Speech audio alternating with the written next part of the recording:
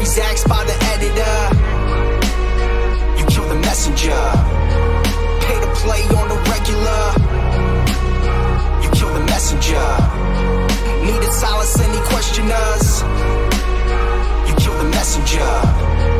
When the vote count is irregular. You kill the messenger. You caught spying on a senator. You kill the messenger.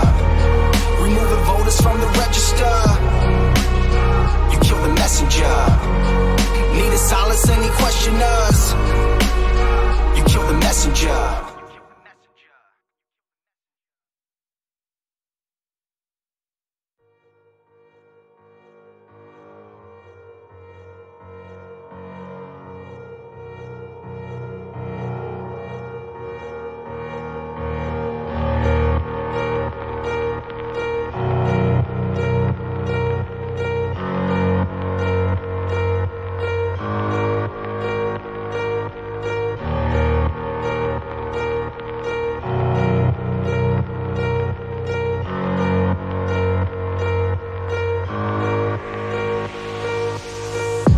Dreams, I walk free in the city streets. 2,500 days plus 50 weeks, doing hard time for these WikiLeaks, trying to bring the truth out. Man, it only gets you heat, and then they gag you.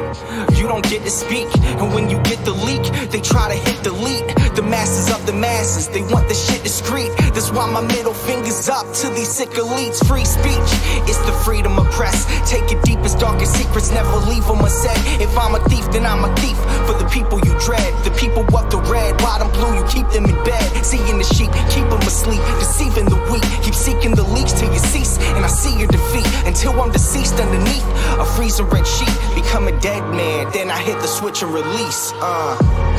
When Goldman Sachs is your creditor, you kill the messenger.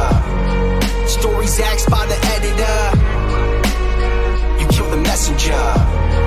Pay to play on the regular. Kill the messenger. Needed solace, any questioners. You kill the messenger. And outside my window a figure quickly creeps. They dark as night like some motherfucking chimney sweeps. Whiskey what my Mickey keeps, dying in my kidneys weak. Silence of my risky tweets is what the grand jury seeks. I'm wanting peace like 7 years in Tibet. Now rest in peace like 7 years under threat. Cause I've released 7 vaults, they upset. They ended the rape sentence, but the US still insists to rest. I guess it's a sin to take the truth and disseminate. MLK to Gandhi, take aim and eliminate. And I don't say I'm great, just wanna say what's fake. But if they kill me, a million others will take my place. The CIA's post like a knife the sharpest. All hypocrisy, lies, and heartless. They want to stop me, my life, make my heart quit. Cause democracy dies in the darkness. When Goldman Sachs is your creditor, you kill the messenger. Stories axed by the editor, you kill the messenger. Pay to play on the regular, you kill the messenger. Needed solace, any questioners. You kill the messenger. When the vote count is irregular, you kill the messenger. You caught spying on a senator. You kill the messenger. Removing voters from the register. You kill the messenger. Needed solace, any questioners. You kill the messenger.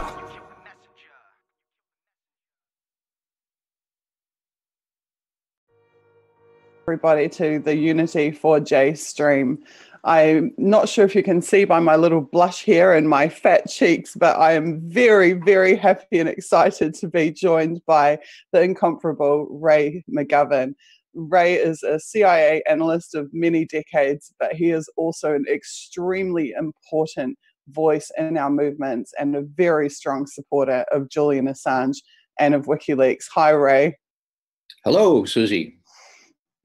Ray, I'm just, as you can tell, so pleased to have you here. I am also pleased to tell you that we have managed to bring together voices from across the entire political spectrum to speak out united in support of Julian Assange. And in the current divide and conquer environment, political environment of the world, that's no small feat and quite a remarkable thing. Now, I wanted to tell you briefly that actually Elizabeth interviewed Kim.com earlier tonight, and you might be aware that Kim was quite an avid supporter of Trump during the 2016 election campaign. However, tonight he absolutely let rip on Trump for the Trump administration's complete failure to meaningfully, not only failure to meaningfully address Julian's situation, but in fact they have been putting him in more danger than ever before and applying more pressure to WikiLeaks than ever before. And I was wondering, do you think that this is a sentiment that is going to spread amongst Trump supporters and amongst Trump's base now that we see yet again, like Obama, another president campaigned on an anti-war platform and is now, in fact, perpetuating the opposite? Well, Suzie, the president isn't really the president. I mean, this is a message that I tried to drive home. He's a captive of the deep state. Now, that may sound like an exaggeration to many people, and it is, but just a little bit. Now, with Kim.com and others, he's really a creature of the security services and the people who really resent the kinds of things that these free people do. So it's for Trump small potatoes to betray this or that person if that's necessary to throw a bone to the CIA or to NSA or to whomever.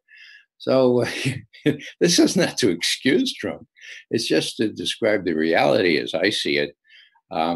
There are all kinds of manifestations of this. The one that I like to refer to is not so long ago, back last fall. By law, the rest of the documents having to do with John F. Kennedy's assassination were supposed to be released by law, okay? In the morning, Trump gets up and he says, I'm going to release all these documents because I'm obliged to, but I'm happy to.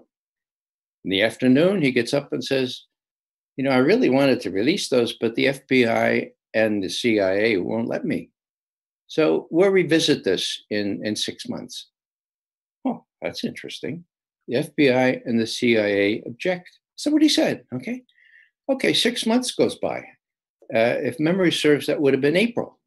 Now, of course, the media is right on top of this. And as soon as that date in April comes, they're screaming out, where are these documents, right? Give me a break. Nobody says a word, okay? So, you know, it's not only the president that's hemmed in. It's not only, it's the whole, what I call now, the military, industrial, congressional, intelligence, media complex. And media is, in many respects, the newest, but the most important part of all this, because as David Swanson so eloquently said, the media is the problem. That is really interesting that you bring that straight back to the media, because when Cassandra, it was Cassandra who was interviewing Kim earlier and not Elizabeth. But Cassandra made the very good point, which is that on one hand, Trump rails against what he calls fake news and is seen as being hostile to a large section of the media.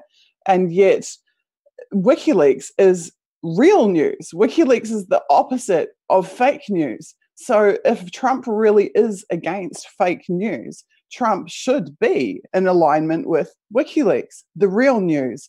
And yet he is not. He's simultaneously attacking the mainstream, but also attacking the truth tellers. Suzie, you're being far too logical. Seriously, to apply a logical paradigm to what's going on in Washington, and particularly with respect to Mr. Trump, is not quite possible these days. Now, and this one's kind of easy. This is another bone thrown at the intelligence services. What happened was they were already tightening the screws on Julian. They were already beating on the Ecuadorians to hem him in even more. And when Vault 7 documents became released by Julian, well, there was one there that was so damning, so terribly damning, one that might have even suggested, if the readers of the New York Times were allowed to have the story, which they were not, which they have not been from then, the 31st of March, until 31st of March last year, okay, until today. They don't know about this cyber tool that the CIA manufactured, or I guess created, with the help of the NSA, of course, who are the real experts. And it allows an entity to hack in to a computer system, disguise who hacked in, and actually leave little telltale signs in 5 languages: Chinese, Persian, Arabic, Korean, and Russian, Cyrillic. Now, if somebody used a little bit of imagination, they might say, whoa, I wonder if it was that tool and not the Russians that was responsible for leaving these telltale signs behind when somebody made an entry into the computer system of the Democratic National Committee. Now, as I see it, and I don't have any inside information on this, but just as an analyst, okay, once you're an intelligence analyst, I suppose you're always one. It seemed to me that was so dangerous that the CIA and the NSA said, we have to stop this guy. And so what happens? Big Pompeo, the head of the CIA, trots out to one of these think tanks, and 13 days later, okay, March 31st, 13 days later, he says, Julian Assange is a demon. Now, I don't believe in demons, but some people do, especially people who really read the Bible literally. And of course, Pompeo is one of those guys. So he says he's a demon. And besides, he's running a non-state hostile intelligence service. Well, that's creating a new kind of entity in this world, but that's what he said. So what I see here is that Pompeo, in response to these guys that he was supposed to be managing, the guys in the CIA, the guys in John Brennan's computer hacking department, was saying that Julian can't do this anymore. And it was then, shortly thereafter, that the Ecuadorians were leaned all over to say, look, you have to make it really, really miserable for Julian Assange, make it even more miserable. And, it's really, really sad. I mean, that the American government can have that kind of influence on a country like Ecuador, which had Correa, a leader that was had a sense of what the press is supposed to do and supported Julian. And the election comes, and this new fellow comes in and reverses all that. So it's a very sad story, but it's again illustrative of the power of these people. Now, these people, you don't have to say these people. You could say NSA, you could say CIA, you could say FBI, and my God, you could say the Department of Justice, DOJ. Okay, now. I'm not speaking off the top of my head here. There's documentary evidence, and they need Julian to release this. There's documentary evidence found by the Inspector General of the Department of Justice, who oversees the FBI as well, that these guys have a cabal that they tried to prevent Trump from becoming president, and once he was president, to prevent him from doing any of the promises that he made. And people say, well, do you want him to make the promises? Do you want him to make good on the promises? No way. I think he's the worst president the United States of America ever had. But, even a broken clock is right. How many times? I think 2 times a day, right? Okay. Now, Trump happened to be right on Russia. There's no reason in God's earth where we have to have a very hostile relationship with Russia. So he's right on that. Okay. And of course, they want to prevent that. Why? Money. If there's less tension with Russia, well, that's very bad for the arms business. And, I don't like to quote the Pope very often because I disagree with him a lot. But he did have one thing right when he got before Congress, and he said, the main problem is the blood-soaked arms trade. Whoa! And what did the congressmen do? Oh, yeah, right. And then they looked into their pocket to see if the latest envelope from Lockheed was there and the one from Raytheon over here. I mean, it was making hypocrisy. It was giving hypocrisy a bad name, okay? But he nailed it. That's what it was. And just to finish this thought, then the Pope was going to the Vatican. And I'm thinking, whoa, this would be great.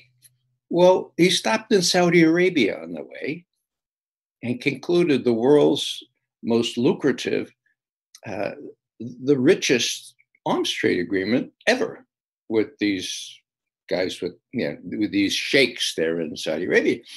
Next stop, the Vatican. So McGovern is thinking, whoa, this is going to be great. Oh, this is going to be terrific. Because Francis is a good guy, right? And Francis will stand up and he say, hey, remember what I said before Congress? You just get out of here. I don't want to see you anymore, right? Dream on, McGovern, dream on, you know? My progressive friend said, wait a second, Ray. Did you see what Francis did, what Pope Francis did? I said, what do you mean? He didn't smile for the first 3 photo ops. Took a lot of guts. Give me a break, you know, give me a break. So that's a missing part of the thing that really haunts me, because, you know, when the Third Reich came to power, well, you know the whole story, how the evangelical Lutherans and the Catholics sort of try to make a deal with Hitler, and very few people could find their voice. And that's happening now because fascism is lapping at our door. And the religious, the people who you look to for some moral authority, they're acting like the tar baby and Uncle Remus, you know, and they ain't saying nothing.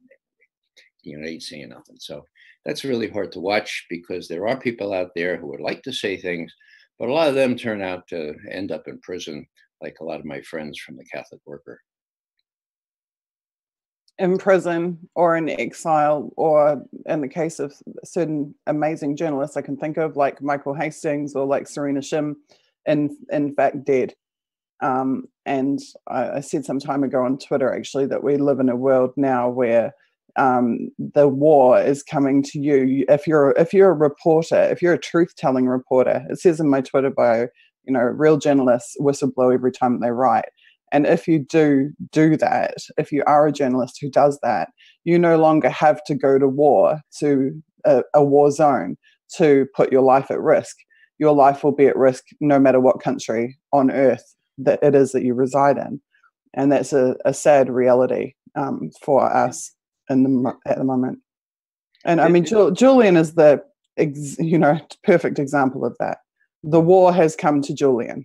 His body is on the line wherever he resides, because he is a whistleblower, almost the ultimate whistleblower, because he facilitates the whistleblowing of so many other people. And he's, in many ways, the ultimate journalist. And he wouldn't stop. He wouldn't give in. He wouldn't cease and desist. Nevertheless, he persisted, as we say in this country. So my hat's off to Julian. I feel terrible about what's happened to him and where he is now. I would point out, you mentioned Michael Hastings. Well, I mentioned Vault 7, this treasure trove of documents that a CIA person leaked to Julian. Yeah. And the first tranche was on the 7th of March last year. And the most newsworthy, and this did appear in the New York Times, was a cyber tool that allowed whoever was using it to seize control of a car and make it go 110 miles an hour and not let the brakes work. Now, everybody said, "Oh, isn't that terrific?" But nobody made the connection. Nobody. That happened, okay? We know what happened to Michael Hastings. And it's not an analytical leap to say that that was probably what happened to him. Now, small wonder that by the 31st of March, the New York Times was told, don't say anything more. They already told that story, and they already told another story about how this cyber tool could use another cyber tool could use a TV, right? And it would be off, or ostensibly off, but it would be recording every conversation that went on in your bedroom or your living room, whether you had it. So by the time those were released, when Julian Assange released this cyber tool that hacks and disguises the provenance of the hack and blames it on somebody else, then the New York Times, as they do, I mean, it's established fact. They go and they contact the White House and they say, should we publish this? And the White House says, no. Curiously enough, and this is kind of laughable, there was a journalist working for the Washington Post. Her name is Ellen Nakashima. Now, Ellen didn't get the memo. She thought this was an incredible story, right? And so she published, and the headline says, "Hacking tool gives away what CIA can do." And it was a really good article, not so long. And she didn't repeat anything, all of it, but she did say the 5 languages they were working in. She did not include the fact that they were used, that this cyber tool was used during 2016. So anyhow, but that, the Washington Post didn't say a word after that. So it's very, very, it's not self-censorship. No, they call the White House, is it okay to publish this? And the White House says no. Now, let me just add one thing here. When on the 31st of March last year, WikiLeaks released Vault 7, what they called Part 3, Marble Framework, which is the tool for hacking into things, I got a very strange call at 7:15 in the morning. "Hello, this is RT." I said, "RT, come on, who's it?" "No, it's RT. What do you want?" "Well, we want you to come into a studio right away because we have an incredible story." "What's the story?" "Well, we'll send you the link." So I get the link, and then I say, "Well, okay, sounds like a real big story, but you're not even open yet." "I don't know. We want you to go to Eurovision studio. They're ready for you. Can you get there by 9 o'clock? Now, here I am, in my pajamas, and I know that you can't get here from here to there in that amount of time. So I'm driving down the carpool lane, risking my license, all alone. And I think, well, what am I going to say here? So what do? You get on the phone and you call Bill Binney. Now, Bill will be on tomorrow morning, 8 o'clock our time. "Bill, have you seen Vault 7 Part 3 Marble Framework?" "Yes, I have, Ray." Good. What do I say about it?" "This is what you say, Ray. I was in NSA when we started cooperating with CIA to make all these things work in Vault 7. Now, NSA has the expertise, of course, and CIA takes the risks. So NSA is just happy to let them do the dirty work. Now, what do I say about that? Ray, this is what you say. Vault 7 has 700 million lines of code. So McGovern says, "Bill, that sounds like a lot." He says, "Yeah, Ray, that's a lot. Put it this way, Ray, a line of code costs $25. Okay, can you do arithmetic? I know you're not a scientist, but..." So that's what I said. Now, did I get any other offers or any other? No, everybody clamped down on this, and there hasn't been a word about this hacking tool, Marble Framework, in any of the major media since Ellen Nakashima didn't get the memo, and that was it for. So this is very, very strange. Now, why do I say all that? That's when all this really, really started. And I mean, when they really felt that Julian was in possession of things that could do irreparable harm. And, it's good for us to know what may have happened to Michael Hastings. It's good for us to know what our television might be doing to us. It's good for us to know that it could be maybe not the Russians that did this interference in the Democratic National Committee computers, that it could have been some other hacking tool that is capable of obfuscate. That's the word they use. Sometimes CIA people really like these big words. Obfuscate. Okay, you obfuscate who did it, and you obfuscate to the extent that you put in these Cyrillic things, the name of Felix Emunovich, that's Dzerzhinsky, the first head of the secret police. And I mean, just so we don't miss it, it was an accident. So anyhow, the whole thing is sort of coming apart now. Bill Binney and his friends from NSA, two former technical directors who are part of our veteran intelligence professionals for sanity, are coming up with not only the facts, not only the reasoning, but with the forensics. And of course, dissident voices dissident media has been very, very helpful in that. Disobedient media. That's Edward. Edward. Elizabeth Voss is the editor-in-chief of Disobedient Media, is one of our moderators here, and my colleague from Decipher You. Yes, she's been amazing. She's been very helpful in terms of relaying what Forensicator, some independent forensic analysts have been doing with some of the metadata that were associated with ostensibly Russian hacks. And turns out that this Guccifer 2 person, 2.0, people talk about, he's a fraud from the day one. He's as fraudulent as a $3 bill, as we say in this country. And Bill Binney can prove it from the metadata associated with Guccifer 2.0's ostensible work for the military intelligence arm of the Russian government. So this type of subterfuge does really sound like it's out of a spy novel, and maybe a stretch of imagination for some people. But if we look back through the history of WikiLeaks and the targeting of WikiLeaks, we see similar types of efforts again and again and again. They've been subject to infiltration. They've been subject to sabotage. They've been subject to dozens of different forms of censorship, as I recently discussed at an event with you.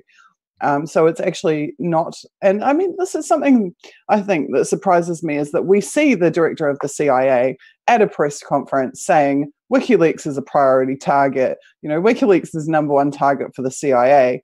So if we take that seriously, then really nothing should be beyond the scope of imagination in terms of the techniques that can be employed against WikiLeaks to try to degrade their infrastructure, their network, their people, and the attacks on Julian's reputation, the relentless back-to-back mainstream media smears against Julian and against WikiLeaks. Yeah. These things are clearly related. That's right, and Julian is the person. If people emulate Julian, my God, let's say there are 2 Julian Assanges in the world. Well, then the military-industrial congressional intelligence media complex is in real deep kimchi, as we say. They already have to fight this off, so they're trying to make an example of him. You didn't mention defamation. Now, that's part of this whole thing. And that stuff in Sweden, that was so transparent. That's what those guys on the operational side do. That's why they cultivate these close relationships with friendly intelligence services. So when push comes to shove, they shove a little money in there and you get defamation.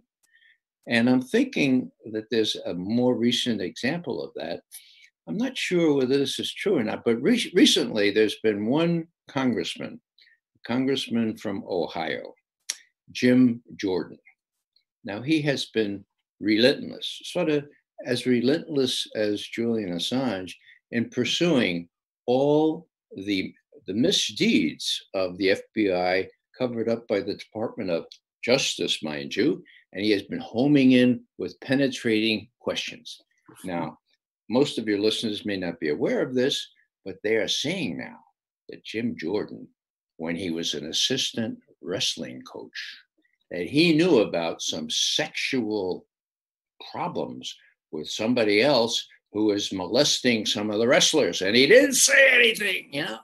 My God, I don't know this for sure, but that smells to high heaven.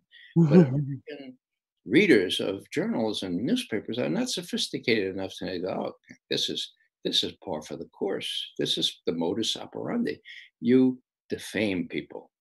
And that's what they did to Julian. And when the Swedes gave up, What a shameless exercise that was. When they gave up, and then of course you have the Brits, and I better not get off on the Brits because my Irish ancestry told me a lot about how their farmers. Well, told me a lot about the Brits. Here's something a little jocular. My Irish grandfather said, Raymond, do you know why the sun never sets on the British Empire? I said, oh, sure. I don't know. Now you sit down and I'll tell you. I said, okay. He said, the sun never sets on the British Empire because that good Lord would never trust the British in the dark. So I'm not going to get off on the British, but I think it's so toady. So are they not embarrassed that they do everything the Americans tell them to do, and to include Novichok and all this stuff? And Craig Murray, I know you're going to have Craig on later. He will give you chapter and verse about these Skripal poisonings. You think that is there no limit to their embarrassment and the way they? Well, apparently there isn't. But I'll stop talking about the British now. Look, I do think it's becoming increasingly transparent, and several people have made the observation that the period of time between these info ops being rolled out by the intelligence agencies and the independently researched debunkings, absolutely thorough debunkings of those info ops, that period of time keeps getting shorter and shorter and shorter. And we're at the point now where it's basically within 24 hours of an information warfare operation that would have taken months to prepare and to plan and to execute, can be turned into toilet paper within 24 hours just by very savvy, technically savvy, but research savvy everyday members of the public worldwide. And I think that WikiLeaks is definitely has been a significant part of bringing that about, of teaching people that they can research this themselves, that they can push back themselves, and creating this independent publishing space that just is getting increasingly bigger and bigger. Yeah. Craig Murray, who is one of our awardees in the Sam Adams Associates for Integrity and Intelligence, he paints a really interesting picture about his contacts, not only in the Foreign Office, apparently there are a few honest people left there, and in Porton Down, and put them all together. And he showed that the British government was going off half-cocked. And they had to come back and retrench and say, this chemical agent was nerve agent or whatever, was of a type developed by Russia. Of a type developed by Russia. That's something of a type. Well, did Russia ever produce it? We don't know, but lots of other you could do it in a laboratory. So it was of a type. Was it known to be Russian provenance? Well, I'll let Craig tell the rest of that story. But Craig is so good, and he was so strong in opposing the British taking the results of CIA torture, CIA-sponsored torture in Uzbekistan when he was ambassador there, and going to the Foreign Office and saying, "I don't want this stuff," and they said, "Well, no, Mr. Ambassador, all British people doing this? No, it's the Americans." Well, then we just take it. We take it. Hello. So it's just sad. But the point is here, as you say, Suzie, we're sort of empowered to do these things by the likes of Craig Murray, and other people have this kind of background who can say this is, foolishness. This is quatsch, as the Bavarians would say, and it's rubbish, as British would say, I guess. And this is why. Now, one thing that sticks in my craw, and I think it was brought home by Daniel Ellsberg, who spoke so eloquently earlier today. He talked about collateral murder and how it was clearly properly labeled, because it was collateral murder of those 12 civilians, 2 of whom were Reuters correspondents, okay, during the surge in Baghdad, when that was going on, and when 2007, when Bradley Manning at that time, Chelsea now, saw that and said, this is beyond the pale. American people need to know about this. And if you see that and you listen to it, you can see that not only are Iraqis, not only are parents bringing their children to school, not only are Reuters correspondents being brutalized, but the pilots of those Apache helicopters were equally brutalized by being ordered to do the things that they did. And that's beyond the pale. Now, what's the extra angle on this that I like to adduce here?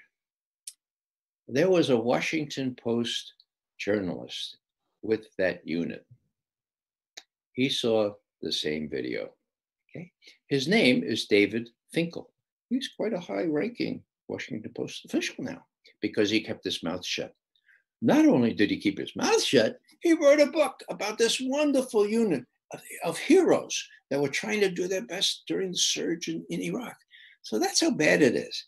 Now, you'd think that David Finkel, I mention him every time I get a chance, you'd think he'd be a little embarrassed. What McGovern says doesn't get in the Washington Post or the New York Times or anything else. So that's how bad it is. We know, but I guess I'm tormented by the notion that, the fault may be not in our stars, but in ourselves. When I look at you, Suzie, and I look at the people that you have lined up for this wonderful webinar or whatever we call it, there has to be enough smarts to figure this out. And I think we are gradually figuring it out, but people my age need to be led by the hand so that they know where to look in a computer and not in a newspaper, okay? Now, I hate to think it's going to take 10 more years for them to learn that or maybe to die off, and the young people will know that you can't read a newspaper and find out what's going on. But I kind of, I'm impatient. I've only got 20 years left or so, and I want it now. And I can't conceive of the notion, or I can't abide by the notion that we're not smart enough to figure it out now. Julian has, and look what he's run into. So what about the rest of us? Why can't we figure it out? So I have this nagging thought that the fault really is not in our stars, but in ourselves. And I appeal to all the smart people that are watching this, and I appeal to them, say, okay, McGovern, you don't know how to do this, but maybe we do. Yeah, I think maybe we try this or we try that. And this is one of the good starts, of course, just to be talking about this today. But I challenge people who are technically adept, people who can do what Julian is doing, and sort of make it viral in terms not only of the take, but also of the people doing it. And I think gradually we could prevail, but it's going to take a lot of effort, and we have to combat people like David Finkel, who will see and hear and watch exactly what goes on, and then keep his very lucrative position there, sitting around while other Washington Post reporters are getting Pulitzer Prizes for doing kvatch, doing rubbish. Wow, there's so much there to unpack. I think what you said earlier about if there was a second Julian Assange, how much trouble would the empire be in? I was deeply affected by what happened to Michael Hastings, because we don't just know what happened to Michael Hastings, we know when it happened. And when it happened was prior to Snowden arriving safely in Moscow. And if you go back to look at Michael Hastings' Twitter timeline, 2/3 of his last 30 tweets are about Snowden and strongly in support of Snowden and speaking out and advocating for Snowden at a time when it was incredibly dangerous to do so. And few people remember those days clearly, but there was a time, particularly in Snowden's transit, particularly in the 30 days prior to him eventually being given temporary asylum here in Russia. There was a time when it was not just unpopular to support Snowden, but it was in fact dangerous to support Snowden. And Michael Hastings was in the unique position of having access to mass media platforms with reaches of millions and tens of millions of people. And that is what made him even more dangerous than his rhetoric or his political opinions, was his reach. His reach was vast. Yeah. And I personally believe, of course, there's multiple factors. I'm not saying it's just all about his support for Snowden. Clearly, Michael's recent body of work and the things that he had, or what had come, he was someone who converted his journalism into real world effects in the way that Julian does, and select other people do as well. And I wrote a blog post towards the end of 2013 about Michael Grunwald. And I said that the solution to the targeting, Michael Hastings. I'll get to Michael Grunwald in a minute. Michael Hastings, in that blog post, I said the solution to this targeting of these journalists is that we must rise in their place, and we must rise in multitudes.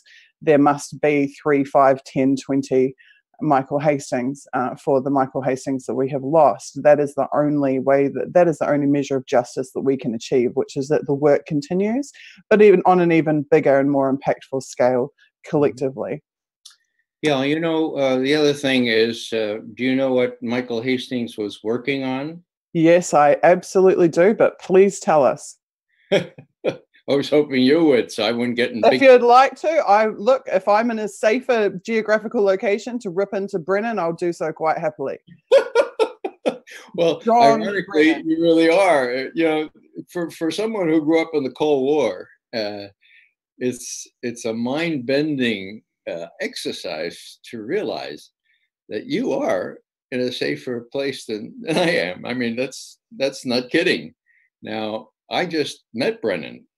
I mean, I just shook his hand 3 weeks ago at a preview of a movie called Shock and Awe. It's a good movie. It's about the only media outlet that got the pre-war intelligence right before Iraq. They were Knight Ridder at the time. Now they're McClatchy. There's a film about them. And who shows up at this preview? John Brennan. God, I bump into him going into the thing, and I say, in a louder than normal voice, John Brennan, how the hell are you?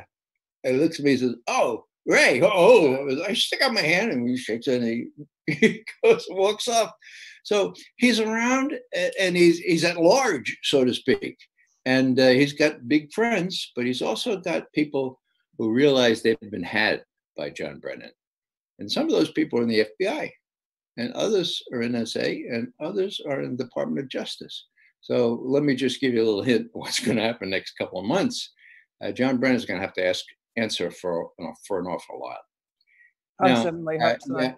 None the least of which should be his witch hunt, which is the precise words that you used, against investigative journalists like Michael Hastings, who had meaningfully questioned or opposed the Obama administration.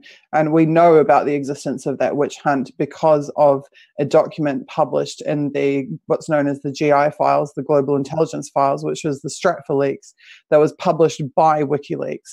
And WikiLeaks is a major target of that witch hunt, as we believe was Michael Hastings. And I'll just say other journalists as yet unnamed were also caught up in that. Yeah. The ironies abound here. And, I served in the Soviet Union, so I know what the KGB did. Some of it was pretty hostile surveillance, and some of it was other stuff, all kinds of enticements to do stuff.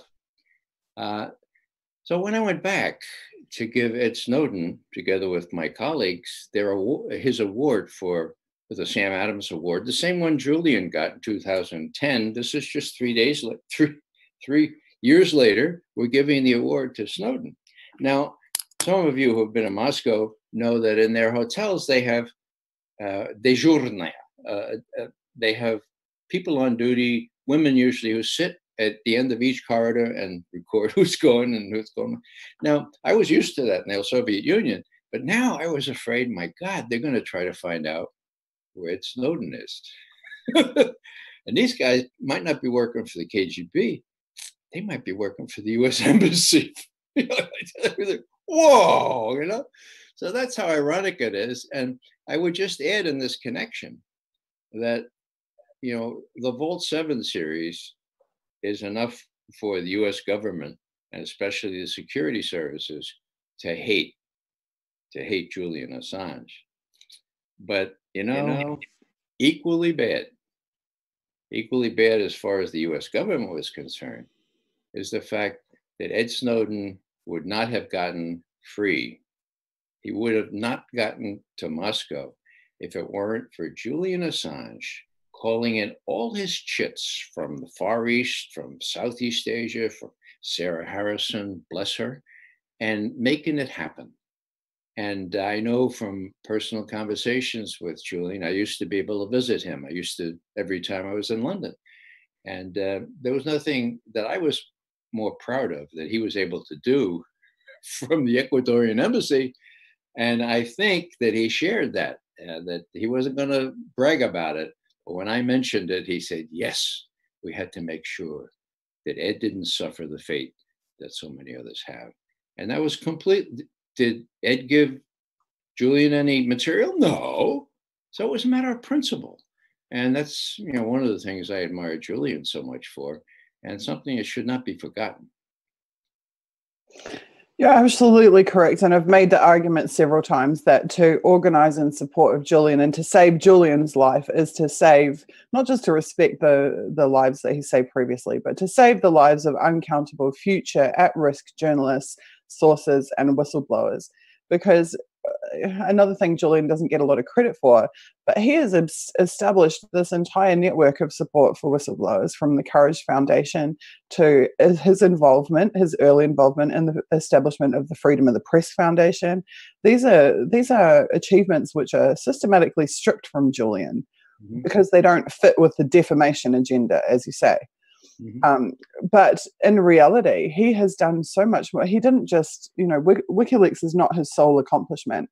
He's expanded it in every direction, and he's done so in a way that gives care to people who have virtually no support and very, very little. I mean, at-risk journalists and whistleblowers are attacked financially, they're attacked physically, they are asset stripped, their relationships are interfered with, their careers are interfered with, they suffer in every way humanly possible. And there is Julian and WikiLeaks building support networks to give shelter, emotional shelter and physical shelter, to these most beautiful people and most rare breed of people, the truth tellers. And I think this is something that I can't express enough, is that to save Julian is to save the lives of many yet to come. Yeah, Suzie, as I was preparing for this evening, and I didn't have a lot of time, it did strike me that there's a poem by Alexander Pushkin, who himself was detested by the authorities, right? So much so that they put him in prison.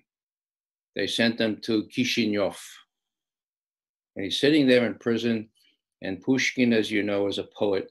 So he composed this poem about someone sitting in prison. And my hope is that Julian will get out just the way Pushkin got out. In due course, and hopefully sooner rather than later. But would we have time for me to recite this poem? It's very, very... Absolutely. Yeah. I was wondering, is there a chance that you know the English title of the poem as well? Yeah, just look, Google Uznik, U-Z-N-I-K. Uznik is the title of it. It's available in English translation. Uznik means prisoner or captive or somebody driven into a corner. So it's really apt here, I think. Сижу за решеткой в темнице серой, скромненный в неволе орел молодой, мой грустный товарищ, макая крылом, кровавую пищу клюет под окном. Клюет и бросает, и смотрит в окно. Как думал со мною, задумал оно. Зовет меня взглядом и криком своим, и вымолвит, хочет, давай, улетим. Мы вольные птицы, пора, брат, пора. Туда, где за тучей белеет гора, туда, где гуляют туда, где белеют морские края, туда, где гуляем лишь вечер, да я. It means, as my Russian teacher used to say, it means, here I sit, сижу за решеткой, behind the bars, in the moist, damp darkness, so sort of like an eagle kind of captive, and then I look out the window and I see a crow, and this crow is eating its kill. It looks to me in the mirror in the window, and he says, "Hey, what are you doing there? Hey, we're free birds. Давай улетим. Let's fly туда, где за тучей белеет гора, to there where beyond the clouds the mountains shine, туда, где за тучей белеет, where the sea opens up in its blueness, туда, где гуляем лишь ветер, да я, to there where stroll only the wind and me. So let's get out of here. Let's be free. Just like we'll fly over the mountains, we'll fly over the blue sea. We'll go where only we crows, we birds can go, to the where only you and I can go, but let's go. We're your team. So my hope, my prayer for Julian is that he will see a whole bunch of us crows around there and know that we're doing all we can to make sure that he's able to fly out of there sound and in good health, so that he can be the kind of paradigm that we all need so much in this world. That is absolutely beautiful, Ray. And that was a gorgeous translation. You did very well. Well, blame Pushkin for that. I actually have a whole book of Pushkin's stichy. And he was a revolutionary. Poetry behind me. And he was also, he published stuff that nobody liked, or the authorities didn't like. So there are a lot of resemblances there. And I hope that... and yet now he is celebrated. And now, Pushkinskaya Ploshad, there's a whole square named after him. There are streets named after him. The house where he grew up is venerated. This is a classic example of someone who, as you say, was out of order with the authorities, who was persecuted by them, and yet now who is venerated in history and even considered a national treasure. Which he was and is. So thanks for letting me be with you, Suzie, and with whoever else is watching. And let's all hang in there as you are doing so well. And I hope that there's some ways that Julian can learn about our concern, and that we're trying to do everything we can to free him so that he can be free and fly away. Well, thank you so much for being here, Ray. And I love to blame this all on you, because it was you at the very first impromptu 10-hour vigil that said, let's do this monthly. And I'm not sure that when you said that you quite envisioned this result. Our 10-hour vigil became last month a 26-hour vigil, which has become this month a 38-hour vigil, and which we are already planning next month to become a 50-hour vigil. And while there are people who tell me that I'm crazy for attempting such a feat, I heard Chris Hedges explain something which also you reminded me of a little earlier in this interview. He explained that those of us who are the true radicals, I consider us to be the rational ones, but those we are called the radicals, that we're possessed by a beautiful madness. And it is the beautiful madness that allows us, that fortifies us to enduring making the sacrifices that we do and enduring the hardships that we do, but that beautiful madness is an essential element of human society, and it is one that must be nurtured and protected, because it is that those who are possessed by that beautiful madness that are able to overcome what logically we shouldn't be able to, in order to achieve things that are much, much greater than ourselves. And Chris is a wonderful example of precisely that. I would just add that I treasure the word radical because it comes from the Latin word for root, okay? So it really means rooted. You know what a radish is, right? That's the root, you know? So being radical is not being way out there. Radical is being rooted. So let's all stay rooted, and let's root for Julian. Okay, thank you so much. That's precisely what we're trying to do here, Ray. And your help and assistance to me personally has been just amazing and exemplary. So thank you from me to you, as well as from the audience and all of those watching. Thank you so much. And you can guarantee that I will be knocking on your door again come next month. I look forward to it. Thank you so much. Okay, everybody. We are going to take another short break of just a few minutes, and you'll get to listen to the awesome new track, Kill the Messenger, by @JamesGetsIt and V for Vapid. I'm not sure if you realize this, but the track actually is a direct result of the discussions that were had at our last vigil last month, where Elizabeth Voss put a call out to artists and musicians, and she said, people ask, what can I do? What can I do to help Julian or WikiLeaks?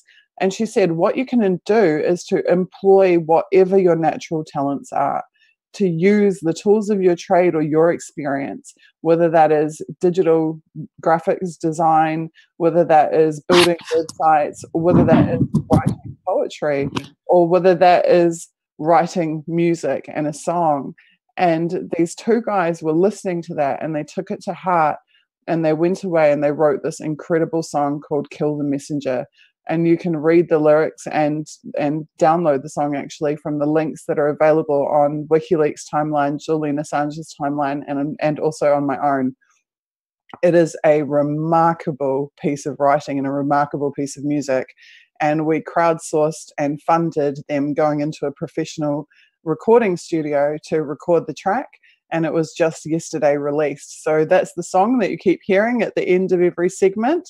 We would like you to share that song as far and wide, and we'd like you to use it as inspiration to understand that you can take actions independently yourself based on who you know, where you live, what you know, what you can do, what your talents are, where your experience lies.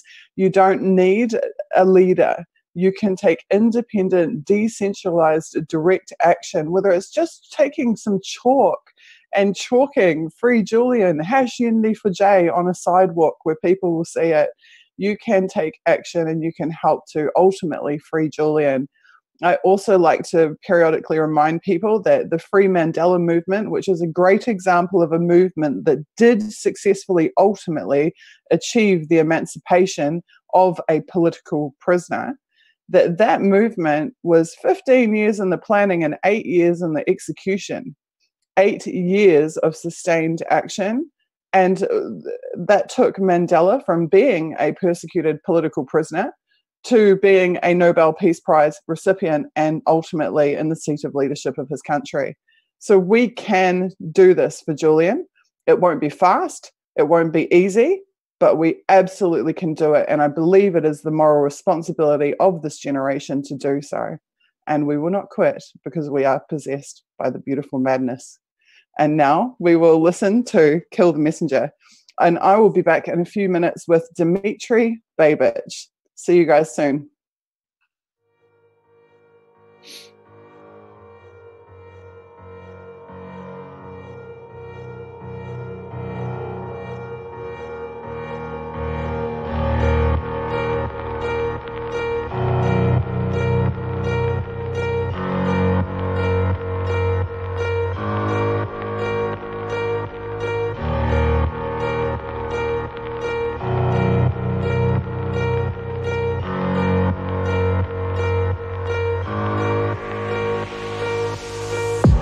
dreams, I walk free in the city streets. 2,500 days plus 50 weeks, doing hard time for these WikiLeaks, trying to bring the truth out. Man, it only gets you heat, and then they gag you. You don't get to speak, and when you get the leak, they try to hit delete. The masses of the masses, they want the shit discreet. That's why my middle finger's up to these sick elites. Free speech, it's the freedom of press. Take your deepest, darkest secrets, never leave them unsaid. If I'm a thief, then I'm a thief for the people you dread. The people of the red, bottom blue, you keep them in bed. Seeing the sheep, keep them asleep, deceiving the weak. Keep seeking the leaks till you cease, and I see your defeat. Until I'm deceased underneath a freezing red sheet. Become a dead man, then I hit the switch and release. When Goldman Sachs is your creditor, you kill the messenger. Stories axed by the editor, you kill the messenger. Pay to play on the regular, you kill the messenger. Need to silence any questioners, you kill the messenger. And outside my window a figure quickly creeps. They dark as night like some motherfucking chimney sweeps. Whiskey what my Mickey keeps, dying in my kidneys weak. Silence of my risky tweets is what the grand jury seeks. I'm wanting peace like 7 years in Tibet. Now rest in peace like 7 years under threat. Cause I've released 7 vaults, they upset. They ended the rape sentence, but the US still insists to rest. I guess it's a sin to take the truth and disseminate. MLK to Gandhi, take aim and eliminate. And I don't say I'm great, just wanna say what's fake. But if they kill me, 1,000,000 others will take my place. The CIA's post like a knife the sharpest. All hypocrisy, lies, and heartless. They want to stop me, my life make my heart quit. Cause democracy dies in the darkness. When Goldman Sachs is your creditor, you kill the messenger. Stories axed by the editor, you kill the messenger. Pay to play on the regular, you kill the messenger. Need to silence any questioners, you kill the messenger. When the vote count is irregular, you kill the messenger. You caught spying on a senator, you kill the messenger. Removing voters from the register, you kill the messenger. Need to silence any questioners, you kill the messenger.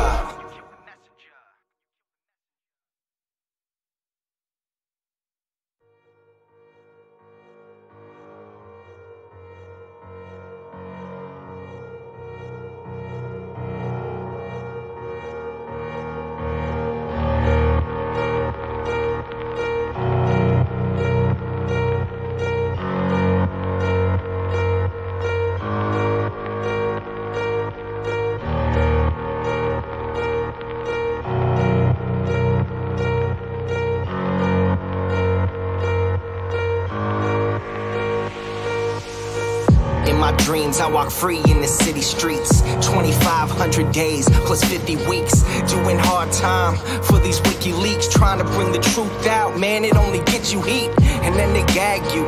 You don't get to speak, and when you get the leak, they try to hit delete. The masses of the masses, they want the shit discreet. That's why my middle finger's up to these sick elites. Free speech, it's the freedom of press. Take your deepest, darkest secrets, never leave them unsaid. If I'm a thief, then I'm a thief for the people you dread. The people of the red, bottom blue, you keep them in bed. Seeing the sheep, keep them asleep, deceiving the weak. Keep seeking the leaks till you cease, and I see your defeat. Until I'm deceased underneath a freezing red sheet. Become a dead man, then I hit the switch and release.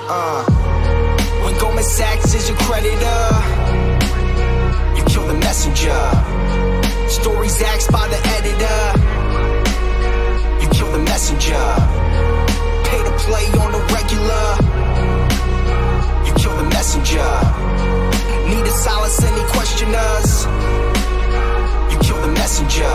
And outside my window a figure quickly creeps. They dark as night like some motherfucking chimney sweeps. Whiskey what my Mickey keeps, dying in my kidneys weak. Silence of my risky tweets is what the grand jury seeks. I'm wanting peace like 7 years in Tibet. Now rest in peace like 7 years under threat. Cause I've released 7 vaults, they upset. They ended the rape sentence, but the US still insists to rest. I guess it's a sin to take the truth and disseminate. MLK to Gandhi, take aim and eliminate. And I don't say I'm great, just wanna say what's fake. But if they kill me, 1,000,000 others will take my place. The CIA's post like a knife the sharpest. All hypocrisy, lies, and heartless. They want to stop me, my life make my heart quit. Cause democracy dies in the darkness. When Goldman Sachs is your creditor, you kill the messenger. Stories axed by the editor, you kill the messenger. Pay to play on the regular, you kill the messenger. Need to silence any questioners, you kill the messenger. When the vote count is irregular, you kill the messenger. You caught spying on a senator, you kill the messenger. Removing voters from the register, you kill the messenger. Need to silence any questioners, you kill the messenger.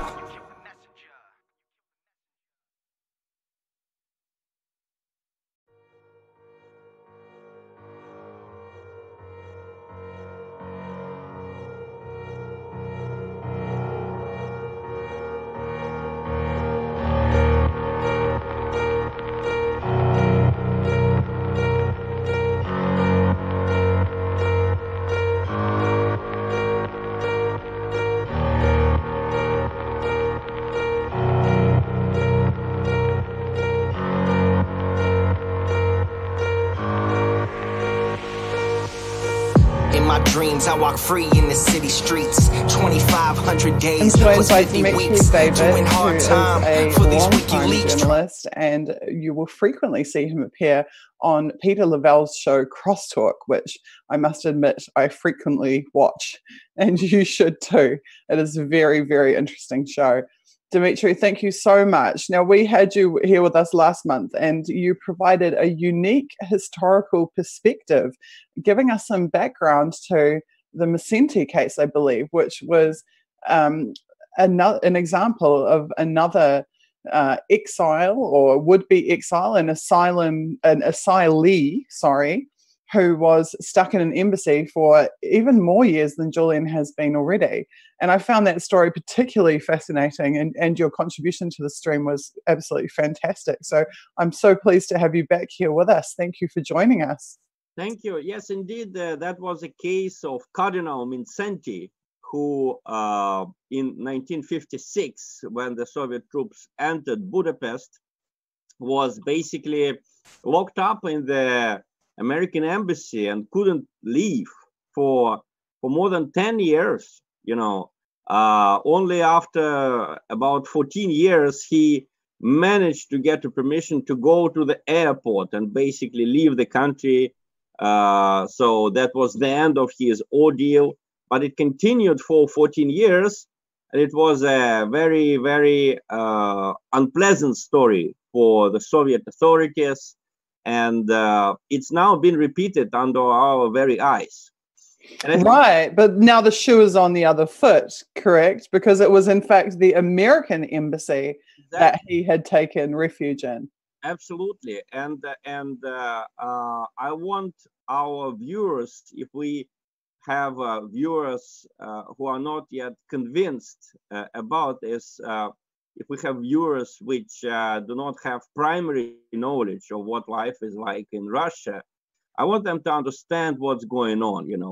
When the mainstream media in the West say that Russia is returning to Stalinism, Stalinist practices are being repeated, I see a very different picture. Very, very rarely in Russia is now Stalin mentioned in a positive context, and especially his methods. But I see more and more similarities between what the Soviet authorities did and what the American authorities, what the EU authorities are doing right now. The similarities are striking. And for me, as a person who lived under the Soviet Union, this is obvious. So I think it's very important. This whole story with Julian Assange is very important because it gives us another example of how the American and the European authorities are now repeating what some of the worst things that the Soviet authorities did. Today, Julian's situation was described, I think, quite aptly as a slow motion assassination that is unfolding before our eyes. Would you agree with that? It's true, but it fits a very general pattern. I mean, let me just remind you, Michael Flynn, who basically was fired, and his whole career, his life was ruined. Why? Because he talked to the Russian ambassador.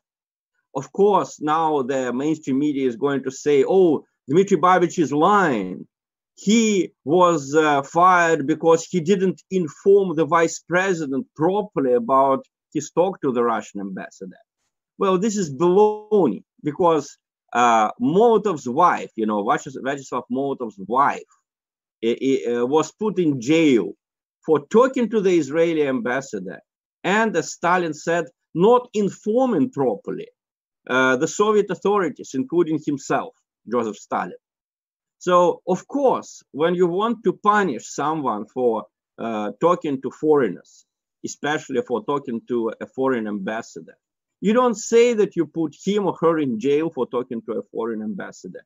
You come up with some sort of an excuse. You didn't come clean on this. You didn't tell the whole truth. But the story remains the same. You know, these are very important features of a totalitarian, unfree society. People are punished for talking to foreigners. People are punished for providing information that can be used outside the country, not used by the authorities, but obviously used by the authorities' critics inside the country and outside it. And that's exactly the story of Julian Assange. That's exactly the story. But he is like a global dissident. He is a dissident to all of the West, not only to the Australian government or to the British government or to the American government. He is a dissident to the global West, and he is being punished as a dissident by the global West. It's not just the United States. Well, of course, the United States is taking a lead. I mean, if Julian is going to be destroyed, we all know, it's public knowledge that the US is preparing documents for an accusation against him. It became apparent in April that they are doing that. But you know, the Department of Justice has been preparing paperwork for going after Assange since 2010. Since 2010. Since the very beginning of his activity. And he's been accused, I think, he's been accused. If we look at the media campaign against him, not only by the United States, he's been accused by the global West, because the war in Iraq, even if some Western countries did not participate, it was a global move. It was a global invasion by the global West. It was not just the United States and the UK. Okay, they took the lead. But if we look at the contingents, if we look at the campaign that prepared the invasion of Iraq, it was the work of all of the Western nations and their allies, including such small countries as Georgia or Lithuania, you know, which later came to Afghanistan for the second time. Can you imagine what a pathetic story that is? The Lithuanian and the Georgian soldiers, they were in Afghanistan with the Soviet army in the 80s, and they lost dozens dead there. And then they came the second time like robots, this time together with the global West. And unfortunately, the story just repeated itself. And this is against repeating such stories that Julian has been campaigning. His information made it apparent that some very cruel things were done in Iraq. Some very cruel things were done in Afghanistan. And of course, the global West viewed it as a betrayal. Of course, and I think that it was John Pilger at the Sydney rally in support of Julian Assange last June 19th, who made very plain that Julian's integrity in publishing and in his methodology and in his principles, he feels have alienated much of the Western press because it shows them up for what they have not been doing and for the courage they have not displayed and the bravery they do not have. Would you agree with that? You are absolutely right. Assange, let me remind you how he started his career. I mean, the idea to show how the Australian authorities dealing with family disputes, how they didn't do their job. That was the root idea of his campaign, you know, to show not only the government's actions, but also the government's inactions. And the wars in Iraq and in Afghanistan, why they were important? They were almost not opposed by societies in the West. I think that this is the reason why Libya became possible, why Ukraine became possible when basically the global West created a conflict out of nothing, you know. With Ukraine, they just convinced themselves that they could change regime there without Russia reacting, that, you know, all of Ukraine's problems were connected with President Yanukovych. So they went in and society did not resist because society was not used to resisting. I mean, the invasion of Afghanistan in 2001 was applauded by nearly everyone in the West. It seemed to them that this is going to be work now, just like it worked in 1991 with the Persian Gulf War, maybe with even smaller losses. And the losses are huge. You know, people continue dying in Afghanistan. Of course, the majority are civilians or the fighters opposed to Western occupation, but also the Western soldiers keep dying. And this has not been shown to society. Julian Assange, his action was about showing the government's inaction and about showing the public's apathy. And it's just interesting how the so-called public went after Assange. I remember the article where Assange's name was first used in the negative context. I think it was written by Wesley Clark, the NATO general, the American general who commanded the Western invasion of Yugoslavia in 1999. Wesley Clark wrote that Assange is not a journalist, he is an activist, right? So the whole idea is that if you're an activist, you can operate in the media only in our interests. Our activists are good. Activists who don't agree with us, they are imposters. They're usurping the right that belongs only to our activists. They have to have a journalist ID if they, if they perform as journalists. They have to have other IDs if they perform as lawyers. Suddenly, you cannot be a citizen journalist. You cannot be a citizen lawyer. You basically cannot be an activist if you are acting against a Western project. And that's exactly what Assange was doing. And we see, I think, another manifestation of what you're describing is the reluctance of the major NGOs, the major human rights organizations, to advocate on behalf of Julian when it is so clear that he is being politically persecuted for his journalism. Exactly. Well, I mean, again, this is the same things that we saw in the Soviet Union.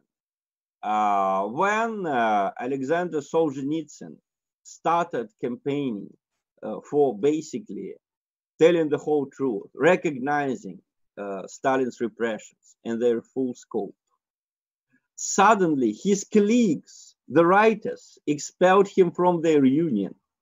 Well, first, it was, of course, not the writers, it was the authorities that wanted him expelled. And those same writers who greeted his first work when Solzhenitsyn was acting with permission from above, those same writers throw him out of the Writers' Union, right? And if you look, the stories of Assange and Solzhenitsyn are very similar, because and the story of Snowden is also like that. Because what happened was that their opponents do not dispute the truth of what all three men reported. Brezhnev did not dispute that Stalin's concentration camps existed. He couldn't dispute that. That was indisputable. But he accused Solzhenitsyn of not coming to the government, not coming to the KGB with his doubts, with his problems. He was sending a message like, we would help you if only you came to us. Well, we had the same story repeating itself with Assange and with Snowden. That may remind you how the American press wrote about Snowden. I'm quoting one of the articles. Why didn't he go the congressional way? Why didn't he go to his CIA superiors? They would understand. They would help. Well, in what way they would help? They would take all of his data for themselves, and they put him in some safe location, a prison at best, or a mental asylum at worst. And that would be the end of the story, right? That's why Snowden went to the press. That's why he had to leave the United States. That's why he ended up in Russia. The same story with Assange. If he went the congressional way, if he went to the British government, if he went to Australian government, we know what the reaction would be. They would take all of his data and try to isolate him. So it's the same story repeating itself over and over again. The only difference is that Brezhnev was actually better than Obama and better than the British government now, because Brezhnev did not send Solzhenitsyn back to Gulag. He had the courage and the mind, I mean Brezhnev, to just expel him to Western Germany. In this way, Brezhnev avoided having a trial and basically facing uneasy questions from the foreigners about the trial. Obama decided, he was worse than Brezhnev. He decided to send Snowden to the American Gulag, and he did everything possible to get this task achieved, right? The same story with Julian Assange. The British government is doing everything. We all understand that this whole story with Swedish women accusing Assange, that this is just laughable. Even the American feminist organizations don't believe it. Those organizations who are usually very, very kind of severe with men accused of or suspected of rape. Even they don't believe this story. So who can believe this story? Does the British government believe it? Of course they don't. But they want to act against Assange. They want to punish him for what he did. They basically want to do things that Brezhnev did not dare do in 1974, sending our present-day Solzhenitsyn to the Gulag, to the place that he described in his own works.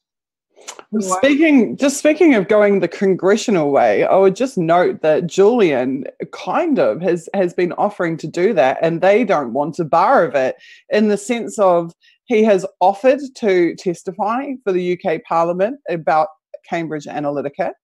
He has recently been disclosed by The Hill that he had discussed an immunity deal with the Trump administration in order to give the information, the evidence that he has, that he says proves Russia was not involved in the DNC leaks.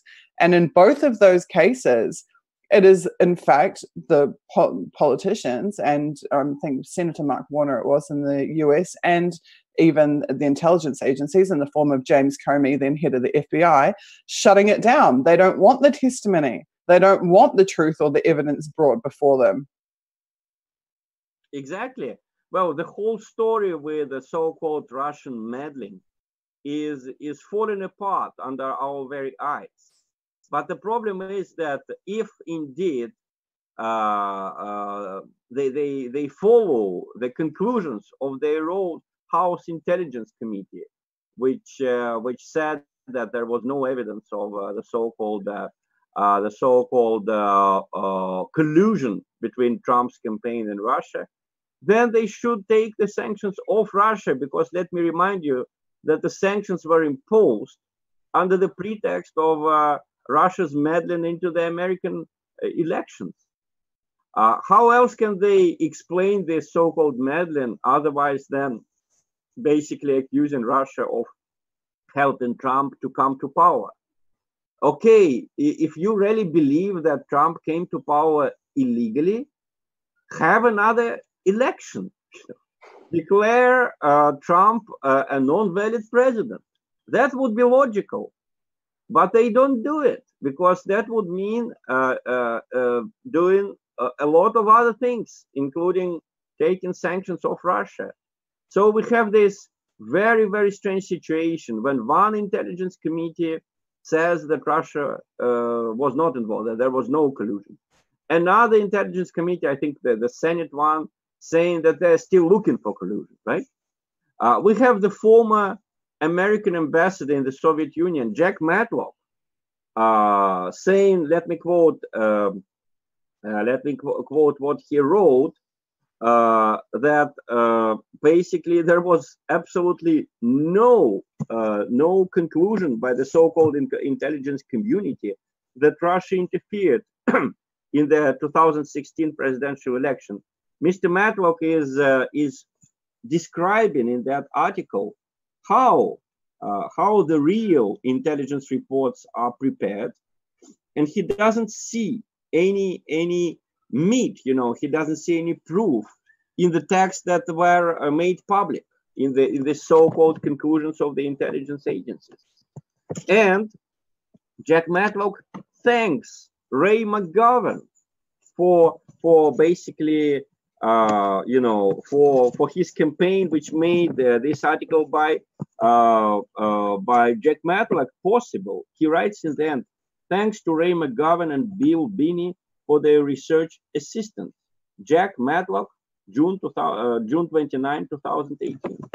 And Ray McGovern, whom I respect immensely, has been speaking right before me in this campaign. So instead of listening to the voices of reason, to the voices of logic, the US government keeps bubbling something about Russian meddling, about the need to punish Russia.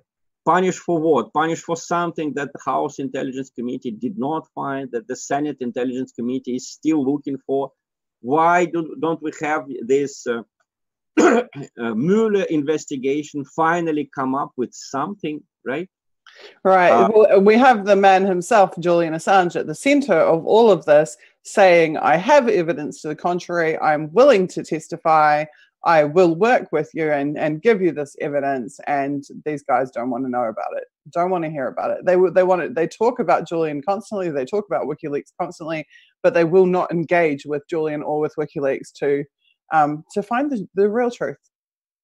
Exactly. Well, it's all very, very strange. Instead of investigating, I mean, again, it's the same pattern as with Solzhenitsyn.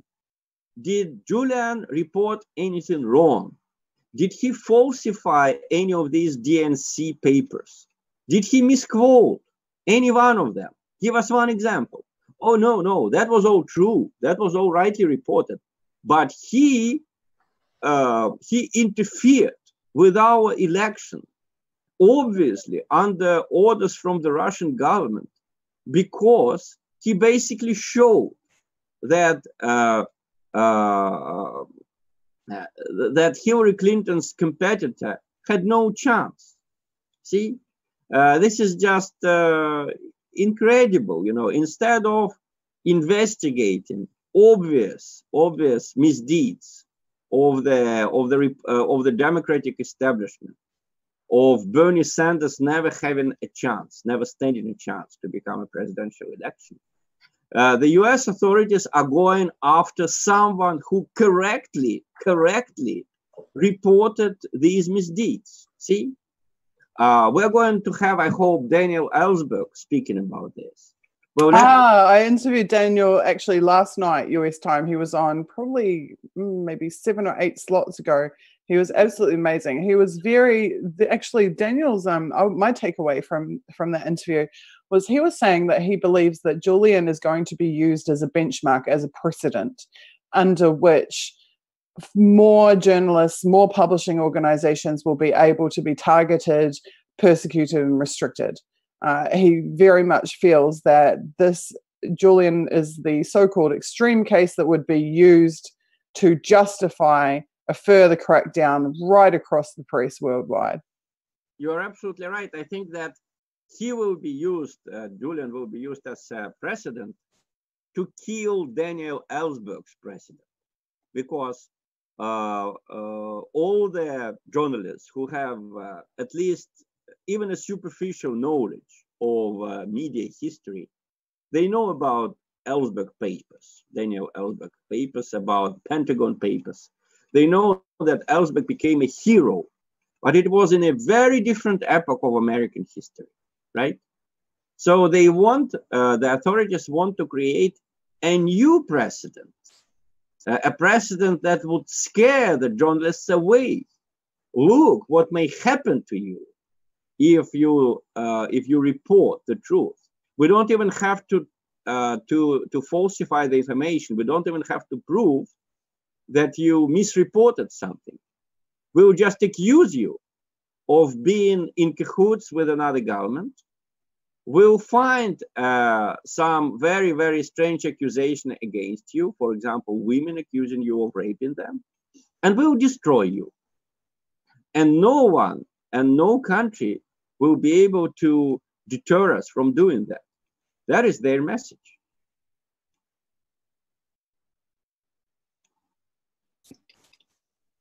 Hello? Now, how strange that would come from a president that rails against fake news when WikiLeaks and Julian Assange are 100% real news. And also, Kim, in his interview, I think he was third on the stream, Kim absolutely railed against Donald Trump. And Kim was a very high-profile supporter of Trump during the Trump campaign. But Kim is disgusted and extremely upset that Donald Trump, as he feels, as Kim feels, has betrayed his base, has betrayed his anti-war platform, and has betrayed WikiLeaks and Julian Assange, to whom he should logically owe a significant debt of gratitude. Well, I think we come to a very important point here. I think that basically Daniel Ellsberg worked not just in a different environment under a different president. He worked under a very different ideology. The United States had a different ideology at the time. Now, the United States and the European Union have a totalitarian ideology. I call it ultra-liberalism. I don't like the word neoliberalism, because neo just means new. And these guys, first, they don't want to identify themselves in any way. They call themselves normal. But in reality, they are ultra-liberals, the ones who brought once courageous, once sacred slogans of liberalism to an extreme. They made these slogans their own opposite. So by this, you're referring to like Hillary Clinton, classic example, but more broadly, the deep state, what we know as the deep state, correct? Not only the deep state, but all of the American, all of the EU establishment. They have now a very different, very cruel ideology, which unfortunately permeates all spheres of life, including sports, as we have seen during the Olympic Games when we had this campaign against Russia, right? Including art, including especially science, especially the so-called Russian studies, which are completely ideologized now. They are just challenging reality every minute, not even every day, but every minute, presenting Russia as an enemy and as something that Russia certainly is not. And that was a quiet revolution. There was no storming of the Winter Palace. There was no Lenin coming and declaring we're going to live in a different way now, right? It was a quiet process that I think took place somewhere in the starting from the Persian Gulf War and ending with the invasion of Yugoslavia in 1999. But by the end, you know, when this process terminated in the United States, in the EU, they were very different entities from what they were in the 1970s, in the 1980s. They say that they lost fear, you know, like George Bush Sr., he saved us from fear. Now we are free again to attack other countries. You know, the Vietnam syndrome is behind us. But it's not only that. If you look at the big picture, the authorities in the United States, the authorities in the European Union, they are remaking human beings, not just societies. That's why transhumanism is suddenly becoming so popular. And that's why suddenly any kind of doubt about you know, the direction in which the EU and the United States are taking us, that's why any kind of doubt is penalized. But these people that you're describing hate Julian, and they hate WikiLeaks. They're immensely threatened by Julian and by WikiLeaks. But Trump now being complicit in the targeting of Julian and WikiLeaks is putting him in the same kettle of fish. And I think that's the point that Kim was making. And Kim was overtly stating that these same people who you're describing have been in opposition to Trump, have been trying to impeach Trump, have been, you know, dragging him through the mud, putting him through the ringer. And yet now Trump is serving their aims effectively in the case of Julian and WikiLeaks. Let me describe what happened in 2016. The ultra-liberals, the people who are really running the United States and the EU and Canada and Australia and Japan, these people expected Hillary to win. You know, Trump was for her a convenient punching bag. That's why they chose him, because he was so rude, you know, so uncouth. They thought that she would defeat him easily, right? Precisely because he was such a provincial, you know, in their view. And then suddenly an unthinkable happened. The punching bag defeated the boxer. They didn't expect it. He was not certified by the ultra liberals as a person who could become the president. So they had hysteria. And in the first days, you probably remember, they seriously discussed simply not recognizing the election or having an impeachment right at that moment, right? Or putting him in jail, you know. Thank God they didn't mention killing him, but there were some circles where seriously people were concerned about an assassination attempt against Trump. Why? He is not a real enemy of the ultra-liberal ideology. He is just not an open and certified believer in it, right? And they only admit open and certified believers, such as Hillary Clinton, such as just about 99% of the candidates, serious candidates for the top positions in the EU and in the United States. So they went after him. Let me remind you of the hysteria that Paul Krugman had in the New York Times. Paul Krugman, unwillingly perhaps, quoted Yuri Andropov on the next day after Trump's election. He wrote, "We thought we knew the society that we lived in. We didn't know this society." This is exactly what Andropov said in 1983 when he came to power, and he ordered his subordinates to have the first honest sociological research in the Soviet Union. So these people, they are not happy with Trump anyway because he was not certified, and they remember their own indecent fear that they felt in the first days of his presidency, or in the first days after he won the election.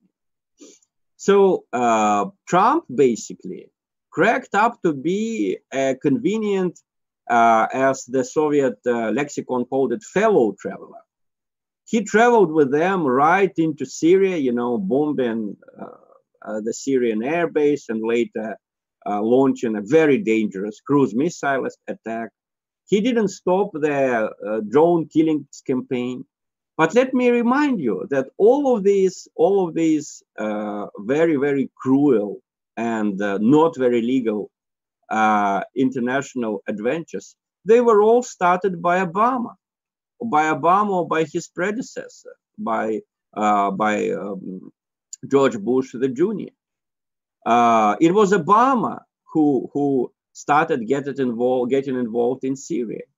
It was Obama who started the drone killings campaign.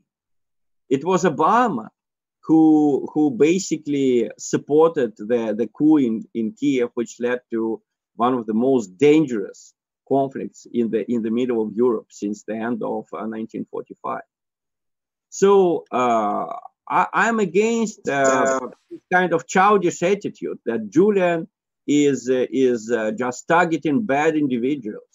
Julian is targeting a bad ideology, a dangerous ideology. That's why they're after him.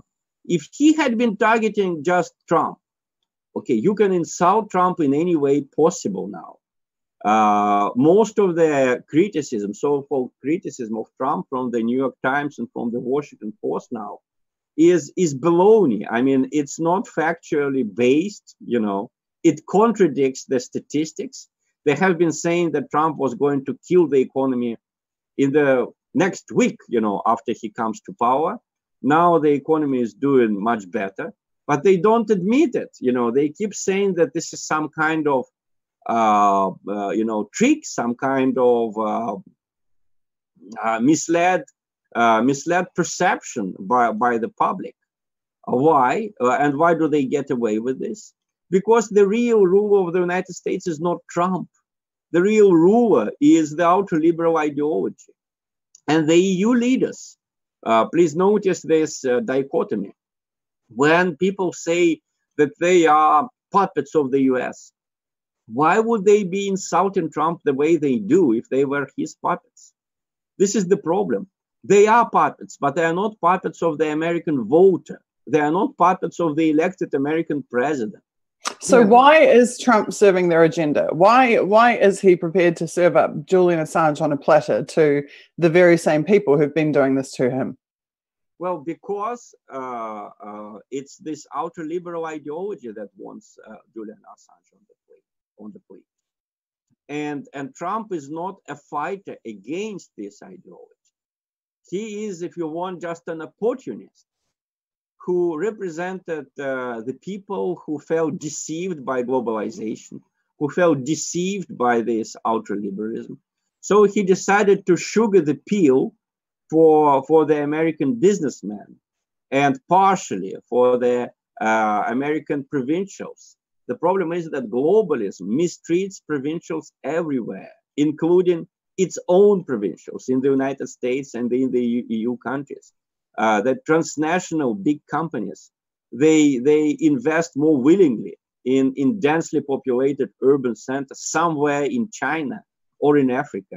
They don't prefer it to investing in their own province. So Trump basically used, you know, he profited from the anger of the American provincials against this unfair ideology, against this unfair deal. But he doesn't go after the root cause of their suffering. The root cause of their suffering is the domination of Western public life by this ultra-liberalism, by this globalism, call it whatever you want. And he doesn't want really to fight them. He's prepared to, as the Germans say, paktieren with them. He's prepared to sign a pact with them, using Assange as a handy sacrifice for that, you know. What Trump wants to do is to give them Assange, serve him to them on a plate, and in this way to take away some of the criticism against himself. And it's so easy. I mean, the American provincials, they can so easily be convinced that Assange did something wrong to the United States, that he uncovered the American agents in Iraq or in Afghanistan. Give us an example of one agent that Julian Assange uncovered, of one person who definitely was arrested or was killed, heaven forbid, by the enemies of the United States using, Julian Assange's information. They didn't give a single example.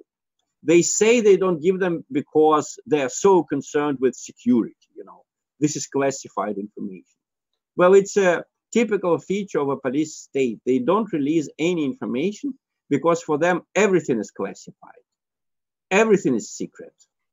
As Snowden said, even his lunch plans. Exactly. They have so many enemies that they can't tell you anything. They can't tell you what time it is because it is secret. Or they can't tell it to you because when you report it as a journalist, it will be a different time and you can accuse them of lying, right? This is the kind of absurdities that we're going to hear from them. If you accuse Julian Assange of uncovering American agents, give us an example. That agent is already dead. If we believe you that they were killed, there is no reason why you can't name his, why you can't give his name. It's not going to hurt him. He or she is already dead. No, we're not going to give you anything. It's classified. It's secret. See? And this whole baloney, they serve it to the American people. They can no longer serve the American people the baloney about the New World Order being beneficial to them, to some people in Wyoming, or in Detroit. American people don't buy it because it's simply not true. Look at Detroit. But some people are still prepared to buy the old fairy tale about evil foreign agents who report on our precious agents abroad, right? On our precious reconnaissance heroes, right? We had this same story in the Soviet Union, and it stopped working somewhere in the 80s. I think it will stop working also in the United States. But it will require time and effort because as Singular Lewis wrote, the Americans are so gullible, they are so easy sometimes to convince. It doesn't mean they are bad, they're just gullible, sometimes more gullible than many other nations. Oh, God. So where do we go from here, Dmitry? What do you think is going to happen? Get your crystal ball out. Well, I think that unfortunately the Ecuadorian government will do everything possible to get rid of Julian, to serve him on a plate, as you said, to Sweden, which actually means the United States. And I think there's no much difference if they serve him to the UK or to the United States, or even if they put him in jail somewhere in Sweden. He's not fighting a state. He's fighting a criminal, dangerous, cruel ideology. Unfortunately, there can be little compromise. I mean, Russia has learned it the hard way. Let me remind you of the story. The Russian athletes were accused on basically equally shaky grounds as Julian Assange. No one has seen the Russians tampering with the athletes' analysis. No one has photographed the samples being tampered with. But Russians were accused. Our athletes could not show their flags in South Korea. They could not, their victories could not be praised. We were forced to go through the Olympic Stadium in gray clothes, neutral gray clothes, which reminded me of concentration camp robes. And the Russian authorities, until the end, believed that there could be a compromise, that they would finally understand. Just listen to our arguments. Just look at these beautiful young female athletes. Have pity on them, have understanding for them. No. Why? Because the totalitarian ideology that I just described, ultraliberalism, just like communism in its own time, it permits all spheres of Western society, including sports, including science, including, and in the first place, mass media. So the only thing that can stop them is resistance. That is the truth. That is the public opinion. I think the real war is now going on, not for the best position for the troops, the best, the fastest missiles, or the biggest ships or submarines. The real war is for public opinion right now. This is the first war that will not be stopped by a balance of fear or by deterrence as before, because the United States is spending 11 times more than Russia on defense. Europe is spending 4 times more than Russia on defense. This is not my data. This is the data of the Stockholm Institute for Peace Research. And that gap is going to get wider and wider. So arms will not save us. A victory in the sphere of public opinion may save us. And by us, I don't mean Russians, I mean the whole world, because the whole world will be in danger if that ideology triumphs everywhere. And that's why Julian Assange is so dangerous for them, because he has hit them where they are most vulnerable, in the sphere of public opinion. He was the first one not to have fear and to go all the way. And that's why they will go after him, and they will find, women accusing him of rape. They will find, people whom he supposedly cheated out of their money. They will use anything, anything to destroy him, because they are not even so much afraid of him. They are afraid of the others. So they want to set a very frightening, terrible example to the others. Here is what is going to happen to you if you try to do this. The point about Julian is that they can't accuse him of stealing money. His campaign did not cost anything, We're living in the internet age. So a lot of talented young people may try to repeat Julian's success without becoming millionaires first. It is so cheap, you just need to have some computer skills and have a devoted team of your supporters. So they want to destroy him because he is so dangerous. He is a David who almost killed Goliath. And Goliath wants to make sure that there would be no more Davids, that they see what happened to the first David and that they don't follow suit. Here's hoping. And from a journalistic perspective, do you see a spreading of the type of truth-telling ideology that WikiLeaks has employed? Do you see that, regardless of what happens with WikiLeaks, that there is growth in that space? Absolutely, I see a huge growth. Look how many so-called alternative websites we had in the time when Julian started in 2010 and now. I think the difference is manifold, right? And I don't know which technologies are going to be used, but as I told you, since the fight is for public opinion, there will be fighters. There will be fighters going the same way as Julian. And I think the difference is not going to be between left and right.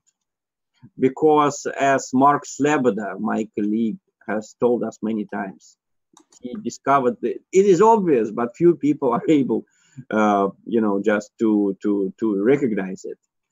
It was the center, the so-called center, that attacked Iraq, that attacked Libya, that attacked Ukraine, on top of Mr. Yanukovych. All of these military or covert operations, they were all ordered not by extreme left or by the extreme right. They were ordered by the supposed liberals or social democrats, supposedly moderate mainstream politicians, right? So these people are becoming very dangerous. All the wars all the major wars that have been started recently were started by the so-called collective West. The war in Iraq, the war in Libya, the war in Syria. Okay, they will tell you that the people rebelled, but somehow the people were immediately supported by all of these dozens of Western countries, by just about all of the mainstream media. Suddenly you had arms pouring into the country. And despite the fact that immediately there were terrorist explosions in Damascus near the government buildings, the West continued supporting the insurgents, saying, I read it myself as a version in the British press, that the Syrian government itself blew up its own buildings to make West look bad. See? I think one of the greatest things that someone said tonight about Julian was they said that he's the ultimate non-partisan because he has published leaks about the Bush administration, the Obama administration, and will absolutely inevitably about the Trump administration. And Syria is a great example of that, because while he is absolutely exposed through Cablegate and other releases the machinations of the West in the Middle East, he also published the Syria files, and he has equally applied that publishing agenda across the board. I don't know if you can call it non-partisan, because I think that what he is doing and what honest people are doing now, it's not in the name of the left or in the name of the right. They are fighting a totalitarian, dangerous ideology. And can you call it non-partisan? I mean, people in the Soviet Union who operated against the Nazi army in its rear, on the territories occupied by the Germans, they were called partisans. So in a way, we are partisans, we are partisans because we are fighting this ideology. The other thing is that there are honest people from the left fighting it. There are some honest people from the right fighting it. We are all fighting it, defending different values, This ultra-liberal ideology is very elitist. It is dispossessing lots of people. Billions of people are becoming, I would say, logically poor, according to it, right? So you have the left fighting it, the real left. This ideology wants to change human beings. It wants to be able to make people replaceable. Like it wants to be able to deploy whole contingents of neutral workers in Africa, in China, wherever they want. If only the taxes are lower there, if only the situation is better, they're prepared to move. They want to have lots of human robots being able to be moved from one country to another. You have the right against this, the right who wants people to preserve their identities, to preserve their personalities, right? This is a very right thing to do, from the political point of view, from the philosophical point of view. You have the Christians decrying this ideology, acting against it, because it wants to change human beings. It wants to make human beings looking not like Jesus Christ, who is inside all of us, but looking like neutral beings that can be used anywhere at any time at your disposal. So you have some patriotic people, acting against this ideology simply because it is against patriotism. This ideology may ally itself with nationalists sometimes, like it allied itself with the Ukrainian nationalists against Russia, or it allied. But only when it suits itself, because it is expanding their area of global control. Dmitry, I'm so sorry to cut you off, but we have to wrap it because we are running over time rapidly. But I would like to know from you, what is your message to Julian? Julian, we are with you. Julian, you are leading the main fight today. The main fight for peace is going on in the sphere of public opinion. You are our vanguard. You achieved a lot. Stay afloat. Keep fighting. We are behind you. If we are noisy, we won't let them do anything bad to you. And we will be noisy. And we are getting more noisy every single month. Thank you so much, Dmitry, for being here and for being a part of this. Your voice counts, and it is really important. So thank you very, very much. And thank you for getting up at the crack of dawn to do it, because I know you have a full day of traveling. And I really appreciate when people do put themselves out, and go the extra mile in order to be able to make a public stand like this. So thank you very much for that. All the best. All the best to you also. Thank you. Okay, guys, we are going to listen to our awesome theme song, Kill the Messenger, while I get organized for the next interview. I will be interviewing Lee Stranahan. I will see you in a few minutes. Thank you.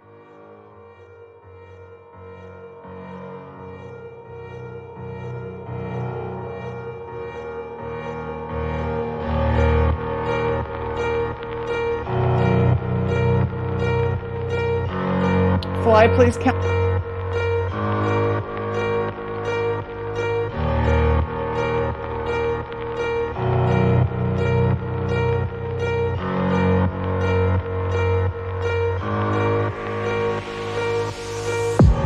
Dreams, I walk free in the city streets. 2,500 days plus 50 weeks, doing hard time for these WikiLeaks, trying to bring the truth out. Man, it only gets you heat, and then they gag you.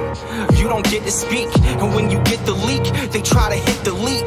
The masses of the masses, they want the shit discreet. That's why my middle finger's up to these sick elites. Free speech, it's the freedom of press. Take your deepest, darkest secrets, never leave them unsaid. If I'm a thief, then I'm a thief for the people you dread. The people of the red, white and blue, you keep them in bed. Seeing the sheep, keep them asleep, deceiving the weak. Keep seeking the leaks till you cease, and I see your defeat. Until I'm deceased underneath a freezing red sheet. Become a dead man, then I hit the switch and release. When Goldman Sachs is your creditor, you kill the messenger. Stories axed by the editor, you kill the messenger. Pay to play on the regular, kill the messenger. Need to silence any questioners, you kill the messenger. And outside my window a figure quickly creeps. They dark as night like some motherfucking chimney sweeps. Whiskey what my Mickey keeps, dying in my kidneys weak. Silence of my risky tweets is what the grand jury seeks. I'm wanting peace like 7 years in Tibet. Now rest in peace like 7 years under threat. Cause I've released 7 vaults, they upset. They ended the rape sentence, but the US still insists to rest. I guess it's a sin to take the truth and disseminate. MLK to Gandhi, take aim and eliminate. And I don't say I'm great, just wanna say what's fake. But if they kill me, a million others will take my place. The CIA's post like a knife the sharpest. All hypocrisy, lies, and heartless. They want to stop me, my life, make my heart quit. Cause democracy dies in the darkness. When Goldman Sachs is your creditor, you kill the messenger. Stories axed by the editor, you kill the messenger. Pay to play on the regular, you kill the messenger. Need to silence any questioners, you kill the messenger. When the vote count is irregular, you kill the messenger. You caught spying on a senator, you kill the messenger. Removing voters from the register, you kill the messenger. Need to silence any questioners, you kill the messenger.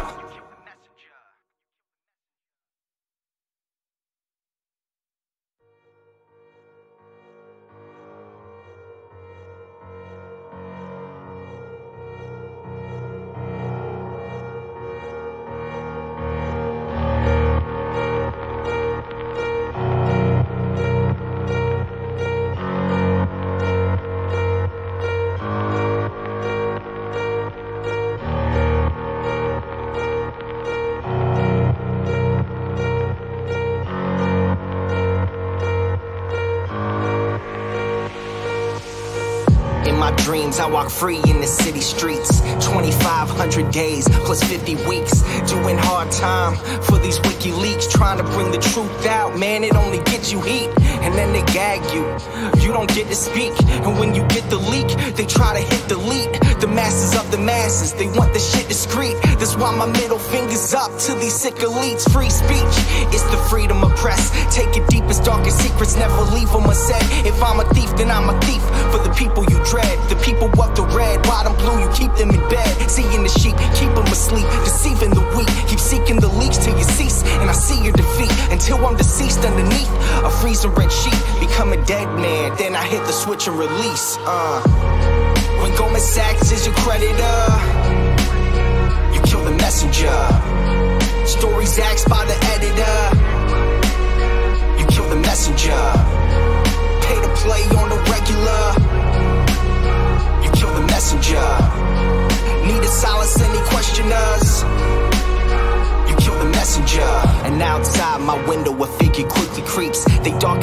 like some motherfucking chimney sweeps. Whiskey with my Mickey keeps dying in my kidneys weak. Silence of my risky tweets is what the grand jury seeks. I'm wanting peace like 7 years in Tibet. Now rest in peace like 7 years under threat. Cause I've released 7 vaults. They upset, they ended the rape sentence, but the US still insists to rest. I guess it's a sin to take the truth and disseminate. MLK to Gandhi, take aim and eliminate. And I don't say I'm great, just wanna say what's fake. But if they kill me, a million others will take my place. The CIA's post like a knife the sharpest. All hypocrisy, lies, and heartless. They want to stop me, my life, make my heart quit. Cause democracy dies in the darkness. When Goldman Sachs is your creditor, you kill the messenger. Stories axed by the editor, you kill the messenger. Pay to play on the regular, you kill the messenger. Need to silence any questioners, you kill the messenger. When the vote count is irregular, you kill the messenger. You caught spying on a senator, you kill the messenger. Removing voters from the register, you kill the messenger.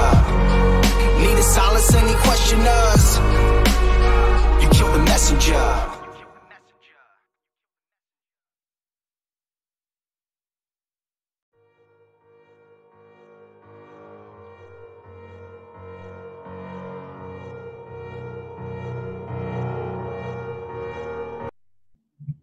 Welcome back, everyone.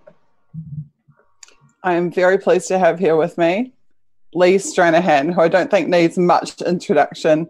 Many of you will be familiar with his work, particularly his radio show Fault Lines on Radio Sputnik, where I'm very pleased to say my colleague Elizabeth Voss, Editor-in-Chief of Disobedient Media, is a frequent contributor. Is that not right, Lee? Can you hear me okay? I know I can hear you great. Yeah, Elizabeth is on all. Elizabeth and William Craddock from Disobedient are on all the time, and they're favorite guests of ours. And we also try to we try to talk about Julian as much as makes sense. The problem is we're a news-driven show, and so there's not news with Julian right now. I mean, the news is every single day is another day of this. And so we'll talk about it again on Monday because I'm doing this. But that's why I really appreciate the work you're doing and Elizabeth's doing. And I tell Elizabeth every time she's on the show, I really, you see this, if you've ever watched documentaries about people who've gone to prison, what you'll see is that their loved ones at first go to visit them every week. And then life happens, right? And then so 5 years down the road, they're seeing them every 6 months or something like that. And I just think that that's human nature. And it's very, very easy. It would with everything going on, it would be so easy to let Julian just slip off the map and fall out of people's minds. And that's why, like I said, I really appreciate the work you and your team and everyone else is doing to keep this going. So.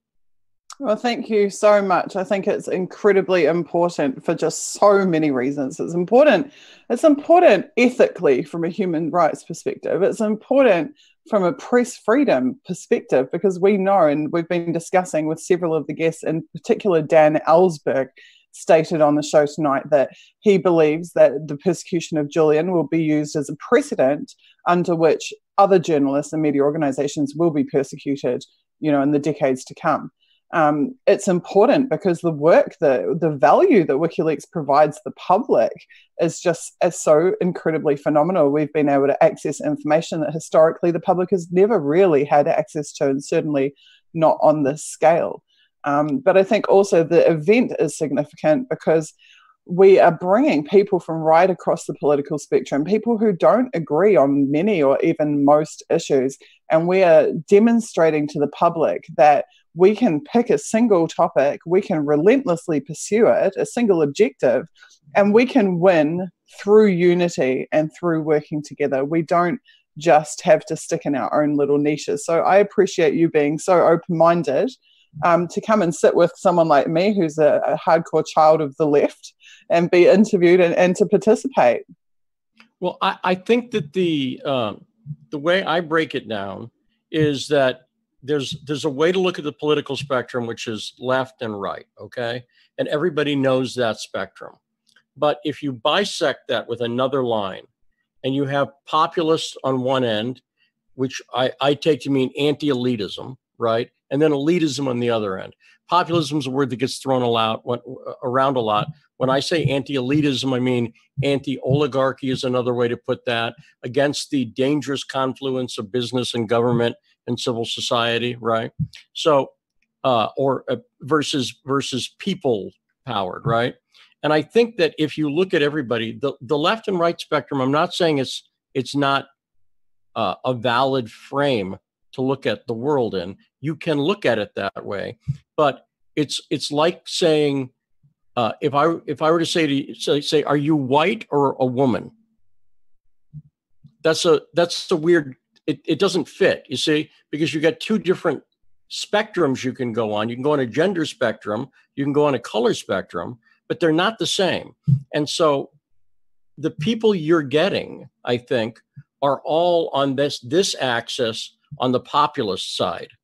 And then the kind of populism they want to pursue, if you're on the left, you tend to be more concerned about the corporations and you want more government involvement. If you're on the right, you tend to want less government involvement, but it's the same goal. And on a lot of issues, I think there is a similarity. And I think clearly, if we tie it back to Julian, what WikiLeaks has done is it's democratized information. It's taken the old, internet adage that information wants to be free, and it actually put it into motion with the inside working of government. A guy like Ellsberg, how long did it take for the Pentagon Papers to get out? It took years, right? It took years from the time they got the Pentagon Papers to all the rigmarole. It took a while to come out.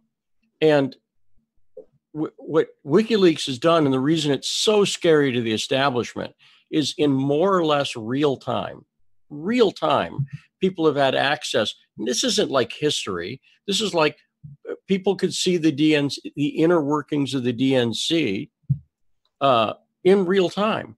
A month or two after that had happened, or just a few months after that happened. That is really revolutionary. That's never happened before, and I think that's the part. So I tend to, my show Fault Lines.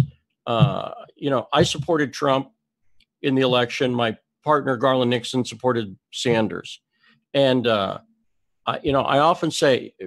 And I supported Obama in 2008. And that confuses some people if they look at it from the left-right spectrum. And it even confused me for a little while. Then I'm like, oh, no, wait. I'm an independent populist who always supports the person. You got to look at it in a spectrum. Trump was up against Hillary. I will never regret not voting for Hillary Clinton. And I will never regret not voting for John McCain. And John McCain and Hillary Clinton are aligned in ways that, on issues like Ukraine or whatever, they're aligned. So that's the way I look at it. And I think that Assange's journalism, the reason a lot of people, eventually WikiLeaks will publish something whoever you are, you don't like. Does that make sense? Like whoever you are. And that's the great thing about WikiLeaks. A friend of mine was talking about the WikiLeaks recent publication of ICE names and addresses. And this is a person who's pro-ICE, they're anti-illegal immigration.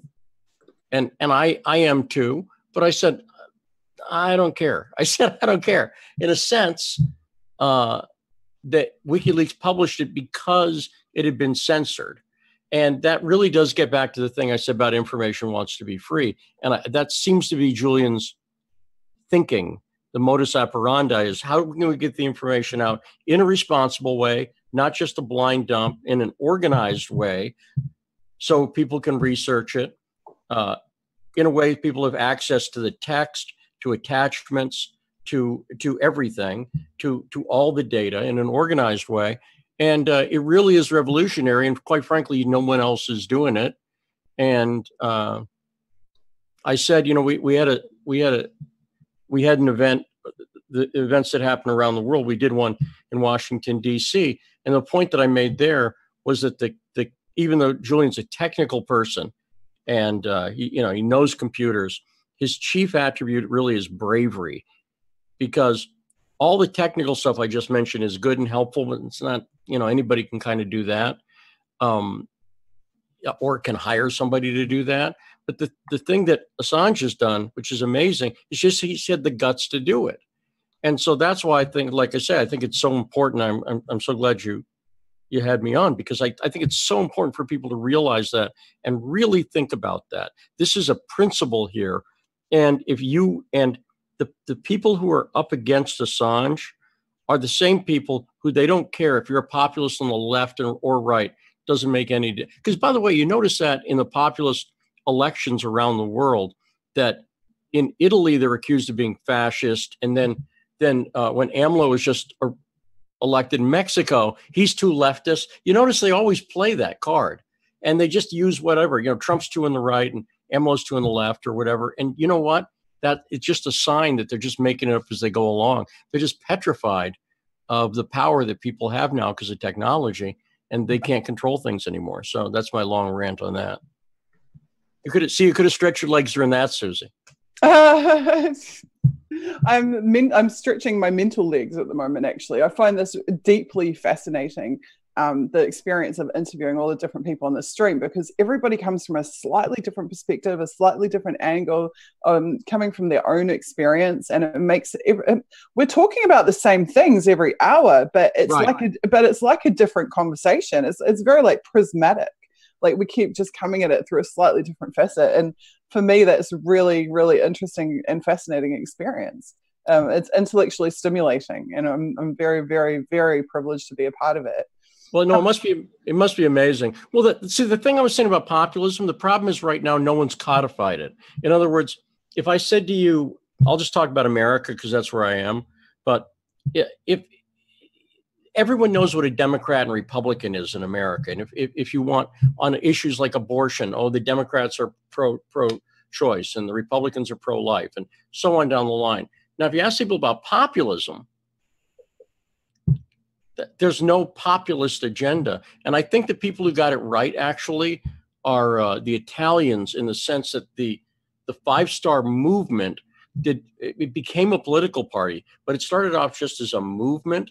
And so that's what I'm sort of hoping will happen, that someone will start to go, hey, this populist thing, let's try to codify all the people you've been interviewing, right? Could we make a list of like 5 things that they all agree on? Forget the things we don't agree on for a second, which will be issues of trade or some parts of immigration or whatever. Forget that. Are there 5 things we can agree on, like the rollback of the military-industrial complex, right? Everybody, right? Election reform, to have a democracy that actually functions and works, and that people can have some confidence in. I think everybody agrees on that.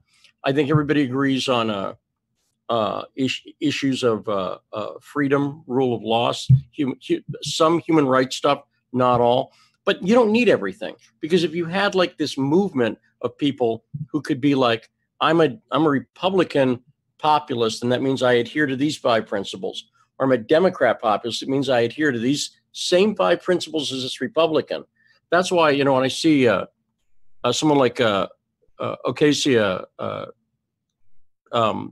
Cortez, mm-hmm.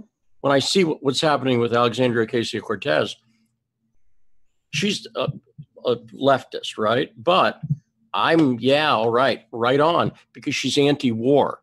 And which is why so many people went from Bernie to Trump. They weren't going to Trump at all. They were attracted to the anti-war platform.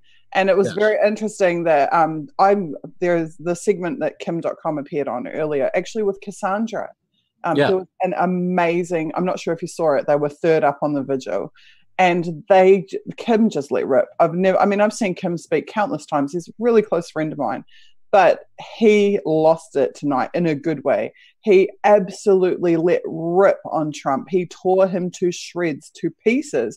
And who is this? Kim.com. Oh, Kim. Okay, yeah. Kim.com, who supported Trump through the 2016 election, who was very, very pro-Trump, talking to Cassandra Fairbanks, who was very, very pro-Trump and supported Trump. And the pair of them just absolutely ripped him to pieces. And for two reasons. One, the betrayal of WikiLeaks and of Julian Assange, and the fact that as things stand, Trump is trying to hand Julian on a platter to the globalists and to the deep state. And two, the betrayal of the anti-war platform that got Trump elected.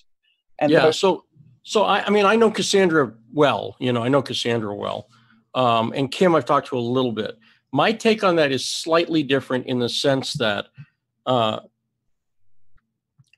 Trump doesn't really run things in America in the same way no president since Kennedy has run things.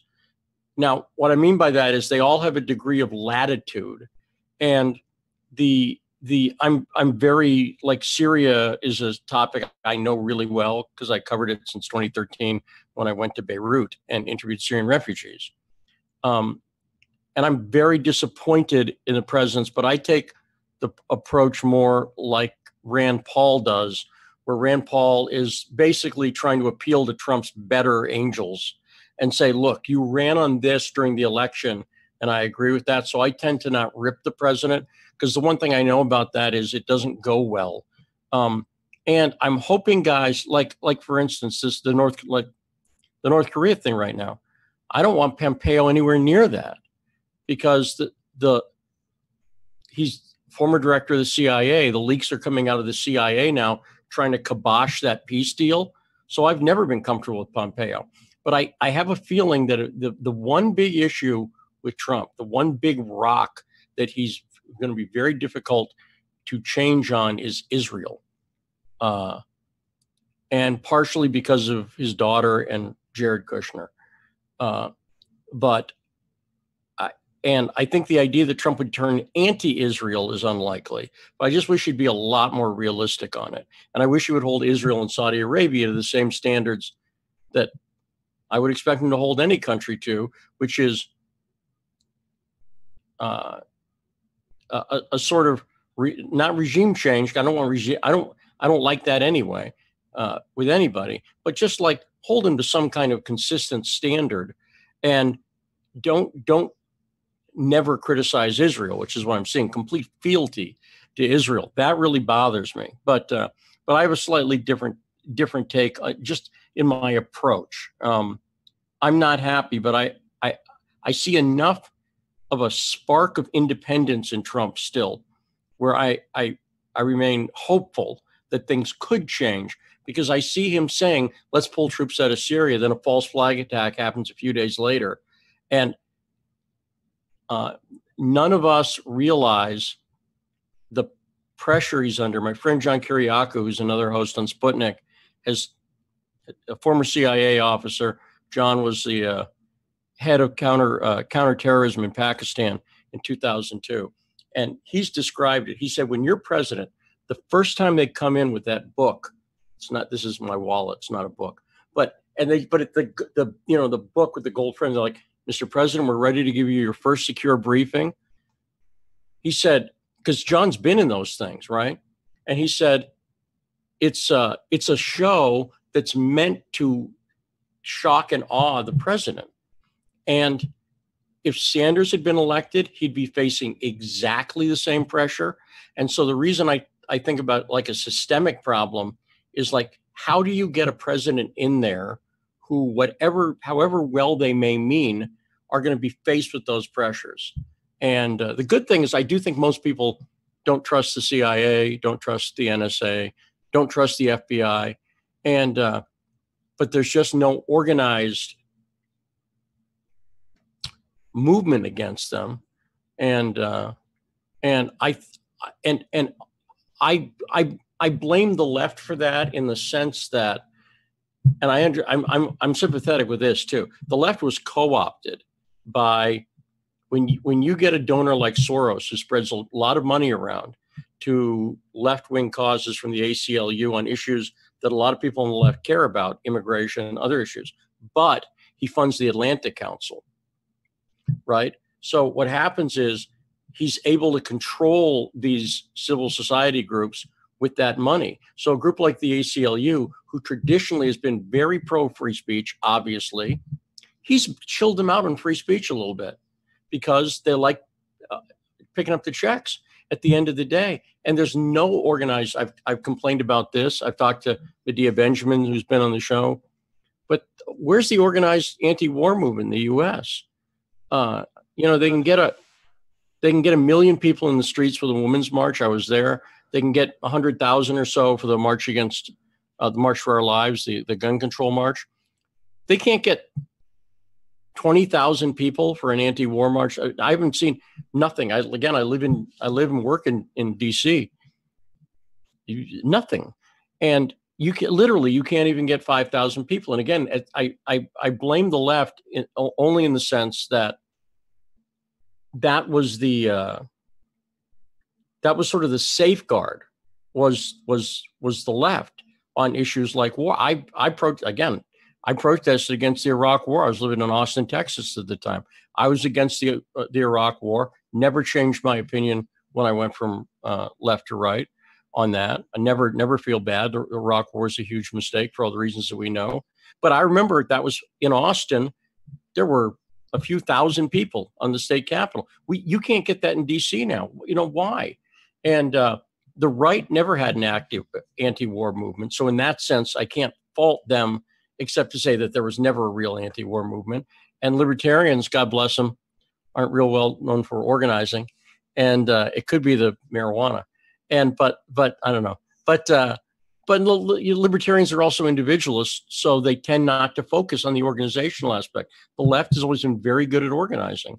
And where is it? So that's my take. But I mean, in that world, across everyone I talked about, you really need WikiLeaks. WikiLeaks has been driving a lot of this, and WikiLeaks has enough global force where WikiLeaks could, be a part of that. But that's why they've taken out Julian. It's very dangerous and it's very scary.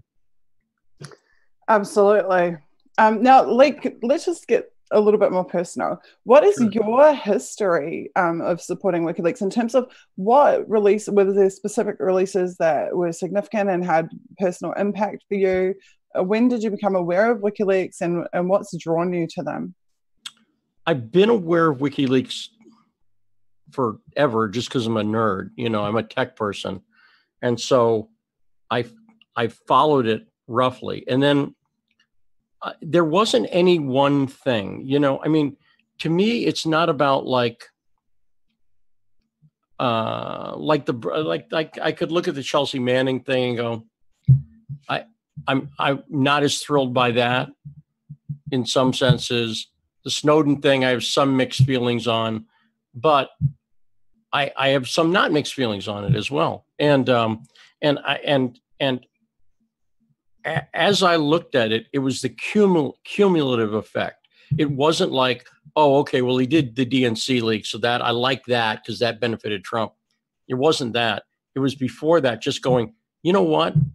I talk about Julian's bravery. The scary thing is anybody could be Julian, but nobody could be. What I mean by that is it's the bravery, but seeing what's happened to Julian, I mean, like I say, I like to think I'm brave in my work as far as it goes, right? And I am, but Julian's the one taking the arrows for everybody right now. And the thing is, it's really important that somebody be doing what he's done, which is he's published material that's come to him in an organized and responsible way. And I think I'll put it like this. I hadn't really thought of this before, but Assange is really, you talk about the barriers breaking down. I was able to, I have a podcast about journalism I do called Making the News, right? And it's on iTunes if people want to listen. And at first I was interviewing my friends which were people I know and worked with at Breitbart. So it was like Milo Yiannopoulos or Cassandra, who I knew, right? But then I didn't want to just interview my friend. That was the easiest thing to do. Does that make sense? Like the easiest thing to do is go through my Rolodex. But then I'm like, well, we're getting a lot of people on the right. So I contacted Glenn Greenwald. And Glenn, to his credit, Glenn knows who I am. I've gone after Glenn. We had a great interview. And I think it's partially WikiLeaks that's binding. If you think about it, it's really Julian, who I've never met at all. But in a way, Julian's the glue that's binding everyone together that you're talking to around the world and across the political spectrum. And he's done that not by calling up and going, hey, Cassandra, you should talk to Lee or whatever, because we met on opposite sides of the Steubenville rape case. But that's the glue. And that's really important. I mean, that role, there's just nobody else in that role. There really isn't. Literally, am I missing somebody? Am I missing somebody who's kind of in the middle there? Because who's like a person? I don't think so. And again, I mean, what they're doing to Julian is obviously, when I talk about populism, the other thing I should mention is what I mean is a post-information age populism, which is the short version is the 15 years ago. Let's pick that. iPhone's about 11 years old. But let's 15 years ago.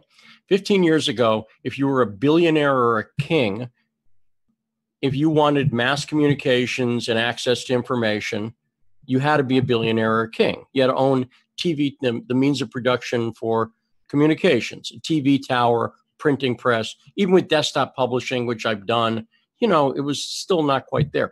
Today, everyone's walking around with here's my TV truck. And it's also, I can write on it and I can read and everything else, right? And everyone has one of these in their pockets. The populism we have now is that the elites no longer control the means of production for communications and information. And that revolution's only 15 years old, where everybody had it all the time at their disposal. And not even really, but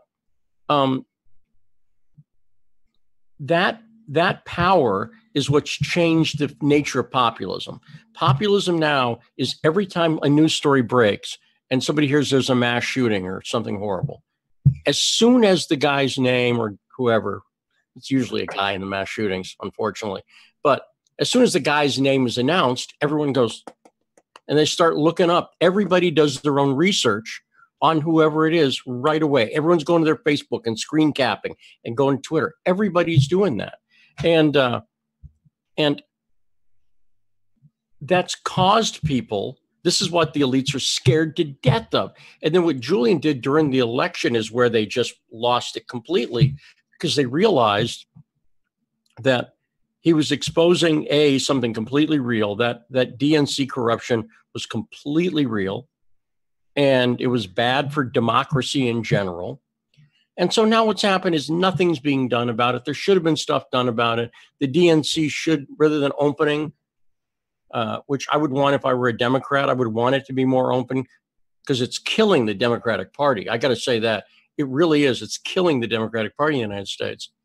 And rather than do that, though, they closed ranks more around it. And that's why, again, I'll never feel badly about voting against Hillary Clinton, because I think she was clearly the more dangerous candidate there. Every bad thing that Trump has done, Hillary would have done with more gusto quicker.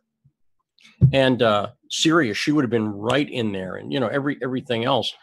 And I don't think we'd even be at the tenuous position we're at with North Korea yet. She's just a complete tool of the establishment.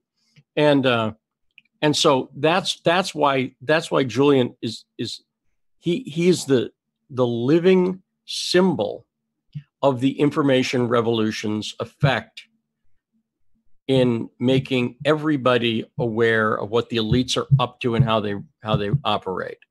And so that's my take on that. I think what you're saying about how Julian is the common thread that binds us is absolutely fantastic. And you said prior to that, that anti-war is the common principle that binds us. And I think those two things go together hand in fist, because Yes. WikiLeaks at its fundament is an anti-war organization. This is something I've made this argument for a long time, actually. It's one that some people are reluctant to accept. But surely the fundamental purpose of all of the information that's being shared about these wars is ultimately to limit them or to prevent them. You can't I've been thinking quite a bit about populism in the past couple of years, and you can't have a populist movement without it being anti-war. It has to be. And the reason it has to be is that the war economy is, it's not just the war, it's the war economy. And the problem, and here's one of the differences between the left and right, especially in the US. There's a contradiction it's not really a contradiction, but there's a seeming contradiction in being anti-war, which is, can you be anti-war and pro people who go to fight the war, the soldiers, right? And I understand both sides of that debate, but in the 60s, the soldiers were demonized as the problem, and they're just not the problem, right? There's a variety of reasons people go into the military and everything else, and some of it's economic and some of it's patriotic and whatever. But I never blame those people, and I don't even necessarily blame. A child just walked by me. I heard something, but we got a lot of them. But someone's going to the restroom, I think. But as I thought about it, I realized the fundamental thing: you have to be against the war because of wars in general, because it's the most elitist thing you can do. The most elitist thing you can do is sit back, profit from wars, and send other people to fight them. That's simply the most elitist thing you can do, right? It's like, no, I'm too good to fight, but you go right ahead, or your kids or whatever, go right ahead. That's fundamentally what it is. And so I think one of the differences between the left and right in the US is, and I think the left got a little smarter about this, is stop demonizing the soldiers and start putting the focus on where it belongs, which is not just the generals, but also, well, the other thing it ties into is what we call deep state or persistent state, or NSA, CIA, FBI in the United States, plus a certain bureaucracy, right? That part of it, that's also where it ties into. And if you look at the, like I've always, I work for Russia now, but one of the reasons I was very comfortable working for Russia is because I knew the truth when I went to Lebanon and interviewed Syrian refugees about what's going on in Syria. And I interviewed people like Louis Sacco, who's the head of the Iraqi Catholic Church, and the spokesman for the UNHCR, and refugees, and Muslim refugees, and Christian refugees, and everybody. And they all knew what was going on. The U.S. was supporting the people who were the bad guys in Syria. That's what was happening. And everyone knew it over there. It wasn't controversial. They were like, why are they, Sacco was, and a bishop, they were like, why is Obama doing this to us? And, but I couldn't get any traction on that story when I came back to the U.S. And it took me a while to realize how co-opted both the right and the left, independent. See, this is the other thing that's super dangerous right now. Everybody realizes how co-opted the mainstream media is. But I hear my friends on the left talk about they're like, Amy Goodman, what happened? They're like, what happened to Democracy Now? And I talk about to my friends on the right, and I used to work at Breitbart. Breitbart got co-opted too, and everybody's co-opted by money. I talked about, if groups like Soros and these institutional left funders that are pro-war have co-opted the left, the right, it's 100% clear it's co-opted the right, it's Israel. The right, this has been told to me by people who are well-known, respected publishers.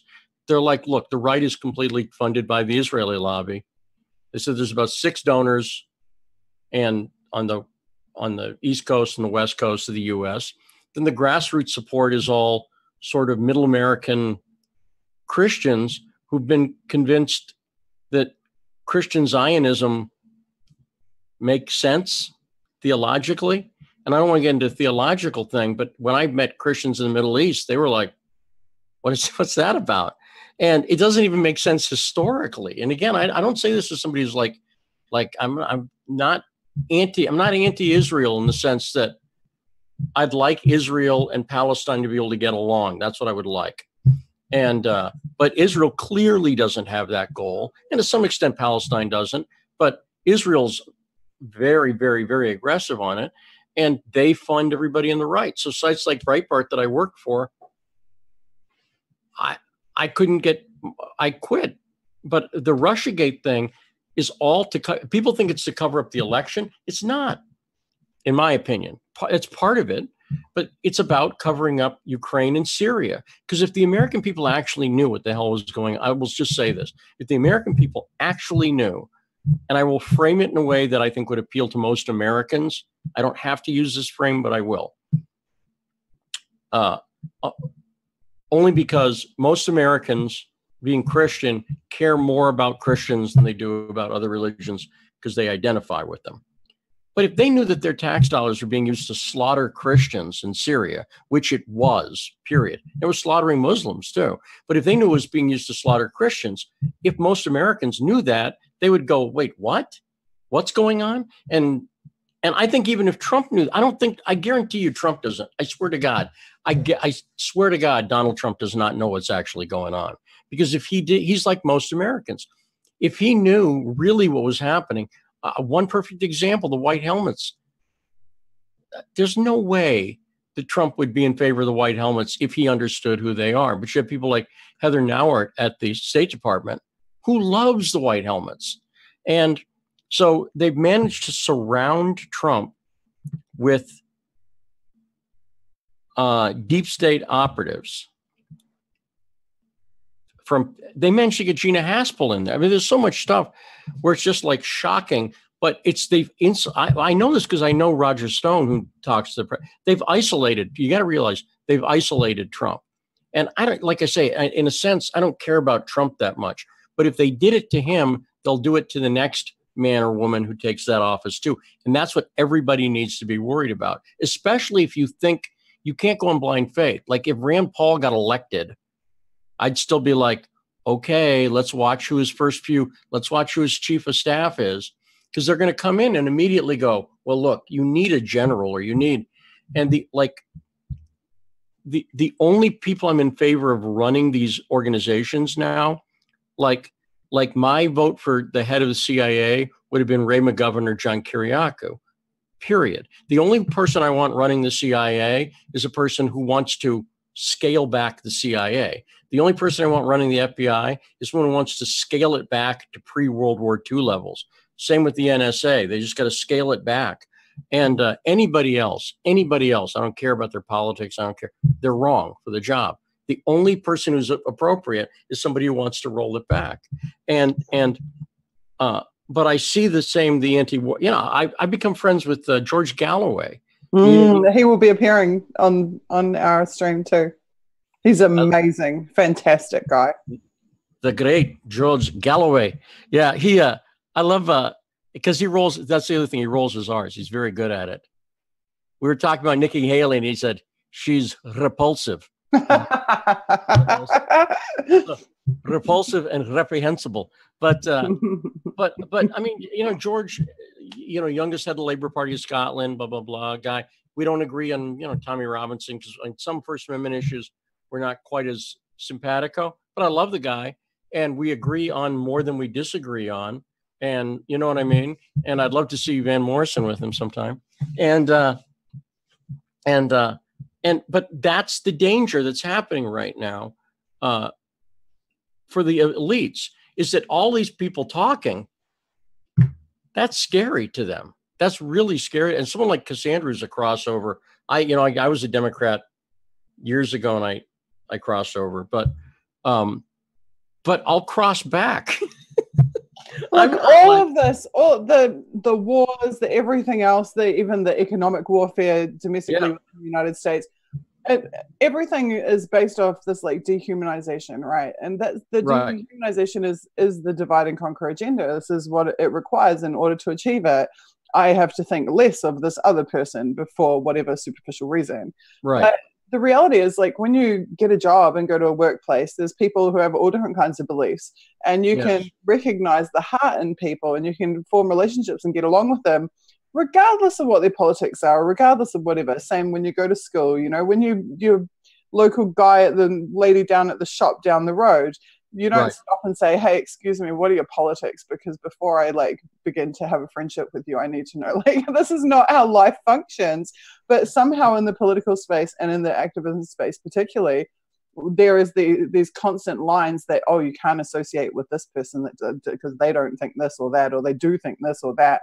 And that's what we really have to break down. We've got to be able to recognize the heart in people and appreciate the good things about them, regardless of whether we agree. I mean, Cassandra and I am on Cassandra's threads in the last 2 weeks giving hell about ICE, because I personally think that it is an inherent part of the police state. It is embedded. It's an actual intelligence agency. It's an embedded part of, it's working with the fusion centers. It's a NSA customer, which anybody who knows anything about my work will understand exactly what I think about NSA customers and what I think about the global surveillance apparatus of which ICE is a part. However, Cassandra is completely the opposite. She's like, give them more money. Give them, you know, they should be doing arrest twice as many people. But that doesn't mean that we have to dehumanize each other. Because dehumanizing each other is not going to achieve any good for this planet whatsoever. It's not going to advance any of our causes. All it's going to do is keep us all siloed and separate and unable to advance in any way or to achieve any progress. So that's why I'm perfectly happy to sit with someone like Cassandra, and even to promote Cassandra in her work and her involvement, because she is fundamentally a good person. There is a good heart inside of her, even if we're polar opposites in our politics. And I think we have to put a bit less stock in our personal politics and a bit more eyes on the prize, right? What is going to be the outcome of this? And we can do more together than we can apart. Immigration is one of those issues where if you try to stop applying the left-right thing and apply the populist elitist thing a little bit more, you might, like, people might come to solutions quicker. See, here's the other thing too. I really believe this, that information revolution, the other thing that's broken down is that terms like communism and capitalism are relatively meaningless now, because we're in an era right now where at pretty much every economy is some level of market involvement and some level of government involvement, period. Everybody. Now you can jigger the percentages basically, but there's no pure capitalist government, and there's almost really no pure communist government, and even the pure communist ones have some degree of markets, right? And so I just don't think the terms mean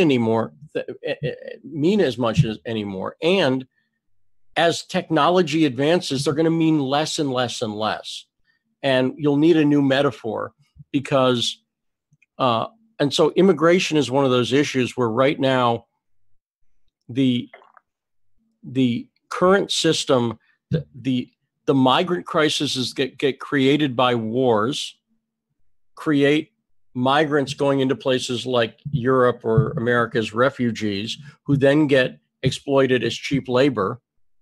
And so the globalists win on both sides, in my opinion.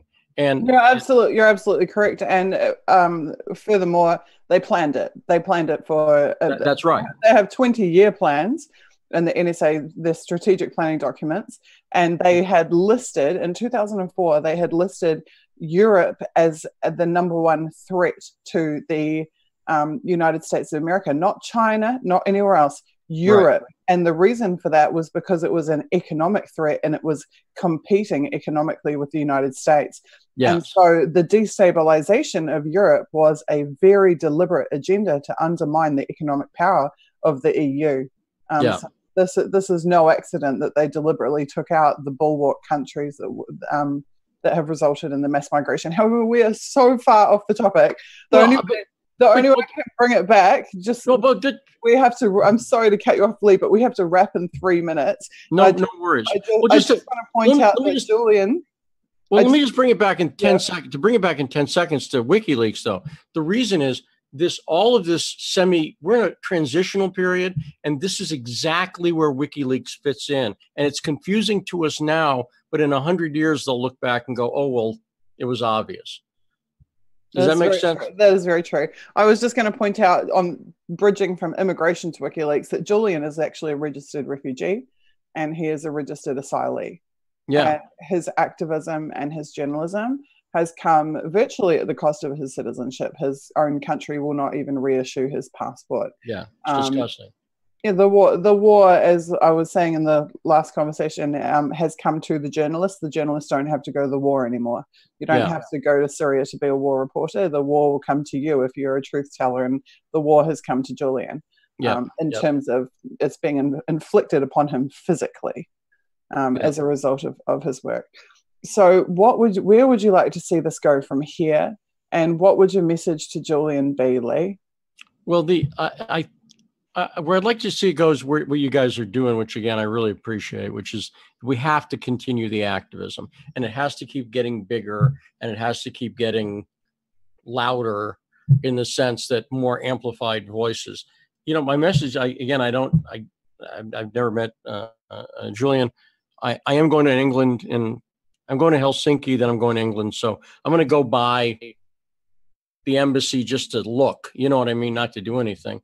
But I just feel badly for him right now. I feel badly for just as a person, for him and his family, for what he's going through. And I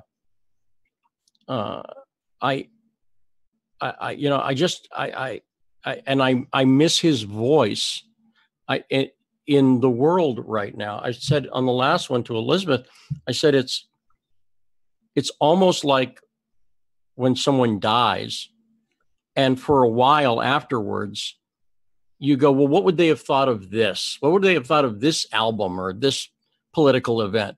And you wonder that about Julian, except he's not dead. And so hopefully he will rejoin us soon, and we'll hear what he had to say about North Korea and about everything that's in Syria and the Duma strike and everything else that has happened when he's been gone. But that's it. I just come back. You know, I just hope he comes back, and I hope he's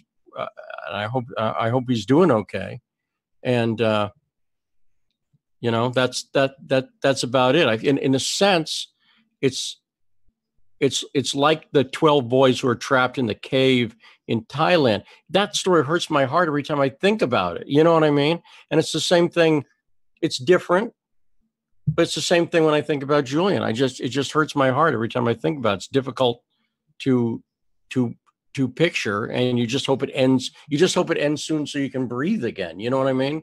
That's what I feel about the thing in Thailand. It's just like, I just want them out safely. So it's okay. Don't know them, but that's one less thing I have to stress about today. It's very empathic, and I think Julian is also a very, very empathic person. You look at some of the statements he's made, particularly around war, and it's always out of concern for others. In the past, when he's been asked about the hardships on himself, he said, I'm not in Syria. I don't have a bomb dropping on my head. Right. I haven't lost my legs. You know, has a very realistic and modest point of view in that regard. Yeah. Thank you so much for being here, Lee. Thank you for standing up and being counted. And I would just say, since you're going to London, I'm pretty close to the Vigil supporters that have been on the ground there at the embassy for the last 7-8 years. And if you'd like to be put in contact, they're having I would. They're having near constant events, like almost on a daily basis now. They're having vigil events at the embassy since Julian is under such threat. Perhaps you could go and meet with them, take some photos, maybe do. I'm going with my camera and everything, so I'd love to be able to. We're just planning that bit of the trip now. I'm going to Helsinki for a few days to cover that, then to England to cover that and a few other stories, and to do sightseeing, of course, when I'm there, which is what I'll tell them when I enter the country. Well, we'll put you in contact, because I would love to see some images of you there. That would be great. Fantastic. All right. Okay. Thanks so much. God bless. Thank you for your work. You too. Thank you so much for yours. Okay, everyone, we're going to cut back to our theme song, Kill the Messenger, by @JamesGetsIt and @V for Vapid, which has been like viraling around the internet today. It's so cool and everyone loves it. And then I will be back in a few minutes with H.A. Goodman.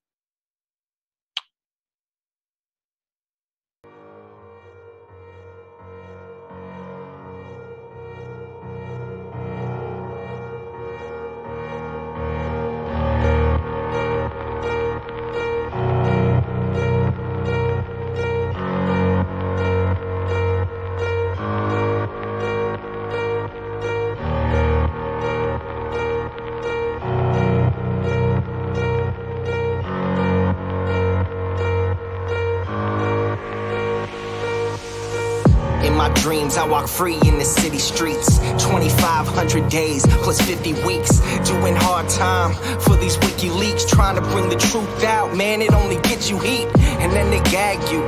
You don't get to speak, and when you get the leak, they try to hit delete. The masses of the masses, they want the shit discreet. That's why my middle finger's up to these sick elites. Free speech, it's the freedom of press. Take your deepest, darkest secrets, never leave them unsaid. If I'm a thief, then I'm a thief for the people you dread. The people of the red, white and blue, you keep them in bed. Seeing the sheep, keep them asleep, deceiving the weak. Keep seeking the leaks till you cease, and I see your defeat until I'm deceased underneath a freezing red sheet. Become a dead man, then I hit the switch and release.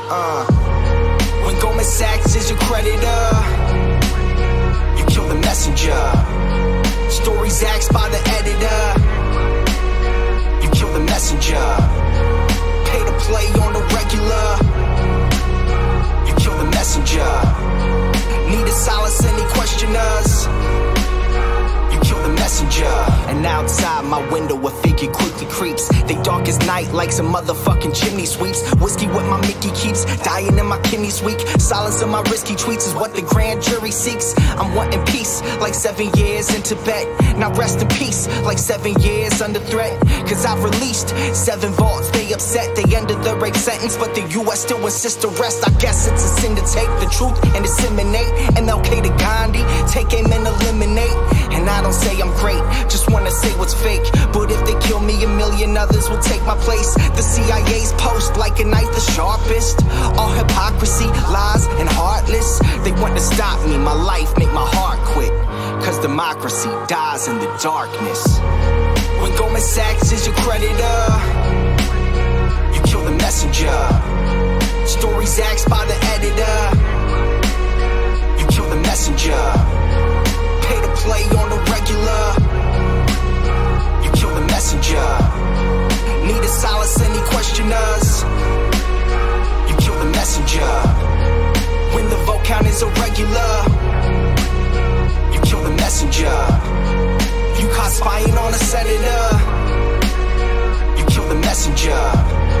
Removing voters from the register, you kill the messenger. Need to silence any questioners, you kill the messenger.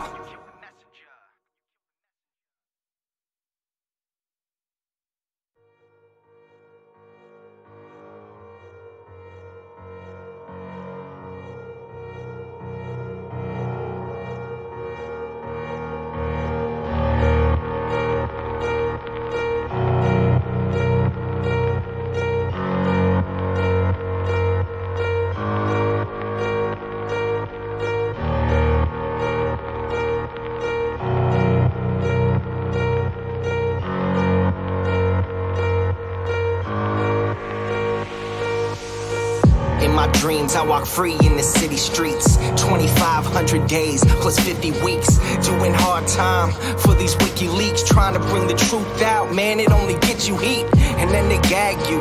You don't get to speak, and when you get the leak, they try to hit delete. The masses of the masses, they want the shit discreet. That's why my middle finger's up to these sick elites. Free speech, it's the freedom of press. Take your deepest, darkest secrets, never leave them unsaid. If I'm a thief, then I'm a thief for the people you dread. The people of the red, white and blue, you keep them in bed. Seeing the sheep, keep them asleep, deceiving the weak. Keep seeking the leaks till you cease, and I see your defeat until I'm deceased underneath a freezing red sheet. Become a dead man, then I hit the switch and release.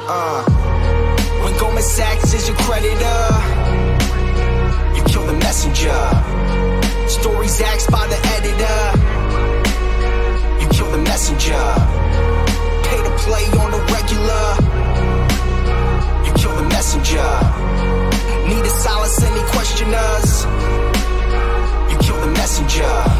outside my window, a figure quickly creeps. They dark as night like some motherfucking chimney sweeps. Whiskey with my Mickey keeps dying in my kidneys weak. Silence of my risky tweets is what the grand jury seeks. I'm wanting peace like 7 years in Tibet.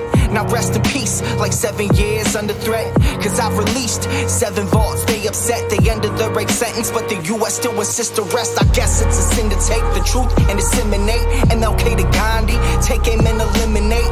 And I don't say I'm great, just wanna say what's fake. But if they kill me, a million others will take my place. The CIA's post like a knife the sharpest.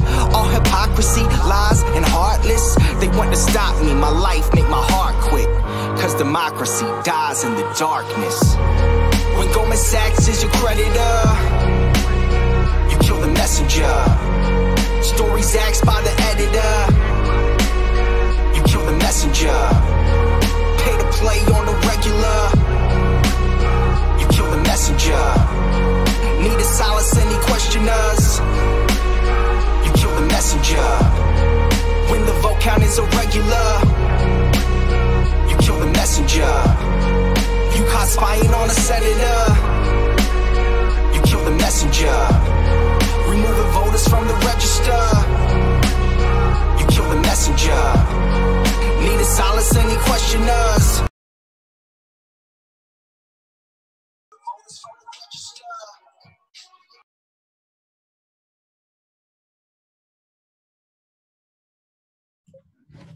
And we are back. Hi, everyone. Welcome back to the stream. Excuse my shiny face. I've been at it for a few hours now. I am so pleased to have with me someone who has very generously interviewed me on a number of occasions, actually, and who Julian Assange actually shared my last interview with. And that is the wonderful author, journalist, columnist, H.A. Goodman. Hi, H.A. Welcome to the stream. Suzie, how are you? I'm really good. I'm hanging in there for Julian. We are, God knows how many hours are we through now? I think about 16 or something. We must be nearly hitting the halfway point, but we have 38 hours on this vigil. And you were with us on the very first one, which was a 10-hour emergency vigil that we did when we first heard the news that Julian had been disconnected. This is my third one, actually. It was amazing. We've gone and from I'm 10 honored hours. and privileged every time. We've gone from 10 hours to 26 hours to now 38 hours. And I think sky is the limit. I've got people constantly emailing me, asking me to join. So this is really starting to turn into something truly phenomenal. Well, like you said, I think that whenever anyone tries to silence a voice, that voice grows stronger. And now we have so many people who want Julian Assange free. And I was just actually, I don't know if you're familiar with this speech from Trump. This is non-political, non-partisan, but it was at a charity event and the Al Smith dinner. And this was like an event in New York right before the election. And I've for my channel, I listen to it, and it's hilarious because he goes for the jugular against Clinton. That's hilarious. But he brings up WikiLeaks, and he brings up WikiLeaks. Like he basically made a joke like, oh, I don't know if, can you hear me okay? Sorry, I can hear you just fine. Sorry, I've got a tendency to mute my mic when you're speaking. Okay. So that there's no is this mic on? No, you're good. You're good. I'm here. I'm listening. So he brings up WikiLeaks, and you can tell that. And I know that Jeff Sessions and Pompeo, and I know that they have stated categorically and overtly that they want to arrest Julian, but you can tell from that speech, it's the Al Smith dinner. It's about 2 weeks before the election, and everyone there just pretty much runs New York. I mean, you have everybody from Bloomberg to Clinton, everybody, and he is just going for the jugular. And the jokes are like really, it's not really jokes. It wasn't really roasting. It was just Trump going after Clinton, talking about emails, all these things. But then he talks about how did she get the invitation? If it's through email, you probably heard of it through the wonders of WikiLeaks. And he talks about WikiLeaks. And I think he says I love WikiLeaks. So it was just something I wanted to bring up because I was just watching it for one of my uploads. Well, HA, there's something that I've been absolutely dying to talk to you about because it is so close to your area of expertise and your personal interest. And that is the revelation in the Hill about the immunity deal with Assange that was killed by Representative Mark Warner and by none James other Comey. So let rip. What's your vantage point? Just when you thought Comey couldn't be more inept, just when you thought he couldn't be more vile, it's like, surely he can't be that evil. And then when I looked at that, I was like, oh my God. And he didn't even give like a reason. I think it was Bruce Orr, one of the DOJ officials who was involved in giving Comey the Steele dossier. Even he was like, yeah, let's help Julian Assange. Let's go. I mean, I don't know if he said, let's help Julian Assange, but he was like he was an intermediary to go ahead. And that's what the intelligence community needs in the United States. Like, we need to know if indeed they're doing things right, or how they can not be so corrupt, or now how they can not get hacked, or whatever, like what they can do to ensure that people within their organizations don't say, hey, there's so much corruption here, we're going to leak this information because we're whistleblowers. Basically, I've always stated that WikiLeaks and Julian Assange are an asset, could be a positive force to protecting the United States of America. And that could be a very big reason why either Trump pardons Julian Assange, or I hope that he eventually does, or Julian Assange doesn't even need to be pardoned. He didn't do anything wrong. There's no crimes he's committed. He's a publisher. But the point is, James Comey said, oh, well, let's not do this. Let's not allow Julian Assange to be to have an immunity deal, when he's given immunity deals to people like Brian Pagliano, who rewired existing networks to allow special access program intelligence outside the country, outside the United States of America, onto Clinton's private server in her basement. That's SAP intelligence, the highest form of classified intelligence, beyond top secret. And he was okay with that. He gave Brian Pagliano an immunity deal. Eventually, did he? Yeah. Eventually Pagliano got immunity eventually. And everyone, all the culprits in that got immunity. And that actually did hurt the country, because Defense Secretary Robert Gates said it's almost certain that Russia, China, and Iran hacked Clinton's server. And they actually did hurt the country. And the intelligence community in the United States has between the CIA, FBI, and NSA, they have a $35 billion budget. And they haven't reached out to Julian Assange. They haven't reached out to WikiLeaks. They haven't looked at the DNC servers. They haven't done anything. Yet they say they're moderately confident. The intelligence reports are hilarious. They have warranty disclaimers. High confidence. They even say high confidence could be wrong. They could be wrong in their assessment.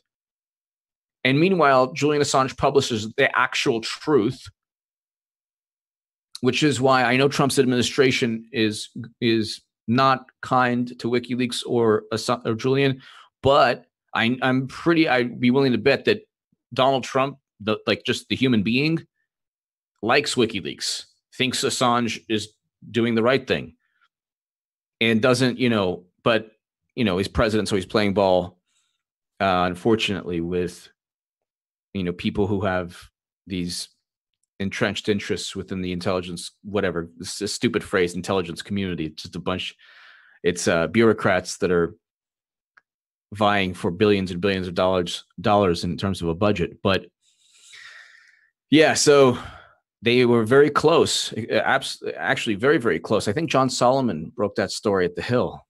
And Comey, in yet another the imbecile named Comey, in yet another horrible example of his, deceit and his inability to just do anything right, said, oh, well, no, we can't go ahead and do that. Because if they do that, then all the lies.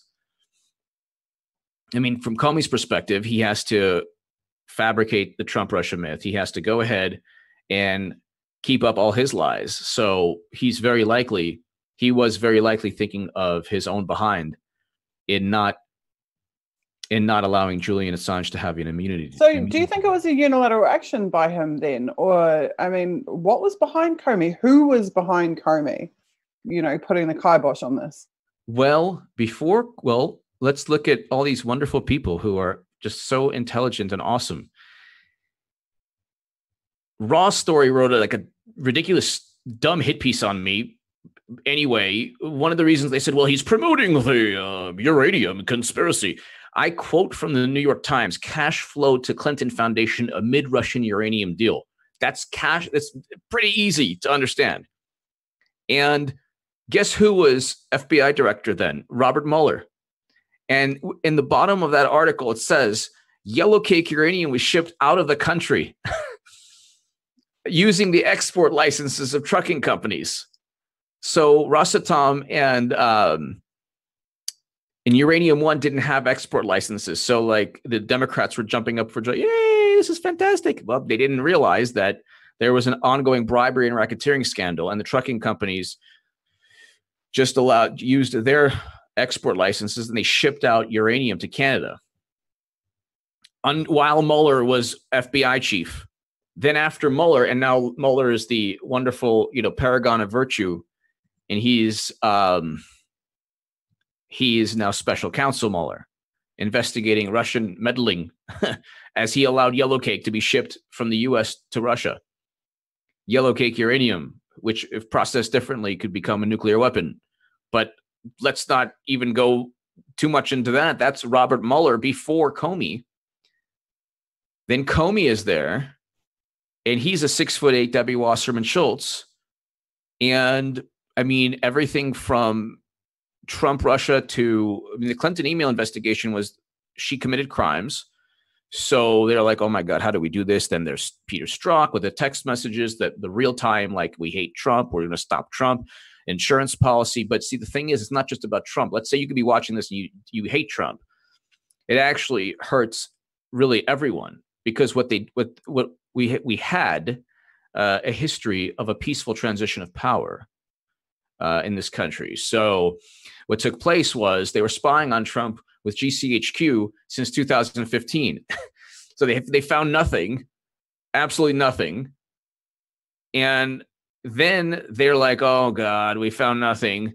So then Elizabeth Voss at Disobedient Media has she's, as you know, an amazing journalist. And so she exposed Joseph Mifsud, the professor, who's now AWOL or missing. Is he still missing? I don't know. But he has ties to British intelligence. He was speaking apparently to Papadopoulos. So it's this whole gossip and hearsay, and they purchased the Steele dossier from an MI6 guy. So I mean, really what's behind Comey is that Comey is just holding up the fort and for the entire global intelligence network. Yeah.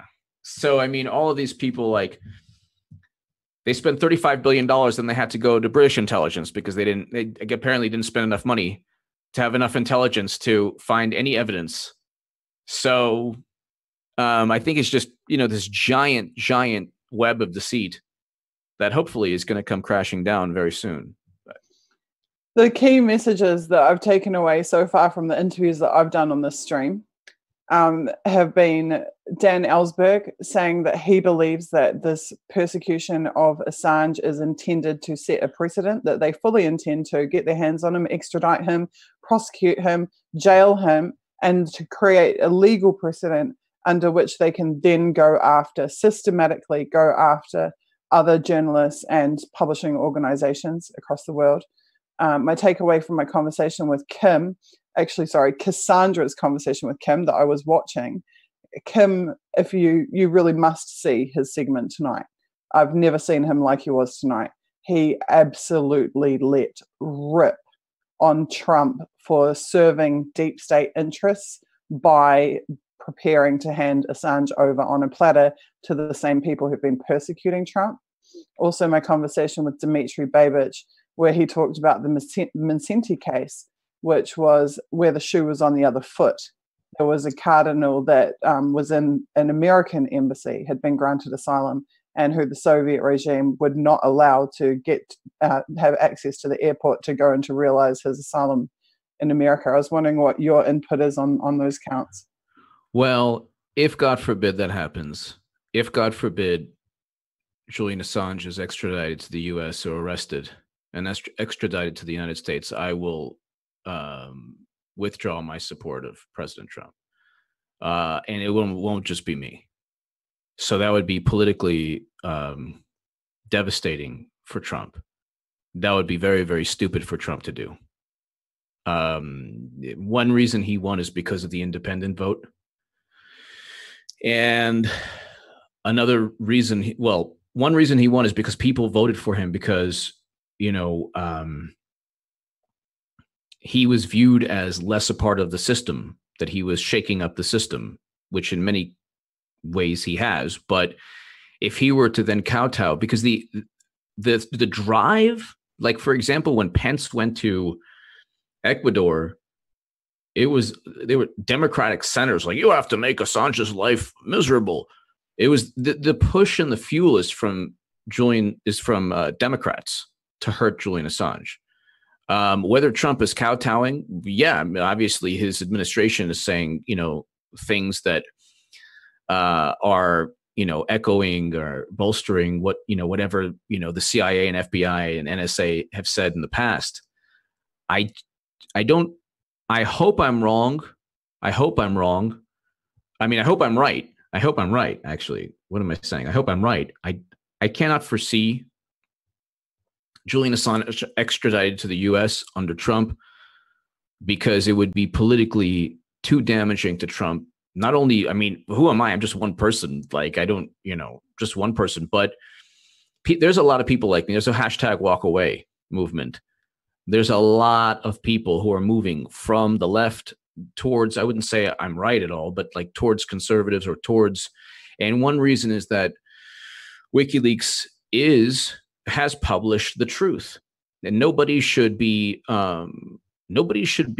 punished for the truth. You even teach children to tell the truth, and no one should be punished for the truth. And one thing Trump does is that I understand that Pompeo as a CIA director and Sessions have made those comments. So it's a priority.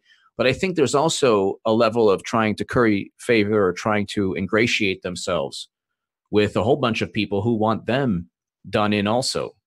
So I don't know. I don't think right now at this point, I don't think the House or the Senate is going to go. I think that Republicans will sweep both the House and Senate.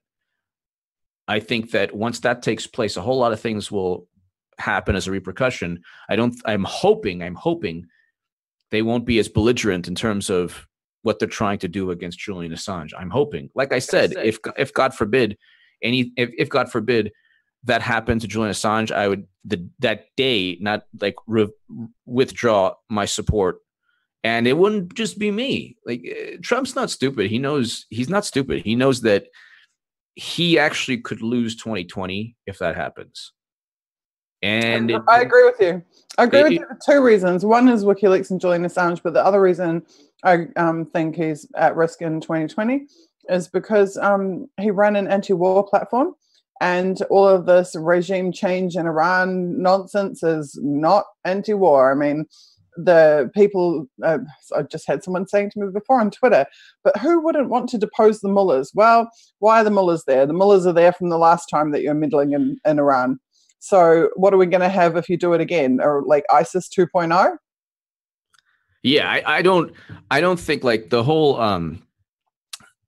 when you have, Bolton, he's like more of like I call him, he looks like a crazy homeless guy.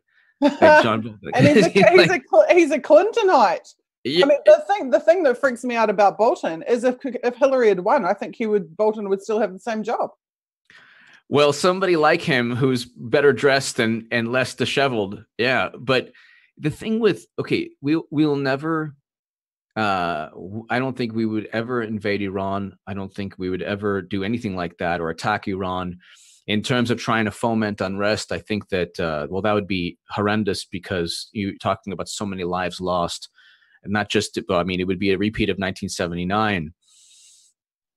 And I actually have a friend at a Persian restaurant in LA, and he was talking about, like, he's one of the managers of the restaurant. He was actually arrested and sent to, oh no, there was an arrest warrant out for him. And people he knew, like family, people he knew were arrested and sent to prison, tortured. But there was an arrest warrant out for him in the revolution in Iran in 1979. And he then had this, like, an amazing story. He then had to get dressed up as like a religious, like a mullah guy, and go to the front lines. And he did that to escape from Tehran, the front lines afterwards when there was a war with Iraq. And he actually set up a hospital taking care of wounded soldiers, but also wounded religious soldiers, because they were actually being not taken care of because the Red Cross, like, or, you know, people there would not take care of them for some reason. And so he set up this like hospital, this field hospital with, like, you know, nurses and doctors and everything. And then he went back to Tehran and he almost got caught again. But then one of the mullah or the religious, like, leaders said, hey, you know, I know that guy from the war. No, he's fine. Even though there was an arrest warrant out for him, and he left, and he was able to flee to, I think, like, either Germany or, but that's an amazing story. But I mean, like, that's like, what would, I mean, you know, you don't want to, revolutions are not, so many people perish and are slaughtered. And no, I don't want that. And I think that as long as Trump doesn't destroy Libya, like Obama with NATO, I think that right now he'll get reelected in 2020. It's not even a doubt in my mind. The only thing that could really hurt him, even far more than the rhetoric from Bolton or whatever. I mean, you know, they're always going to say, yeah, you know, you should really go ahead and overthrow that horrible regime in Iran. They're going to say that stuff. And I mean, they're going to say, like, yeah, this intelligence community, well, you know, they found out that WikiLeaks, you know, was part of something really bad. I mean, they're going to, like, you know, because what are they going to say? Like, he can't, he's almost this close to telling the FBI to F themselves. He's this close, Trump is, but he can't go all the way. I think that if we see, like, God forbid, they use that stupid term like optics, the optics. But if we, God forbid, saw Julian Assange extradited to the United States of America, it would be a global phenomenon of, it would not only expedite #walkaway, it would expedite #walkaway from Republicans and Trump also. It would just be like walk away from all politics. There'd be like 2 people voting for the 2020 election. Which, so funnily enough, that's where we were at in 2011. Is the system is broken, the Democrats are corrupt, the Republicans are corrupt, the 2-party system is a sham, the 1 vote every 4 years for one of 2 puppet candidates is a sham. The system is not serving anybody. Occupy. I mean, it seems revolutionary that we're having this unity event and combining people from across the political spectrum, but really, Occupy was a melting pot. I mean, we had Tea Party Republicans at Occupy. We had full-on hard left Antifa, environmentalists, socialists. We had libertarians. We really did have full spectrum at Occupy. And it seems like, in some ways, the Trump campaign reminds me a bit of the 2008 Obama campaign. It was the hope and change that you can believe in, you know. And just like Obama pushed, you know, anti-war, pulling troops out of Iraq, pulling troops out of Afghanistan, closing Guantanamo Bay, and then did the total opposite of that. We have Trump saying no more regime change, no more interfering in the Middle East, got to look after America. And like, where are we sitting, you know, right now? Right now, we've got Rudy Giuliani talking to 100,000 people in Europe saying we're going to install the MEK in Iran. And what does the letter M stand for? Mujahideen. So Yeah. we've gone from no more regime change to let's install a mujahideen regime Yeah. in a year and a half. Took a I year gotta and a tell half. you, I mean, if I let's put it this way, two things, like I've always stated, if there was an actual push for regime change where we send soldiers and we topple a dictator, I mean, the whole let's assist the destruction of a regime that we don't like. Yeah, I'm against that too, but unfortunately, that's not going to change either party. Like you said, like both parties are. I voted for Jill Stein, so I never thought that. I don't think Trump is like, you know, a hippie, but like I think that less. My whole thing is that he was less hawkish than Democrats, which are overtly, like you have a Max Boot and Bill Kristol, who are now like, vote Democrat. So in that sense, but I do agree with you. I don't think we should foment any, unrest in Iran. I think that's bad. But I do think that right now, unless there's two things that take place, like if one of these two things takes place, I don't see Trump winning.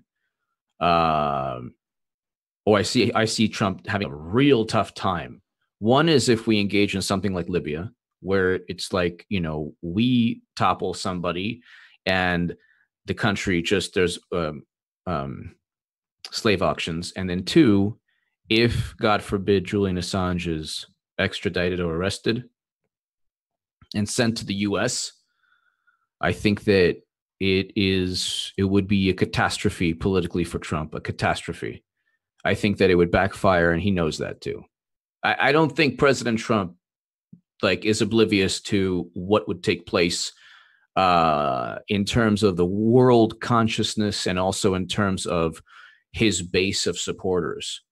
Not just because of the WikiLeaks and Podesta emails, which obviously exposed Democratic corruption, not just because of that, like not just because we, like if you're a Bernie Sanders supporter like I was, that we found out that, you know, they actually wrote in their own words that they were cheating Bernie. And we found that out because of WikiLeaks publishing the information.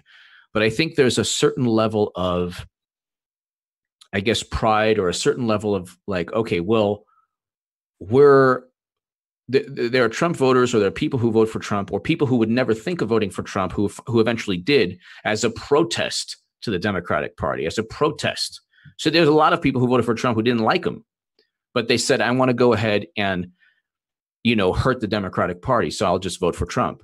If he does the bidding of Hillary Clinton, then I don't think that's gonna. You can't lock her up and then extradite Julian Assange. It doesn't work that way. So I don't think that. I hope I'm right. I can't imagine it under President Trump's administration. But I mean, like I said, God forbid if it takes place, it would be a much bigger thing than just, you know, little old me saying, I'm not going to vote Trump. It would be millions of people throughout the world and hundreds of thousands of American voters saying, whoa, this is not right. This is wrong. And I think that Trump knows that. So. Okay, politics aside, and I did really enjoy, actually, especially about the Comey part, the discussion that we just had. But politics aside for a minute, I'd like you to put your journalist hat on. You're someone who actively dissents on, actually, I mean, I want to say a mass media platform. You're not in the sense of the mainstream media, but in the sense that, you know, people like yourself and right up to Jimmy Dore are now commanding audience sizes that are bigger than CNN gets when they post a video to their crappy YouTube channel. half the YouTube viewers, they're like it's called correct the record. It's like half correct the record. The stupidest comments. They're like when there's a picture of Mueller on CNN, they're like, "Me lovey Mueller. Oh, Avenatti is so sexy." They're like, "Oh, Stormy Daniels' lawyer sexy." Go on. I'm sorry. As a journalist, I'd like to know. You know, you dissent against Clinton, you rail against Clinton, you rail against Trump when he does something out of order or when he's violating, you know, his supposed principles and his base and his platform. That's a luxury that you currently enjoy. that we can't say you might have in 5 or 10 or 15 years' time if Julian and WikiLeaks do become a precedent for the takedown of dissenting journalists and media organizations. So I wanted to just know two things. One, as a journalist, how do you feel about what's being done to Julian and to WikiLeaks? And two, where do you see it going, and where would you like to see it going, which I assume are probably two different things? Well, to answer the second question, I want to see him free with his family, and he deserves freedom. You know, this is like a global. This will be discussed. Julian Assange will be, you know, the kids will learn about Julian Assange and WikiLeaks hundreds of years from now. You know, like a lot of the things we talk about will be footnotes in history. I do believe that WikiLeaks and Julian Assange will be discussed hundreds of years from now, and kids will learn about Julian Assange and WikiLeaks. So that's, you know, that's like, and he deserves freedom as a human being and a journalist, but first and foremost as a human being. This is a sadistic, hate-filled onslaught or attack against Julian Assange because one side, well, both sides, whether it's Republican or Democrat, and whether it's, you know, these unelected officials or these agencies that have billions and billions of dollars in funding, you know, if there's more truth, when you know the truth about what goes on about wars or political campaigns, you're more educated, you're more aware as a society, you're less susceptible to being deceived or duped. And so obviously they see Julian Assange as an enormous threat. And an enormous threat because they're not going to get, you know, $35 billion combined. The CIA and NSA, the FBI has spent $70,000 on a desk, $70,000 on a conference table. So, I mean, it's like a giant money laundering, like the political parties and government, huge money laundering scheme also. So they view Julian Assange also as a threat economically to them, a threat in terms of them not getting away with things. And they always paint it as, oh, well, this hurts national security. Nobody has hurt national security more than Clinton with her server. But anyway, I think that it is a really evil thing that they're doing to him. And I think I see him eventually winning. I think that there's too much political momentum on his side, because even people like who want him, like the most vicious people online. And by the way, like there's so bizarre. I mean, I'm not going to name names, but like, you know who these people are, like these so bizarre, like journalists who should be defending Julian Assange, who have so vicious and so like filled with hate. They like want to see him suffer. And even they know that he did nothing wrong. The really disgusting thing is that the people who should know, the people who should be defending him under the guise of attacking Trump, so they go against him, they know that he didn't do anything wrong. They just think that like it's not fair. Like it's not fair that we learn so much about one side but not about the other. But that has nothing to do with the messenger. That has nothing to do with the publisher. So all of this is like this giant temper tantrum / like they feel better about themselves if they could go ahead and attack Julian Assange, and they want to hurt him because they're morally corrupt. So in terms, I mean, from a journalistic standpoint, they know Assange did nothing wrong. That's what is so evil about all of this. They just want to hurt him for doing nothing wrong because they lost. They're a bunch of losers. So really, they're a bunch of evil, sad, pathetic losers. In the meantime, then we have the mainstream media who's done literally nothing but defame and smear him for 8 years. What's your take on that? I mean, John Pilger said at the Sydney rally on June 19th that the media hate Julian because his existence is an everyday reminder that they are not doing their jobs. Well, yes, that's true. But there's also something there's also something that I think that smart people understand in the media, but also in government, and even also in the intelligence community. The smart people, that it's a toss-up as to whether there are that many smart people, but they do understand that, God forbid, if something were to happen to Julian Assange, it would be a worldwide phenomenon of people who would then question the world even more. The thing with Julian Assange is that when you try to, there's like a rap phrase, like if you diss me, you diss yourself. So if they try to hurt him, they're actually hurting themselves. And the more that they try to, they actually don't know what they're doing, because they're undermining their own political future by trying to hurt a publisher and a journalist who actually publishes pristine documents. So there's nothing. What they want to do is, the people who do want to spread, to make an example, will have the opposite effect of what they want.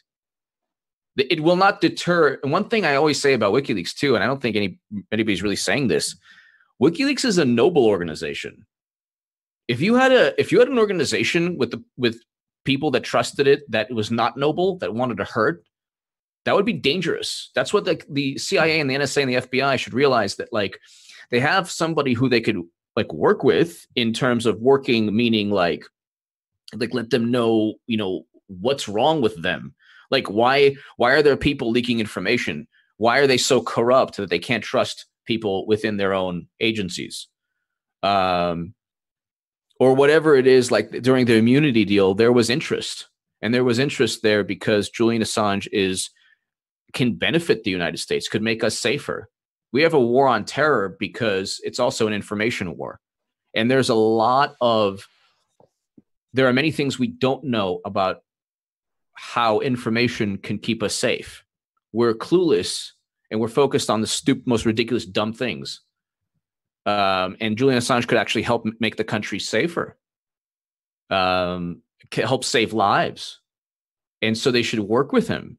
But I mean, everything they want to accomplish, just like everything they touch just turns to the most horrible thing. If they tried to make an example out of Julian Assange, the opposite would take place. All their political objectives, the opposite would take place. And that goes for Trump too. It's not just, if it wouldn't just hurt Democrats, it would hurt Trump, and it would be really, really bad for the country. And then there would be people in other countries like the UK and Australia and New Zealand who would also say, wait, what's going on? This is also an indictment of my country as well. So, one thing that I think is really beautiful, this extends to all of the whistleblowers and truth tellers who have public visibility, as well as particularly to Julian, is I feel like when I was growing up, who did we have as like idols? Who did we have to look up to? Like Kurt Cobain, Nirvana. Like, I'm a child of the 80s, like the 90s. What was there really in the 90s? There was no truth teller. There was no whistleblower. There was no one putting their life on the line for humanity. There was no one making great sacrifice for the public good.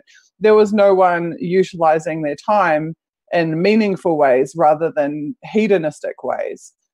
We grew up with very hedonistic role models, and I feel like Julian has ushered in this new era where maybe young people have someone to look up to and someone to aspire to be like, someone who is cool and edgy and technologically savvy, but someone that they really can aspire to be more like in a way that's positive for humanity. Do you get where I'm going with that? Absolutely. Also, how many times do you really see someone who is so principled? Like, I'm sure that if he disclosed sources, he could be out in a second. I think that if he disclosed sources, but that's like a principle of WikiLeaks, like a bedrock principle. Like he would rather not ever, tarnish the foundation of, what he's created. And he will, continue to actually endure all this onslaught and this, unfair treatment and this horrible treatment. But It's a testament to, because like if you see like people in organizations, whether it's the FBI or the mafia or anyone, they're turning on each other left and right, and they're doing anything possible to attain freedom or their personal gain. The backstabbing, people backstab each other all the time in offices, but he will not ever disclose a source.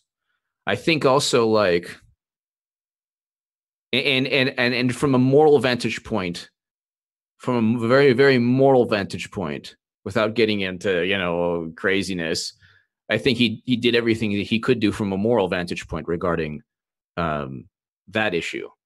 But, I look at it as it's really good versus evil. And if this is a movie, it's so easy to see who the villains are. The villains are anyone who is not defending and who is attacking Julian Assange, especially the people. I know you brought up mainstream, Susie, but the mainstream's like always, dorky, and, they're just like fumbling around, and whatever they think is going to be good for the producers say, okay, well, we'll go ahead and look at this. And everything is like from an establishment point of view. But I'm talking like when you look at, obviously I'm not going to bring up names, but like there are journalists and people who should be defending Julian Assange who aren't. That's what really bothers me. Like there are people who pretend to uphold this lofty image, but then there's a lot of people who also have done great things, but they're not defending Julian Assange. And I think that again, if God forbid he's ever extradited, I think that even those people, I mean, the opposite would take place. If he was ever extradited to the U.S., it would be the political downfall for Trump, but also for Democrats and Trump and Republicans. I mean, it would just be horrendous. So I'm hoping, I don't foresee it ever taking place, but maybe I'm too optimistic. We like to ask people, what was the WikiLeaks release that meant the most for them, that was the most impactful for them? I don't think I even need to ask you this. Well, I mean, just in terms of, look, I mean, the DNC leaks are not, they're like, a whole bunch of other, like the Iraq war logs and the Afghan. I mean, in terms of, grandiose information, there's been, publications from WikiLeaks that actually, talking about world history. The DNC, though, was one of the, I loved WikiLeaks even before the DNC and Podesta leaks, because I just thought that they were awesome.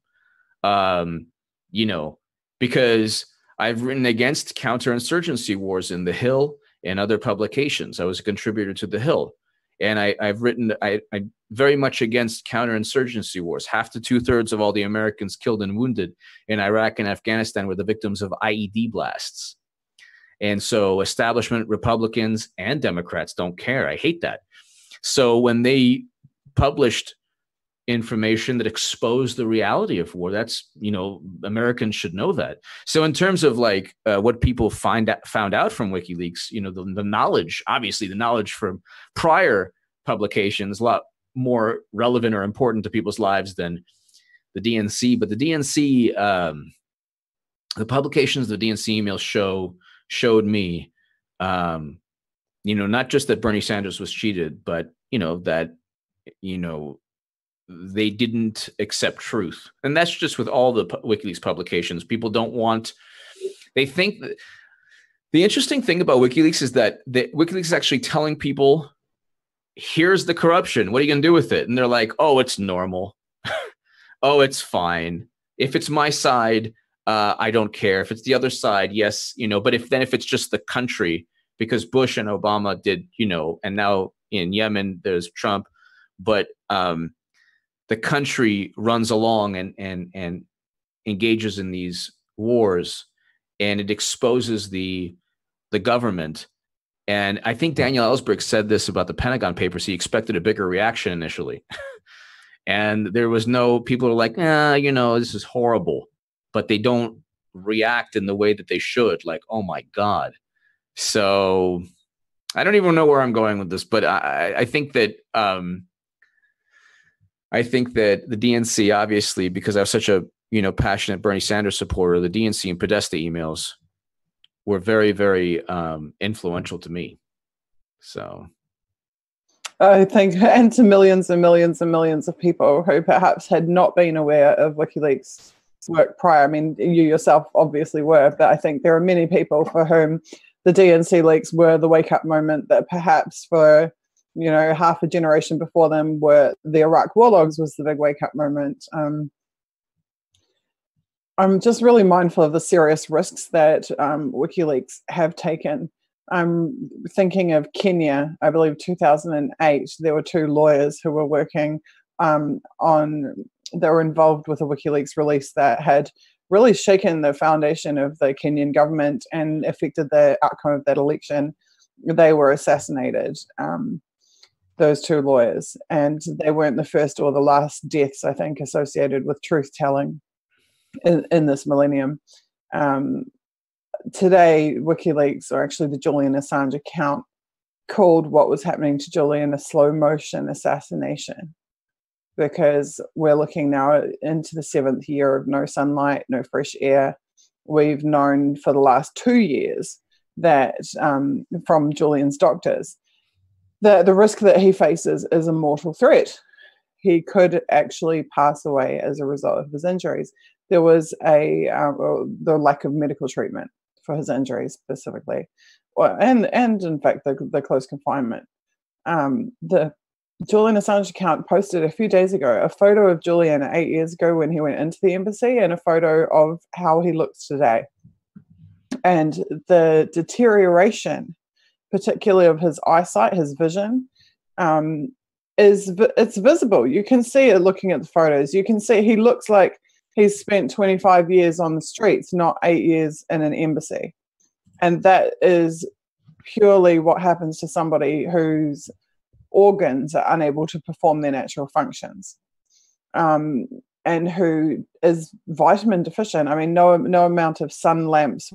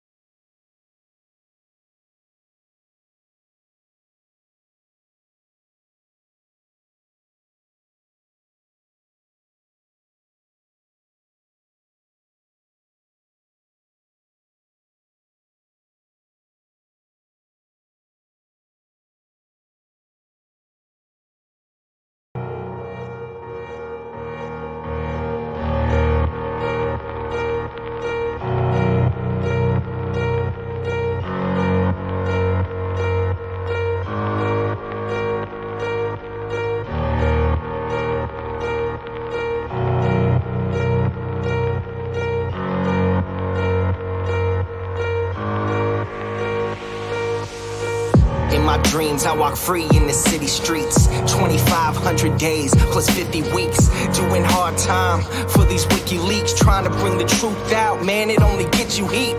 And then they gag you. You don't get to speak. And when you get the leak, they try to hit delete. The masses of the masses, they want the shit discreet. That's why my middle finger's up to these sick elites. Free speech, it's the freedom of press. Take your deepest, darkest secrets, never leave them unsaid. If I'm a thief, then I'm a thief for the people you dread. The people up the red, bottom blue, you keep them in bed. Seeing the sheep, keep them asleep, deceiving the weak. Keep seeking the leaks till you cease, and I see your defeat. Until I'm deceased underneath a freezing red sheet. Become a dead man, then I hit the switch and release. When Goldman Sachs is your creditor, you kill the messenger. Stories axed by the editor, you kill the messenger. Pay to play on the regular, you kill the messenger. Need to silence any questioners, you kill the messenger. And outside my window a figure quickly creeps. They dark as night like some motherfucking chimney sweeps. Whiskey what my Mickey keeps, dying in my kidneys weak. Silence of my risky tweets is what the grand jury seeks. I'm wanting peace like 7 years in Tibet. Now rest in peace like 7 years under threat. Cause I've released 7 vaults, they upset. They ended the rape sentence, but the US still insists to rest. I guess it's a sin to take the truth and disseminate. MLK to Gandhi, take aim and eliminate. And I don't say I'm great, just wanna say what's fake. But if they kill me, a million others will take my place. The CIA's post like a knife the sharpest. All hypocrisy, lies, and heartless. They want to stop me, my life make my heart quit. Cause democracy dies in the darkness. When Goldman Sachs is your creditor, you kill the messenger. Stories axed by the editor, you kill the messenger. Pay to play on the regular, you kill the messenger. Need to silence any questioners, you kill the messenger. When the vote count is irregular, you kill the messenger. You caught spying on a senator, you kill the messenger. Removing voters from the register, you kill the messenger. Need to silence any questioners, you kill the messenger.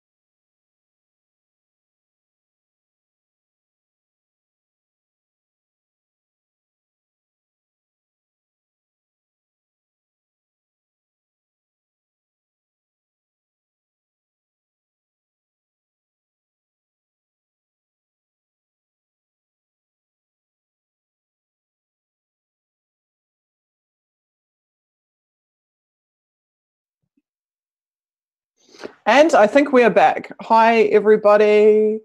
I'll just quickly unmute HA. Sorry about that. That was very interesting. The entire stream just went down, as you can tell, on all platforms. And it went down as I was describing in some detail the physical hardships and the risk of death that Julian is facing as a result of what is being done to him. I'm sure we'll have that conversation several more times in the rest of the stream. However, I just want to let HA finish off with his final thoughts before we move on to the incredible Australian journalist, Caitlin Johnstone, who is here with us and who I'll be interviewing next. HA, what are your messages for Julian and for WikiLeaks and for the audience who've been here diligently watching for hours? My message to Julian Assange is that millions of people love you, and your impact on the world is greater than I'm sure even you can ever imagine, positive impact, and that I do believe in my heart and soul that you will be victorious and that you will be free and that you will just win. I think the truth in this case, the truth doesn't always win out, but I think the truth in this case will prevail and win. And I just want to say that Julian Assange is an inspiration to everyone, adults, children, all of humanity. I think that he has done a great thing for the world, and he's part of world history. I think Julian Assange is part of world history, and I want him free. I think that we all want his freedom.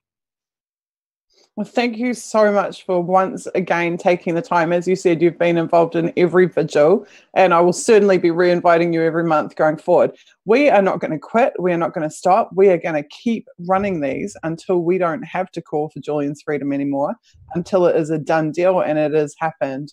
And thank you for being such a strong advocate and supporter of Julian and of WikiLeaks, HA. It's an honor for me to be here, and it's just an honor for me to be the advocate. And I think that you do such a fantastic job, Suzie, and Elizabeth does such a great job, and you guys are just wonderful. Thank you so much. I'm very privileged to call you a friend, HA. Absolutely. Me too. Thank you. Okay, take care. Thank you.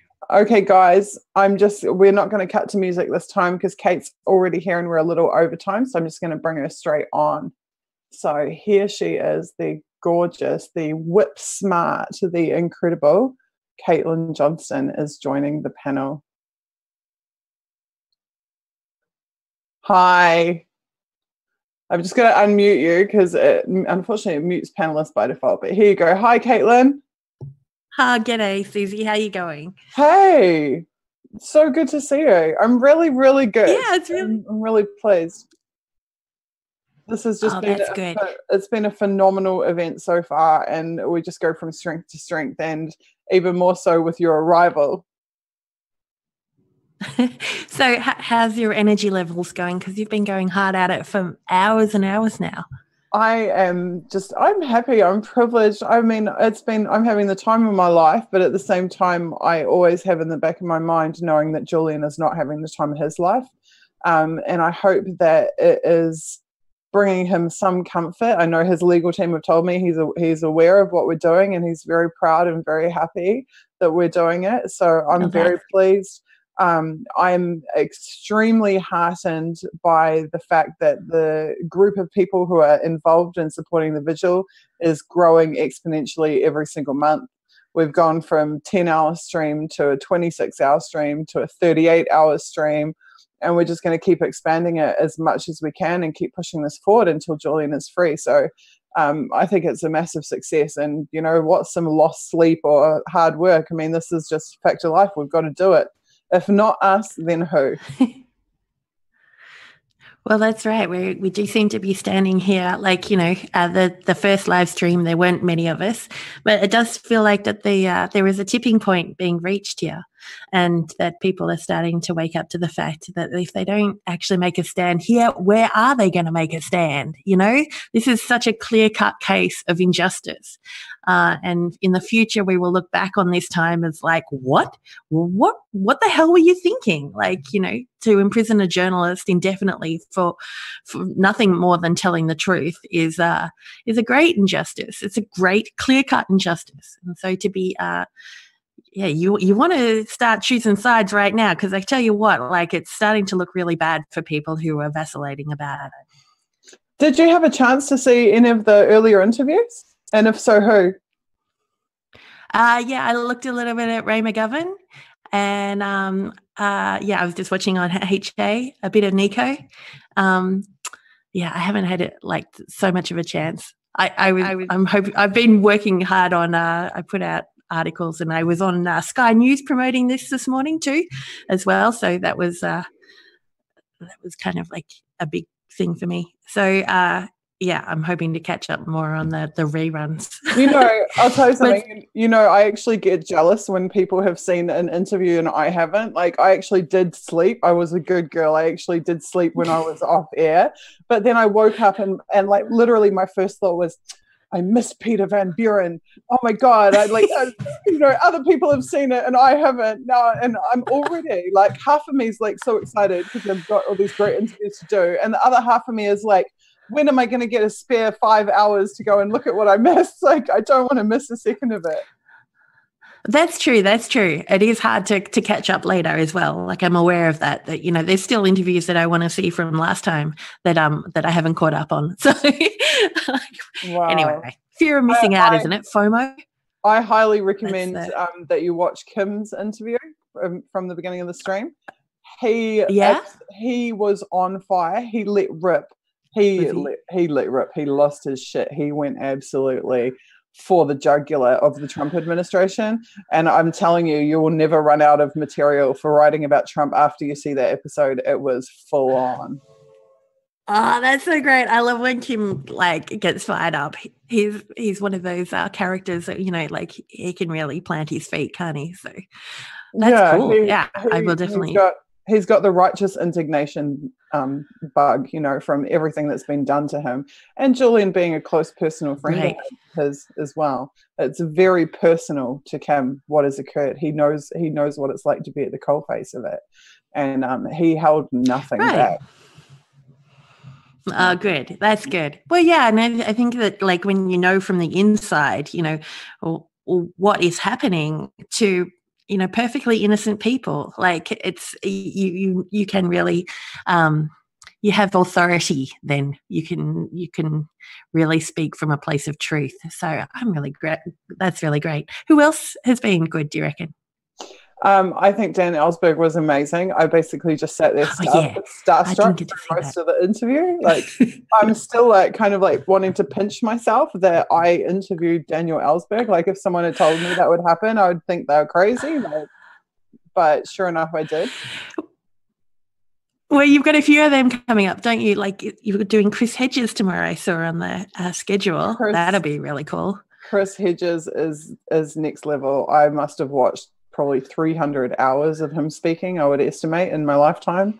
I've read so much of his work, and it's just truly, we are so lucky and so blessed that this horrible event of Julian being persecuted is bringing together so many beautiful people and building these incredible bridges and helping us to form these incredible relationships. And I just think it's the butterfly effect I mentioned in Dan Ellsberg's interview, that there's this butterfly effect, you know, whether it's Chelsea Manning's act of whistleblowing or Julian's act of publishing, and then the global ramifications of that. Like, for us on a small level, this movement and these streams are also a butterfly effect, because as I saw it actually last month, the people that we brought together on last month's stream that had never worked together then started producing media and producing content together over the course of the last few weeks, just entirely naturally. And I started to realize, wow, like what we're doing here on the stream is spirals into something that I couldn't even conceive of when I put it together. That's so amazing, isn't it? It's you know, what we're doing is very subversive. It's very dangerous to the establishment to have this cross-ideological collaboration going on about a unique issue that we all share the same sentiment on. Like, it does mean that we will find other ways in which we can work together on other issues, you know, for like, you know, other anti-establishment issues, or the anti-intervention, the war issue is another big one, which people of, all persuasions feel very strongly about. And we've been corralled into these tiny little pens, and told that we're not allowed to talk to each other. When there are, I love that you called it unity for Julian, or unity for justice even, because that's what the real strength of this is, that we're unifying across ideological borders. And in fact, it's a year ago tomorrow that I wrote an article that put me in a lot of shit about this. Like, I'm just suggesting that this is something that we should do, that we should put down our different flags and get together and work towards goals that we agree on, and put other issues aside for the moment. And so I'm really excited right now that this is happening, and I think it proves the thesis, that this is the way that we can actually move things in a really powerful way. So yeah, I was just going to say, I think it increases the viability of winning.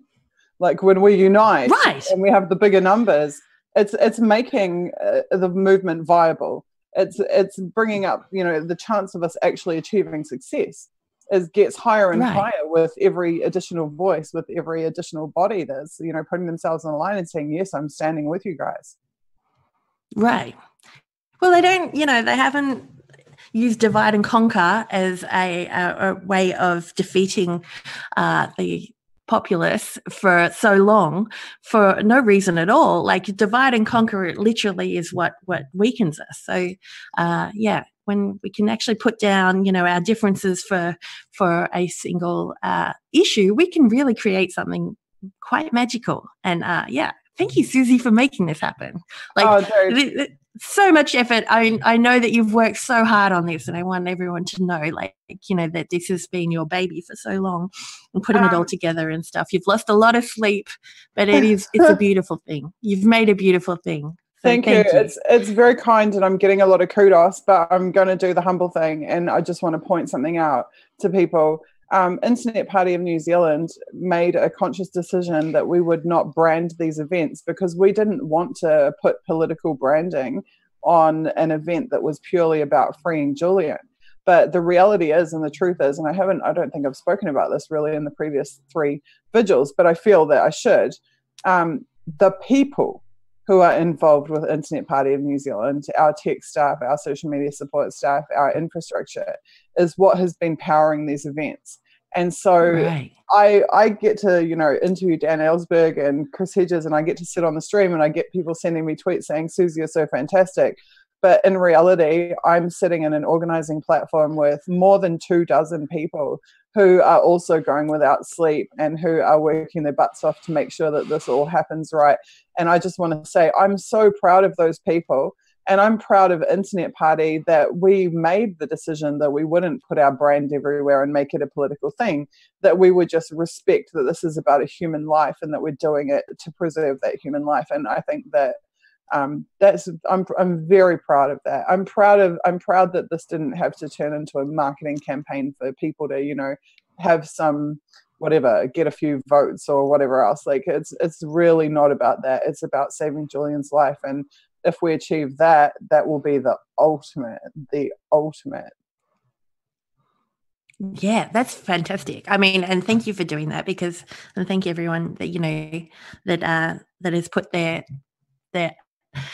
time and effort into this, because as soon as we make it political, then you divide people, and people aren't willing to, but everyone feels quite free. You can feel it, that everyone's feeling quite free, despite their ideological differences, to come on and support Julian Assange, and hopefully see him walk out of that embassy door any day now.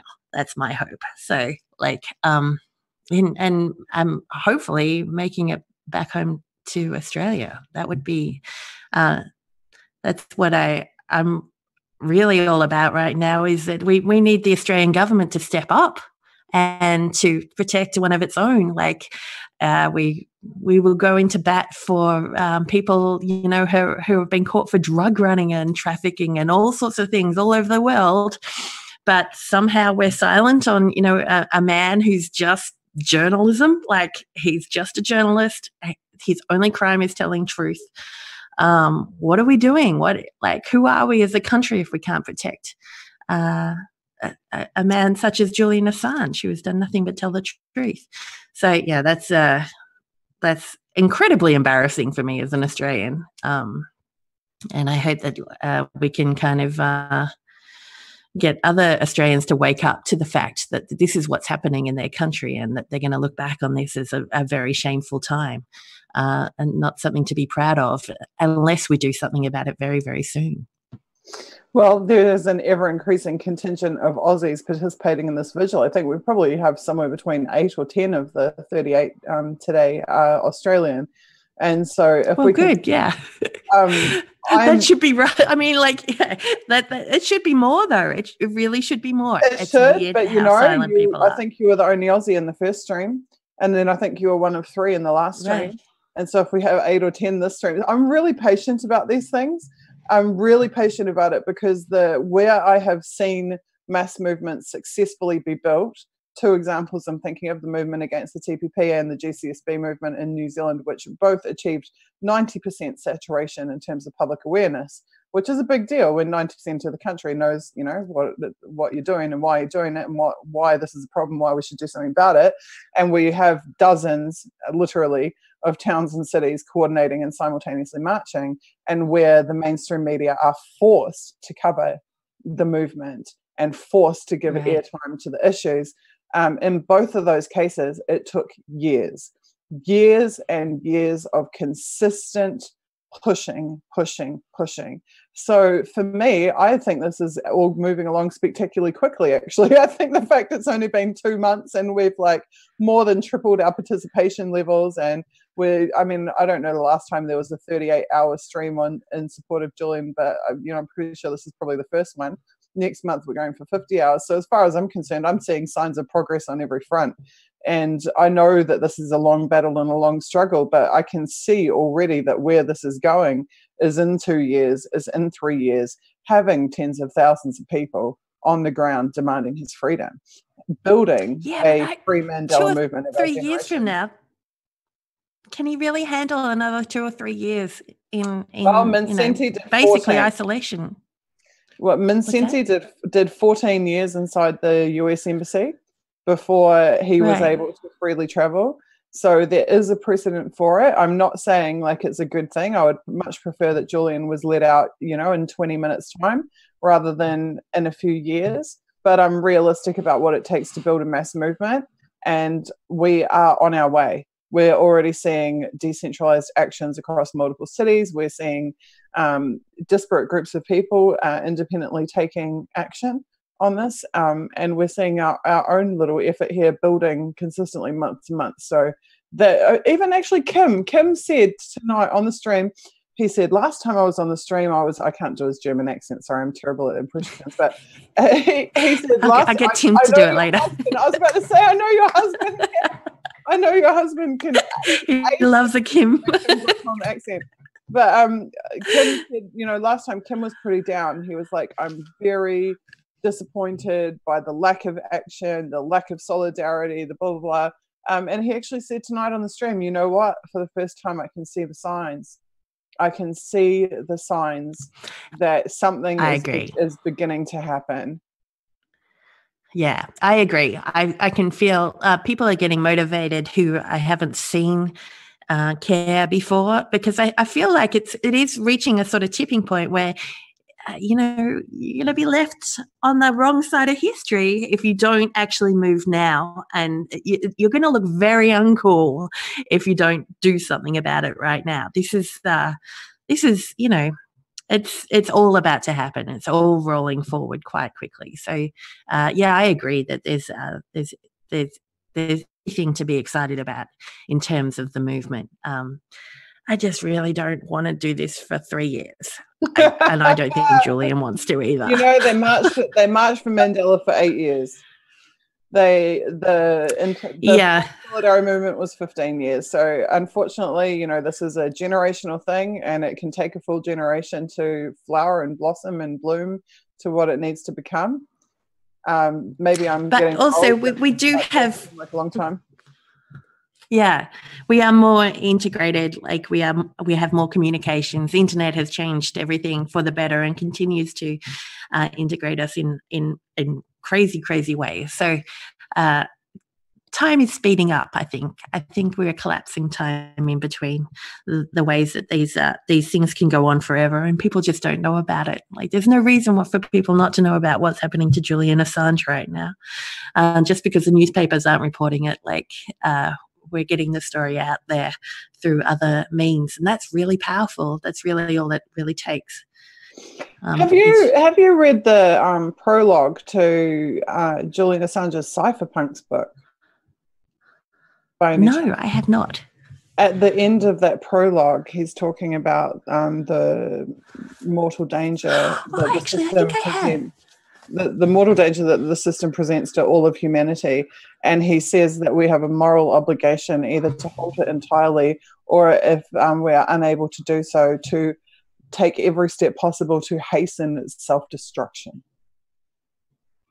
Right. Yeah, I remember those lines. So yeah, I must have read it. Right. Yeah. And that's true. Like, we do need to smash the system. Like the system is killing us. It's a monster. So we're, on this omnicidal, ecocidal track to nowhere, and we need to get off as quickly as possible. And Julian Assange happens to represent a whole lot of that. He's kind of like he calls himself the lightning rod. I've heard him say that before. Mm-hmm. But it's true that he's kind of like in bringing truth to power, he has become where it's all at, like where the people who hate him and want to see him destroyed are the ones most invested in the system as it is right now. So they're showing themselves up, like as they come out and the things that they say about him. And in the same way, the people who are invested in the health of our species and the health of our planet and our ongoing progress as culturally are the ones who are stepping up to trying to lift him up and elevate him and get him out of there too. Which is precisely what he's done for so many of us, for so many people. Elevated us, right. Lifted us up, given us a platform. Right. Yeah. Well, definitely he's, when he was able to, he was retweeting a lot of my things. Like I have a lot of my audience thanks to Julian. So, yeah, he's definitely not being ungenerous about lending his platform to other people and elevating those who he thinks are worthy of a second look. He's also consistently showing solidarity with people who are struggling, regardless of what country that comes from, whether that's in Syria, whether it's in Catalonia. He's been prepared to take very principled stances in solidarity with at-risk journalists, activists, members of the public worldwide. Right, and often at his own risk. Catalonia, there was if he had any self-interest at all, he would have stayed quiet about that, but he didn't. And that's something that he's almost obsessive about being correct, like about being on the right side and about bringing up the underdog, about giving everyone a fair go, and about, keeping the bastards honest as well. Which, were the sort of ideals that I was brought up with as in Australia around the same time that he was a young kid. I was too. We're about the same age. And, so to me, they're very Australian values, and there's something that's got lost in time, I guess. I'm not sure, or just eroded by culture, but he makes a lot of sense to me. He really, he always tries to do the right thing, which is something that I always try to do too, even if it doesn't jive with my own self-interest. It's better to do the right thing, better to do the thing in the highest interest than in my self-interest. If I am at all interested in the progress of our species. That is so beautifully put. I think this is something we always used to say to each other. My very beleaguered media team in New Zealand, of my ragtag group of random people thrust together by the Occupy movement, trying to have each other's backs under the absolute worst circumstances, and I'm very proud, never ever turning away from each other, always being there for each other. And we used to say solidarity is all we have that they can't take from us. They can take our money, our jobs, our houses, our relationships, they can take our bodies, but they cannot take our solidarity. We can stand in solidarity with each other, whether we do it from a prison cell or wherever.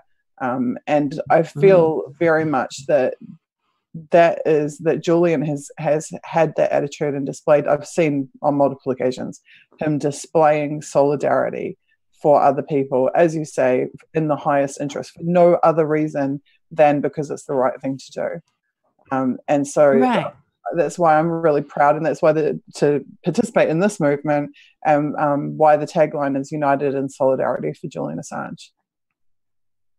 Right, and that's why there was so much trust in him, and that's why the establishment has worked so hard to erode that trust through various psyops stories, smear pieces, and just different actions that will cast shade on him.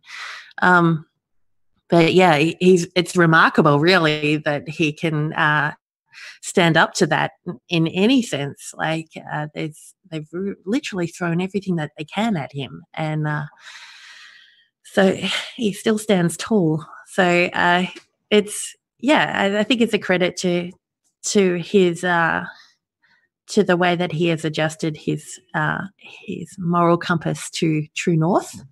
We don't always get it right, and everyone's human. But if you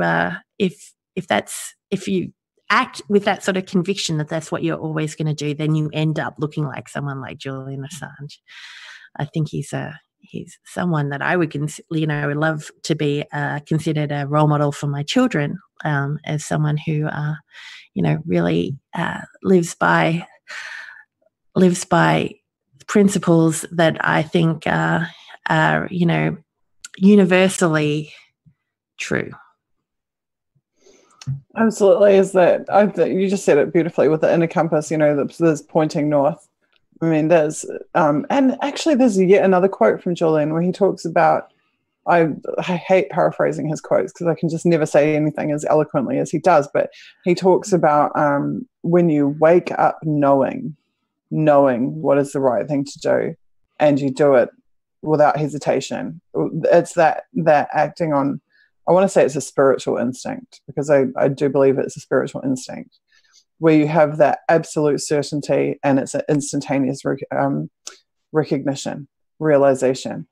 This is what I'm meant to do, and I'm going to do it. And I think that's very much what he operates under. Right. Well, that's and that's when you live in a world like ours, which just plies us all the time with propaganda and advertising and psyops of all sort of shapes and colors. That's quite difficult to do, because we swim in fear. We swim in anxiety all the time. We're told that we're not the right shapes or the right color or the right right person to do such and such, or that our mother never loved us, or blah blah blah blah. It goes on and on.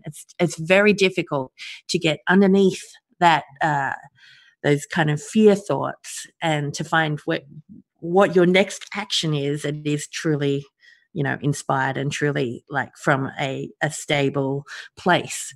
But that's a very beautiful description of it, isn't it? Really, when you just, that just, even though it might scare you, that's the thing you have to do next. That's the next obvious step.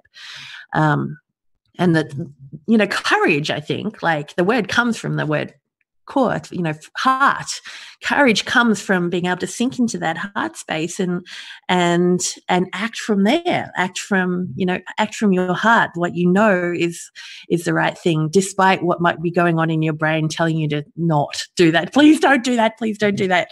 That's going to ruin your life for weeks or whatever. Courage comes from stepping forward, with your heart. So yeah, he's a really remarkable person. Like people.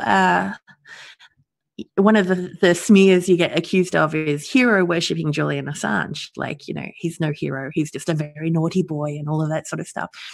But he's actually a very remarkable person. There's no getting away from that. Like, what he's done has been extremely, it's innovative. He created a system that, along with others, of course, that means that people working within large institutions, government institutions, large corporations or whatever, who see something that they know is detrimental and that they need to blow the whistle on, they can pass on that information in a completely anonymous way. That's amazing. And that has changed everything. That's changed everything for the planet. And it has reversed some of the power back to the people, because there's things that go on behind closed doors that we need to know about. Like that we should be led by the will of all people, not just a chosen few who happen to have large bank accounts and well-established family names. That's not what we're about. We really do need to if we're going to avert omnicide or ecocide, we really do need to draw wisdom from the collective, and to do that, we need more information. We need more information on what people are doing in our names and with our tax money. That's the other thing. These are often government things that are going on that we need to know about, because we're actually, like, our hard-earned cash is going towards them, and we deserve to know about it. I had a fantastic conversation with an anti-war activist and two-time Nobel Prize nominee David Swanson earlier on tonight, and we were talking about, we were discussing how everybody talks about the economics of war, but very few people talk about the economics of peace. And so he was starting to work through, we hear like 1 trillion spent, 4 trillion spent on Iraq war, 7 trillion missing from the Pentagon. And it doesn't really mean anything much more than words, because it's so large that we can't really conceive of it.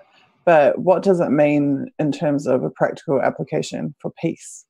In what way could we, if we turn that around, really truly revolutionize the way that we live and the systems that we have and function within? And he was drawing parallels between the poverty, the privatization, the austerity, and the poverty inflicted domestically in America is directly connected to the violence inflicted upon foreign countries, because the deprivation domestically within America is the result of the wealth extraction being used for the wars. So the wars are not just turning the third world, keeping the third world, but they're actually turning the first world into the third world. And right. That's something that not a lot of people have made the connection about, that the wealth that is sucked out domestically is what is then used to oppress internationally. Right. War is a racket. Yeah. It's been said for 120 years, Yeah. It is. It's a very, very profitable thing for those who have, large companies, etc. But it's basically socialism for the rich. Like, it's just extracting tax money, rivers of tax money, and diverting it to large, rich corporations, run by the same handful of people. And it's diverting it from regular everyday people. So, it's weird to me that socialism's got such a bad name when it comes to looking after normal people, but when it comes to the military, give them what they want. Like, it's just like a blank checkbook. Literally, like, the Pentagon, the audits, they don't get audited. Like, so they have no idea how much money they spend. So it's it's a very strange it's like the normal everyday average people are working, doing real work with their hands, or providing services, creating goods, etc. A real trade way, creating real money, and then they give it to these guys, that and it just goes off to kill people. It's an extremely strange situation. But it's sold to the domestic population, as particularly in the Western countries, but also European other countries. It's sold to the domestic population as being a job creator. It's right. a crucial part of the economy, and if we didn't have it, we would all go broke and bankrupt. But never mind that we are going broke and bankrupt under that system. And David was talking about how in the peace economy, that dollar for dollar that you spend in the peace economy by comparison to the war economy, you actually create more jobs and more resources and generate more wealth than you do by pissing it all down the contractor military industrial complex. And you have the added benefit of not having committed genocide simultaneously. Right. Yeah.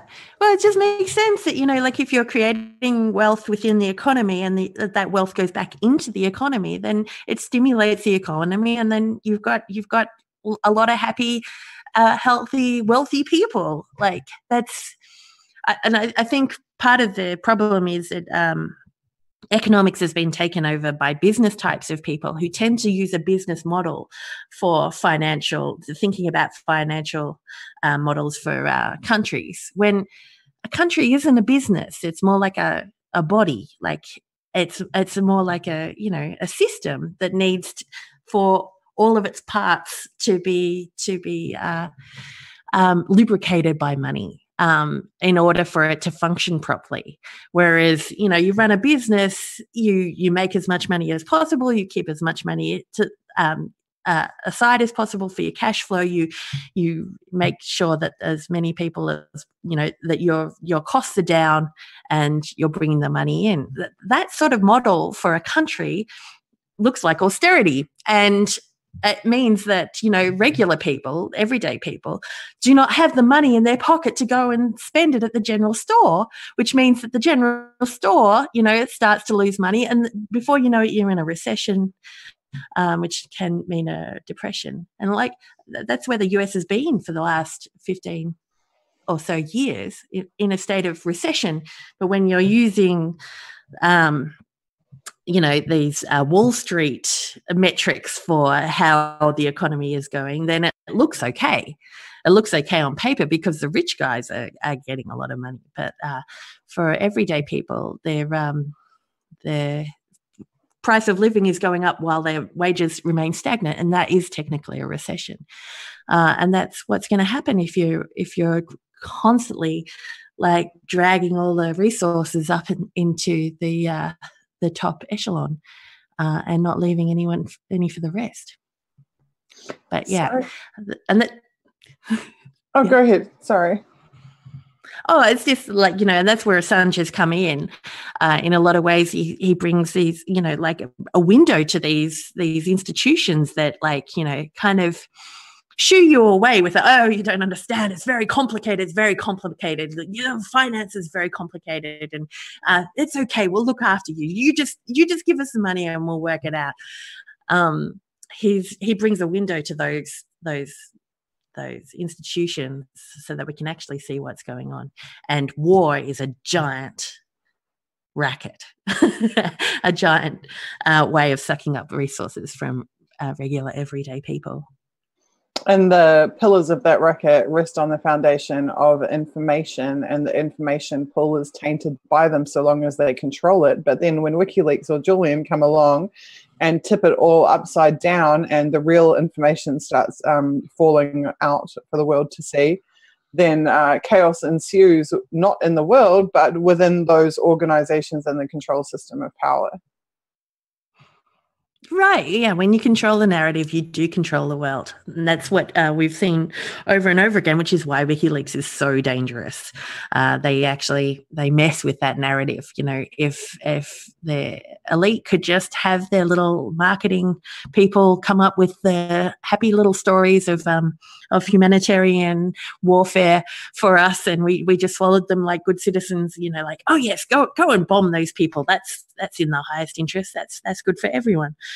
If they could just have that be undisturbed, then things would flow along quite nicely for them. But as soon as you start messing with their narratives, and then you start messing with their actual business models, and that's why they hate WikiLeaks.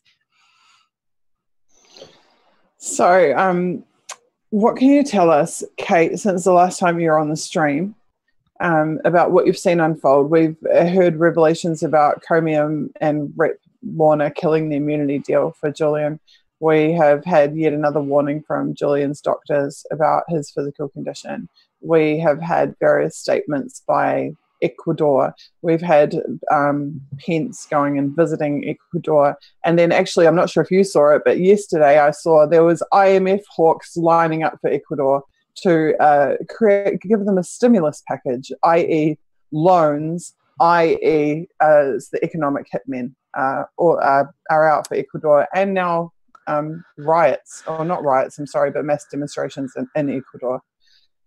What is your take on all of that and the direction and where it's heading? Well, I mean, it's pretty obvious where it's heading, isn't it? They're trying to clamp down as much as possible. They're, making statements about how Julian needs to make a choice. He needs to resolve things with Britain, and it's. I mean, they're starting to look a little panicked, though, as well. So that's interesting to me. They're starting to look like they really need to wrap this up. The fact that we, he's not allowed to speak anymore, that was a win for them. But also, like, the longer he's not allowed to speak, the more the louder the protests are going to be. So, I think I think it's moving in an interesting direction, which is why I say that it's time now to line up on the right side of history. If you've been sitting there quietly and wondering when you're going to say something, now is the time to say it, because I think it is heating up. I enjoyed there was a rally here in Melbourne. There was rallies right across the world, and that was good. I think that was a good sign. That was also totally self-organized. I mean, there was some organizations behind it, but that was to see the collective stand up and step up to make a stand about this was really exciting to me. Without the prompts of the regular kind of things going on. So I can't see you anymore, Suzie. Are you there? Oh, sorry, I dropped you a message just to let you know my camera's off. But I wonder, is it really a win for them silencing him? It might be a short-term win, or is it taking the mask off and is it showing them up to be the oppressors that they actually are? I mean, they've been pretending all the time that it's self-imposed, that he's in the embassy, but maybe this is actually showing the true face on the empire.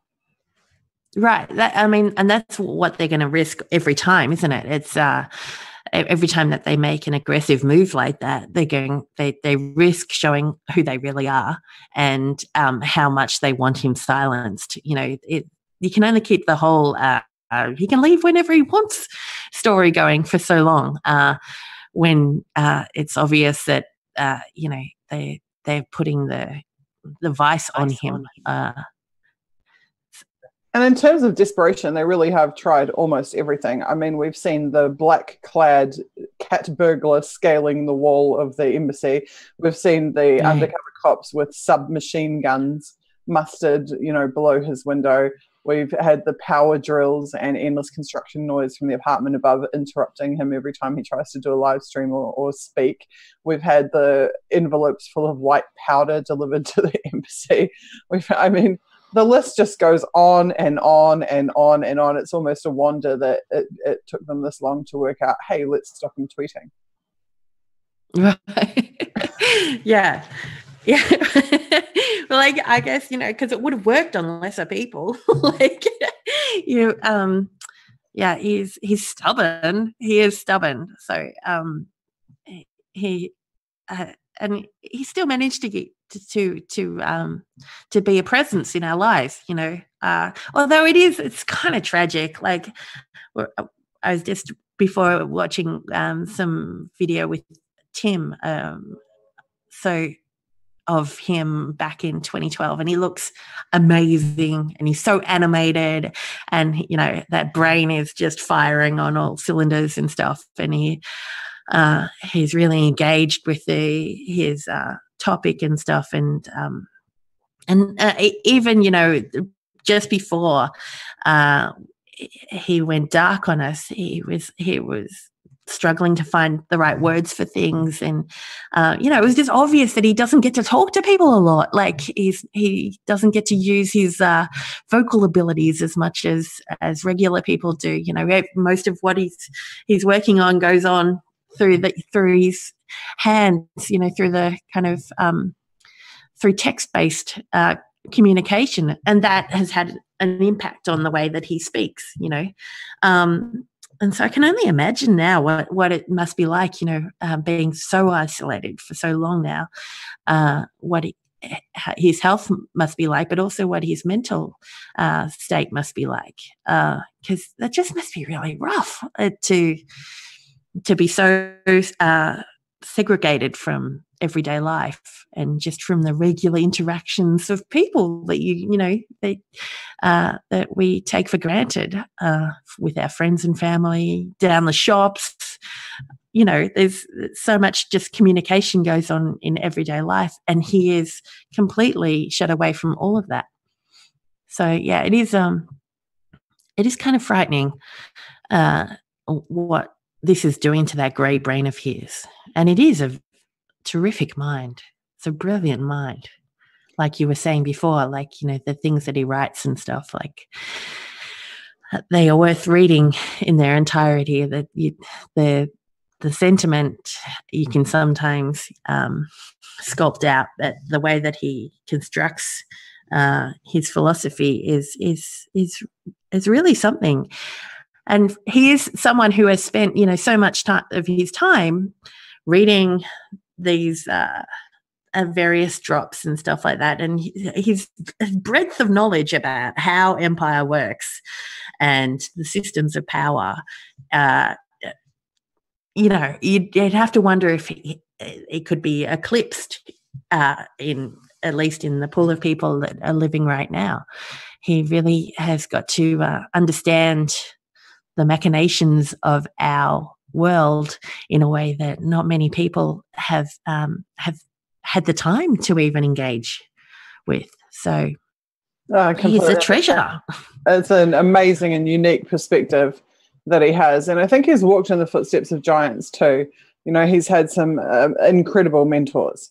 John Jones QC and Michael Ratner, and even the CIJ people that he's worked with, Gavin McFadden. People like this very much were mentors to Julian.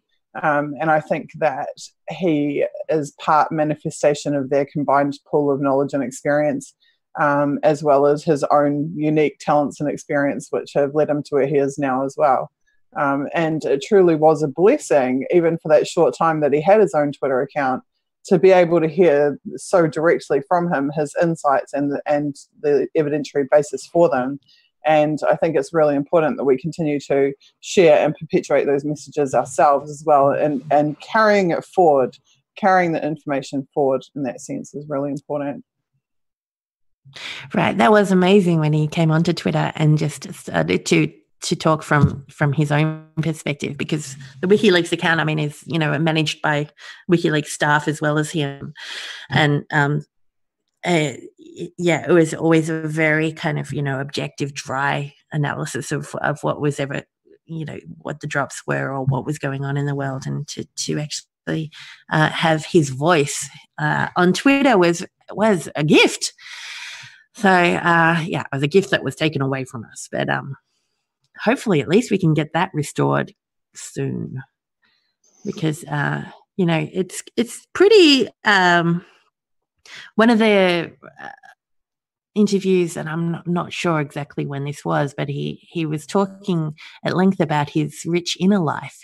He was this was on the project here in Australia. He talked to Waleed Ali, and Waleed asked him, what it was like in the embassy, and he said, well, it's a pretty poor family life. I don't get to go outside, and I'm not seeing sunshine or my family or my kids, or I don't get to engage in society, but it is a pretty rich internal life, pretty rich intellectual life, because he has his work and stuff.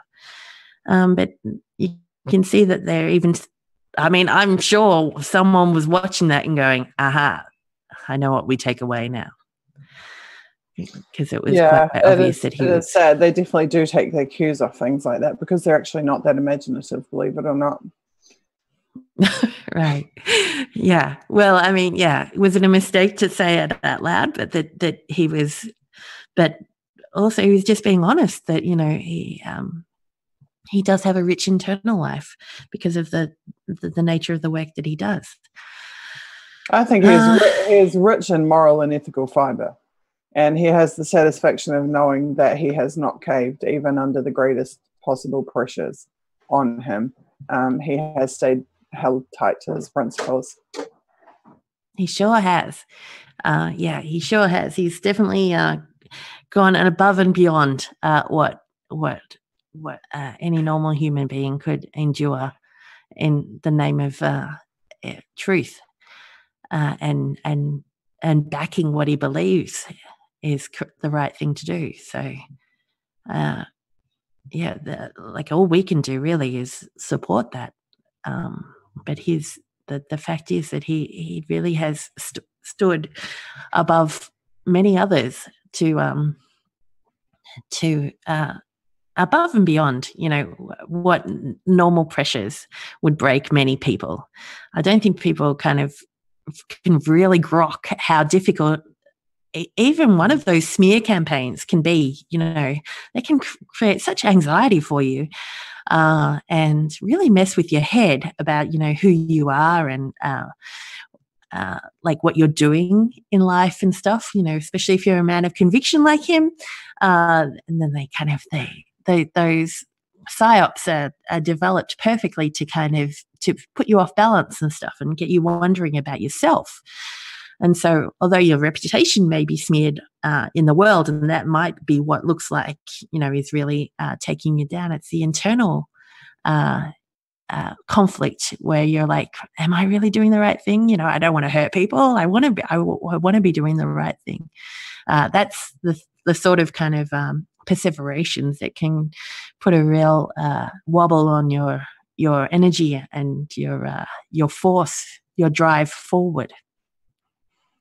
But Julian has seemed almost impervious to it. Not that it hasn't hurt him, not that it hasn't tormented him, but that he has kept working regardless, no matter what they throw at him, no matter what they do to him. He does not allow them to take the power over his career or his strategic direction.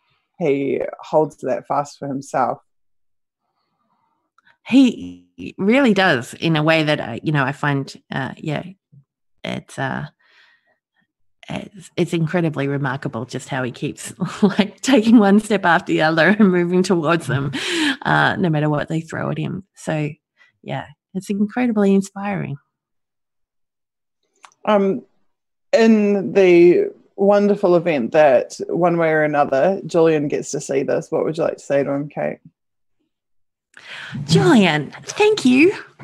Thank you from the bottom of my heart, and thank you from all humanity for what you've done.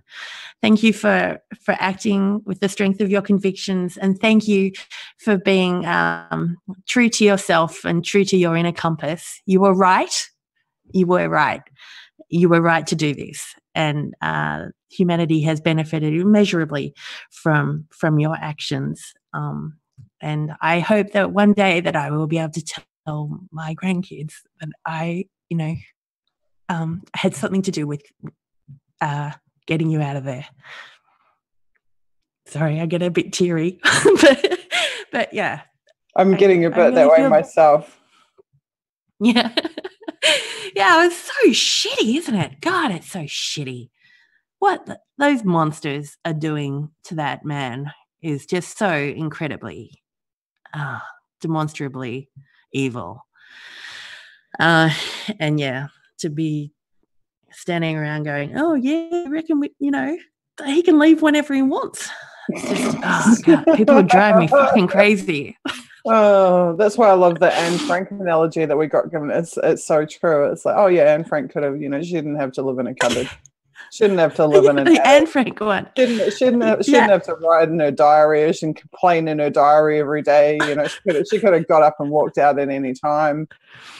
Right. Yeah. That's perfectly true, isn't it? Like, people don't seem to be able to think beyond what they've been told to say. Like they don't even think 2 steps forward, like what that would actually mean for him to leave whenever he wants, stepping outside of the embassy, what that would actually mean for him. So it's bad thinking. But